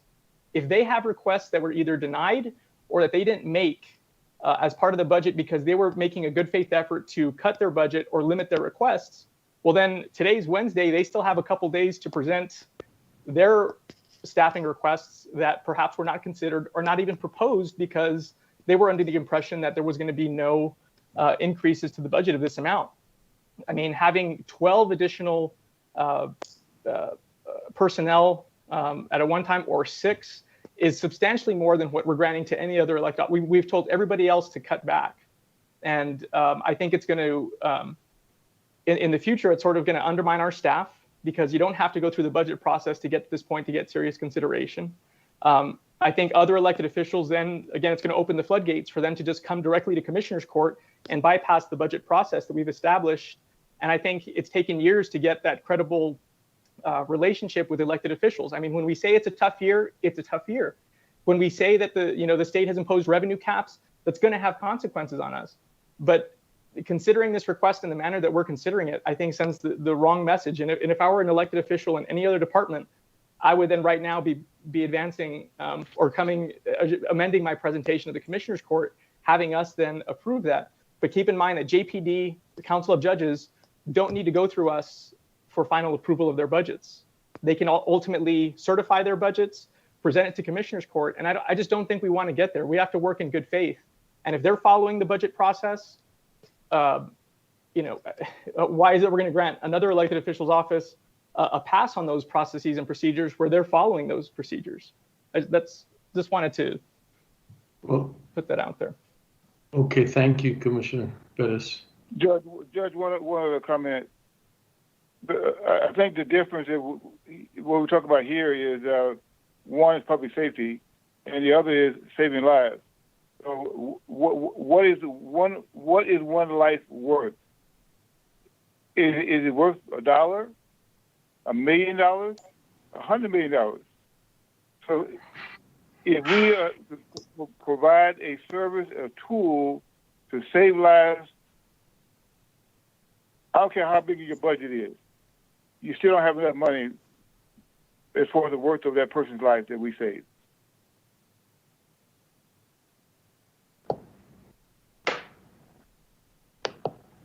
Betsy, what about, I hate to be tabling things, but what about variations of the plan? If you could reach out to Sheriff Wiles and see what are some of the variations that he would present. I know he just said half, but I think looking at it closer, I even thought, this is a little bit out of left field, but creating the foundation of what we need, but then allowing officers that would come into it without increasing deputies. And as that for him to find opportunities, even if it takes a little longer, that they would move into these positions once he's able to, move personnel in different ways or people that, that want to move into these areas. So I don't know, I would like to see if he's got a couple of different variations that we might want to consider versus the full. I was one of the advocates for the full program, but I think if just from what's being heard here or said here, it's a large number, and just saying half doesn't satisfy me as just cut it in half. Are there any variations, like I said, sort of move in slowly into it by getting more and more without having to hire, but maybe he's got capabilities of being more efficient in some areas and moving them into that particular position? Judge? Any comment, Commissioner Leon? Yes, sir. Thank you. I think Commissioner Perez raises some valid points. I know that there are currently some municipalities, one very close to us, that are facing multi-million-dollar lawsuits because of a tragedy directly related to an incident that most probably could have been avoided. So this program is critical. It really is. It's critical. And while I know that is a huge hit on our budget, there are some areas that I think can lessen the cost, such as on the cars. They're going to be unmarked cars. I'm going to suggest something to the sheriff that he may go in a direction where some vehicles can be brought into the fleet that are not as expensive. So there's some areas that can get that price down. But if the court's not ready to take action right now, maybe we can go into tomorrow, the next day, where maybe a plan can be shown to the court that, okay, we can work with this and at the same time get this program up and running. But one of my recommendations is that we not only reduce any kind of funding to the sheriff's department, but increase it in the area of community policing. So that's something that maybe we can talk about further in the next coming days. So, thank you. Thank you. Commissioner Stout? Judge, thank you. Yeah, I definitely hear what folks are saying. I hear Commissioner Perez's concern, and you know, I am, you know, fully in support of trying to implement this program, and I think the sooner the better. And I think you do it right the first time, or you don't do it at all. And you know, one thing that I would like to point out that is it's in one of our slides is, and maybe this is something that we can talk to the sheriff about, working with the Sheriff's Association, is every employee in the county that is not represented by the union, that are not part of the collective bargaining agreement, is not getting a raise this year. They're not getting cost of living increases. They're not getting merit increases. We are asking all the other employees in this organization to hold the line on their when it comes to increases in salaries. And we are also, which I think is very unfortunate, not able to even provide a living wage to dozens of county employees, because we are deciding, we are talking about not even moving them up to whatever the $12.30 that would be considered a living wage here because of the tough financial times.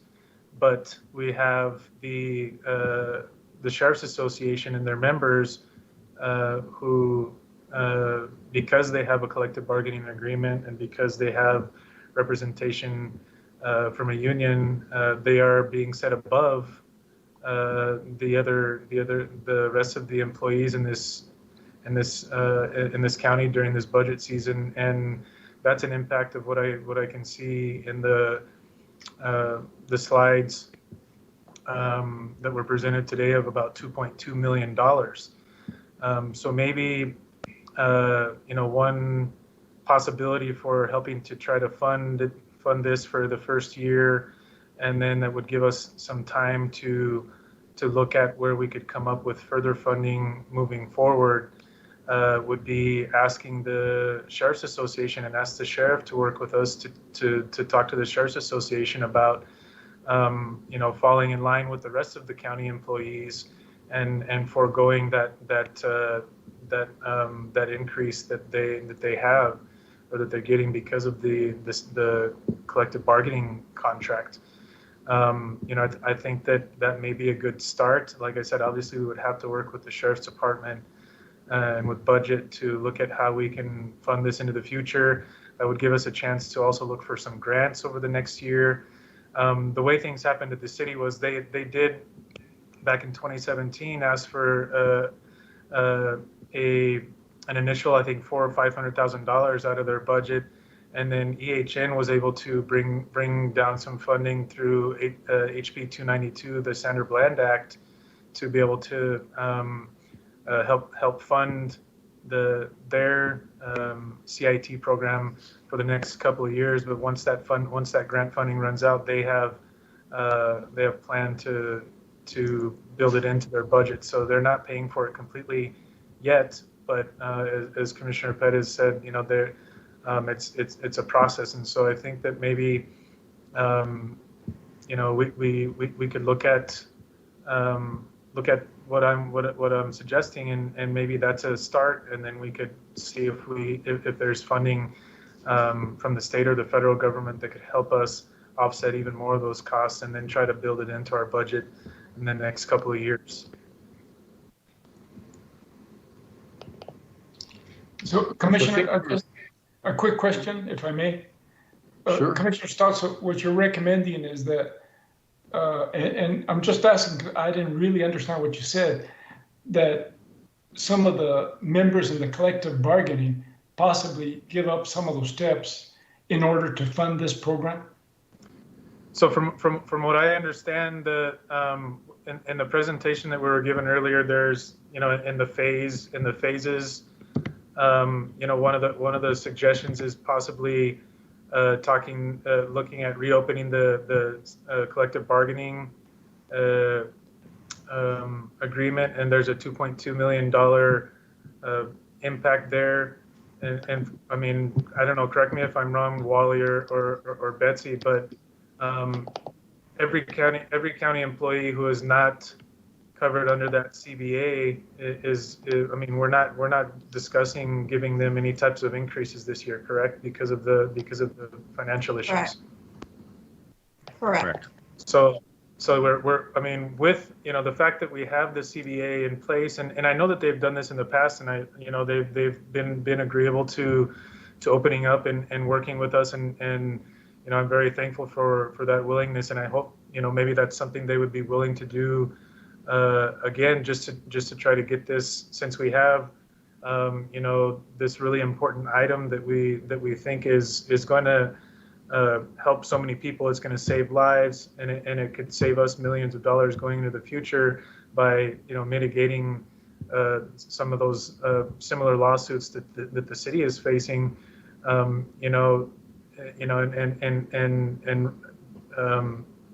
Looking at possibly taking that $2.2 million and being able to utilize that for the startup costs for something like this, and then like I said, in going into the future, look for grants, look for other areas in the budget to try and come up with ways to offset the costs.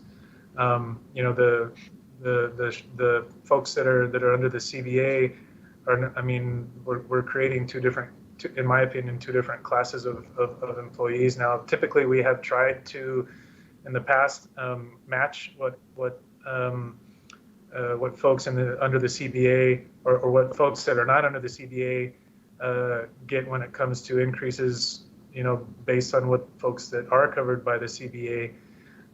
But this year we're talking about not only not giving them those increases, so we're creating two different classes of employees, but we're also talking about, I know that you, Commissioner Lone, this has been something that you've championed, is raising the living wage or the minimum wage to a living wage, and we're discussing not doing that as well. And so, I mean, I feel like, it might be fair for us to ask them to maybe forego that this year, so that we have money for something such as that is of such importance as this. I know that in 2008, 2009, the sheriff's officers, all the employees gave up a lot to help out in that emergency. But I've got to say that Thank you for saying that. I am, as well as you, as well as the entire court. We want everybody within the county to make a living wage, but also every single employee of the sheriff's department has been at work. They have not one employee is working out of their homes. They've all been with the public. They've been making those arrests, working at night, guarding these prisoners, putting themselves in tremendous danger. And I, for one, never forget, and I know you won't either, but I think what you're suggesting is at the very, very extreme last measure that I would be willing to even consider. Right now, I think we need to sit down with the sheriff and discuss the possible maybe streamlining it as it grows, partnering up with the city maybe in this arena. So there's a lot of directions that we can save money there, but I, for one, would be that's an extreme measure that I would only consider at a total emergency, and I'm sure that they would too. So at this time, it's off my radar. Commissioner Leon. Let's see. Commissioner Robinson? Yes, Commissioner Leon, I'm right with you. The difference is, and I applaud and appreciate everything that the city employee, the county employees do for service to our community. But there's a difference in the job description. Our law enforcement guys and girls are putting their life on the line every day. Our regular employees, like your staff members, my staff members, they're not out there day and night getting shot at. Now, when you talk about leadership, you talk about contributing and being part of the problem or being part of the solution. I say lead, follow. Now, if you want to follow my lead, I'll write a check right now for the pay raise that we got last year. I'll contribute that back to the county for our employees if you follow along with my lead.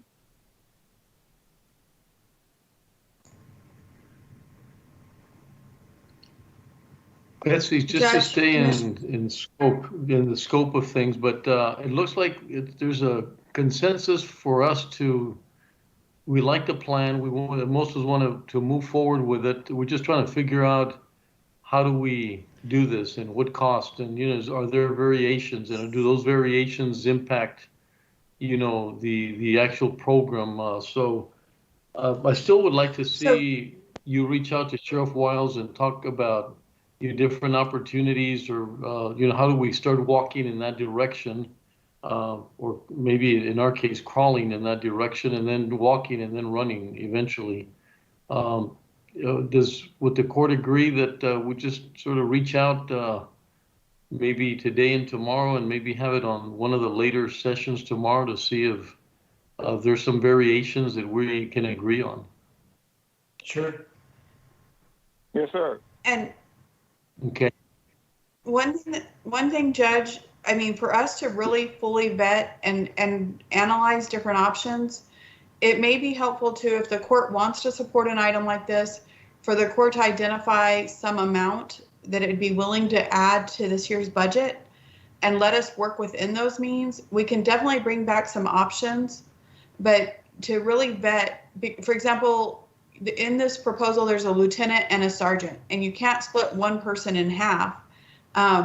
Or you can't say generally a part-time sergeant. We need a little bit of time to work through that with the sheriff, what that would look like, and bring back some choices. We can try to have it by tomorrow. We'll definitely work for that. But we may also ask that the court just identifies an amount and lets us work on it and bring it back in the next couple of weeks as well. But I will make sure we reach out and see what we can bring back by tomorrow. I think, Betsy. Go ahead, Commissioner. Sorry, Judge. I think we'd be going at this blind.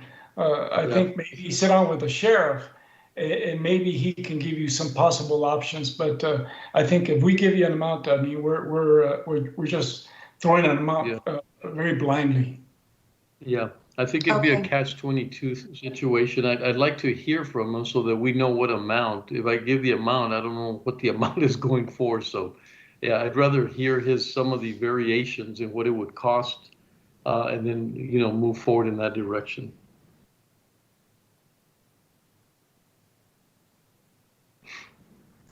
Yes, sir, we'll work Okay, on Betsy? that. So that concludes Okay. our items we had listed on the decision making for today. We do have items that we will revisit tomorrow. Okay. Okay. Sounds good to me. If there's any other items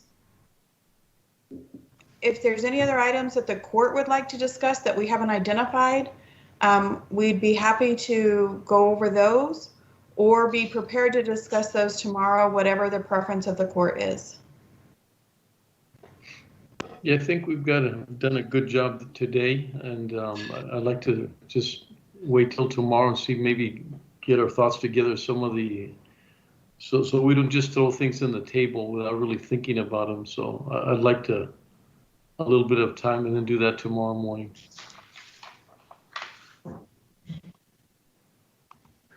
Great, thank you. Ms. Keller, if I may, I would like to direct everyone back to the budget register. At the end of the day, we give a summary of action we've taken for the day. So based off of action taken by the court today, hold on.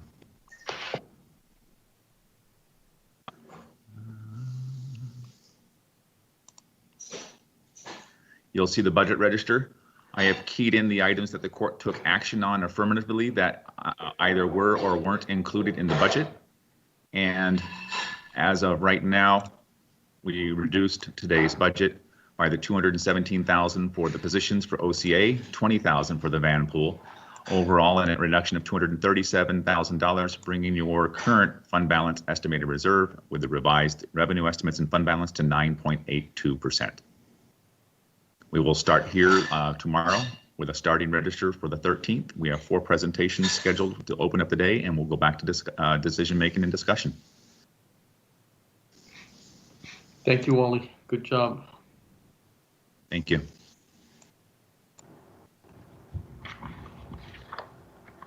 I will go ahead and just read into the record the items that were remaining. Item number 8, pursuant to the Texas Local Government Code Section 152.013B, discuss and take action on the proposed annual salaries, expenses, or allowances for elected county and precinct officers for the fiscal year beginning October 1st, 2020. Any proposed salary or allowance increases will be published in a local newspaper of general circulation.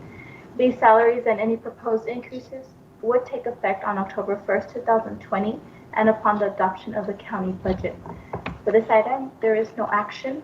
Item number 9, discuss and take appropriate action on the El Paso County Hospital District's capital and operating budgets for FY 2021 and proposed tax rate. No action for item number 9.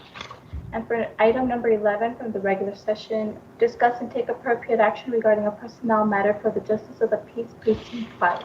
No action for this item as well.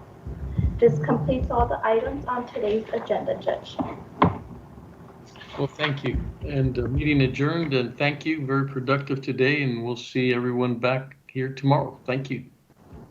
Be safe. Thank you very much, everyone. Stay safe. This concludes today's meeting at 3 p.m.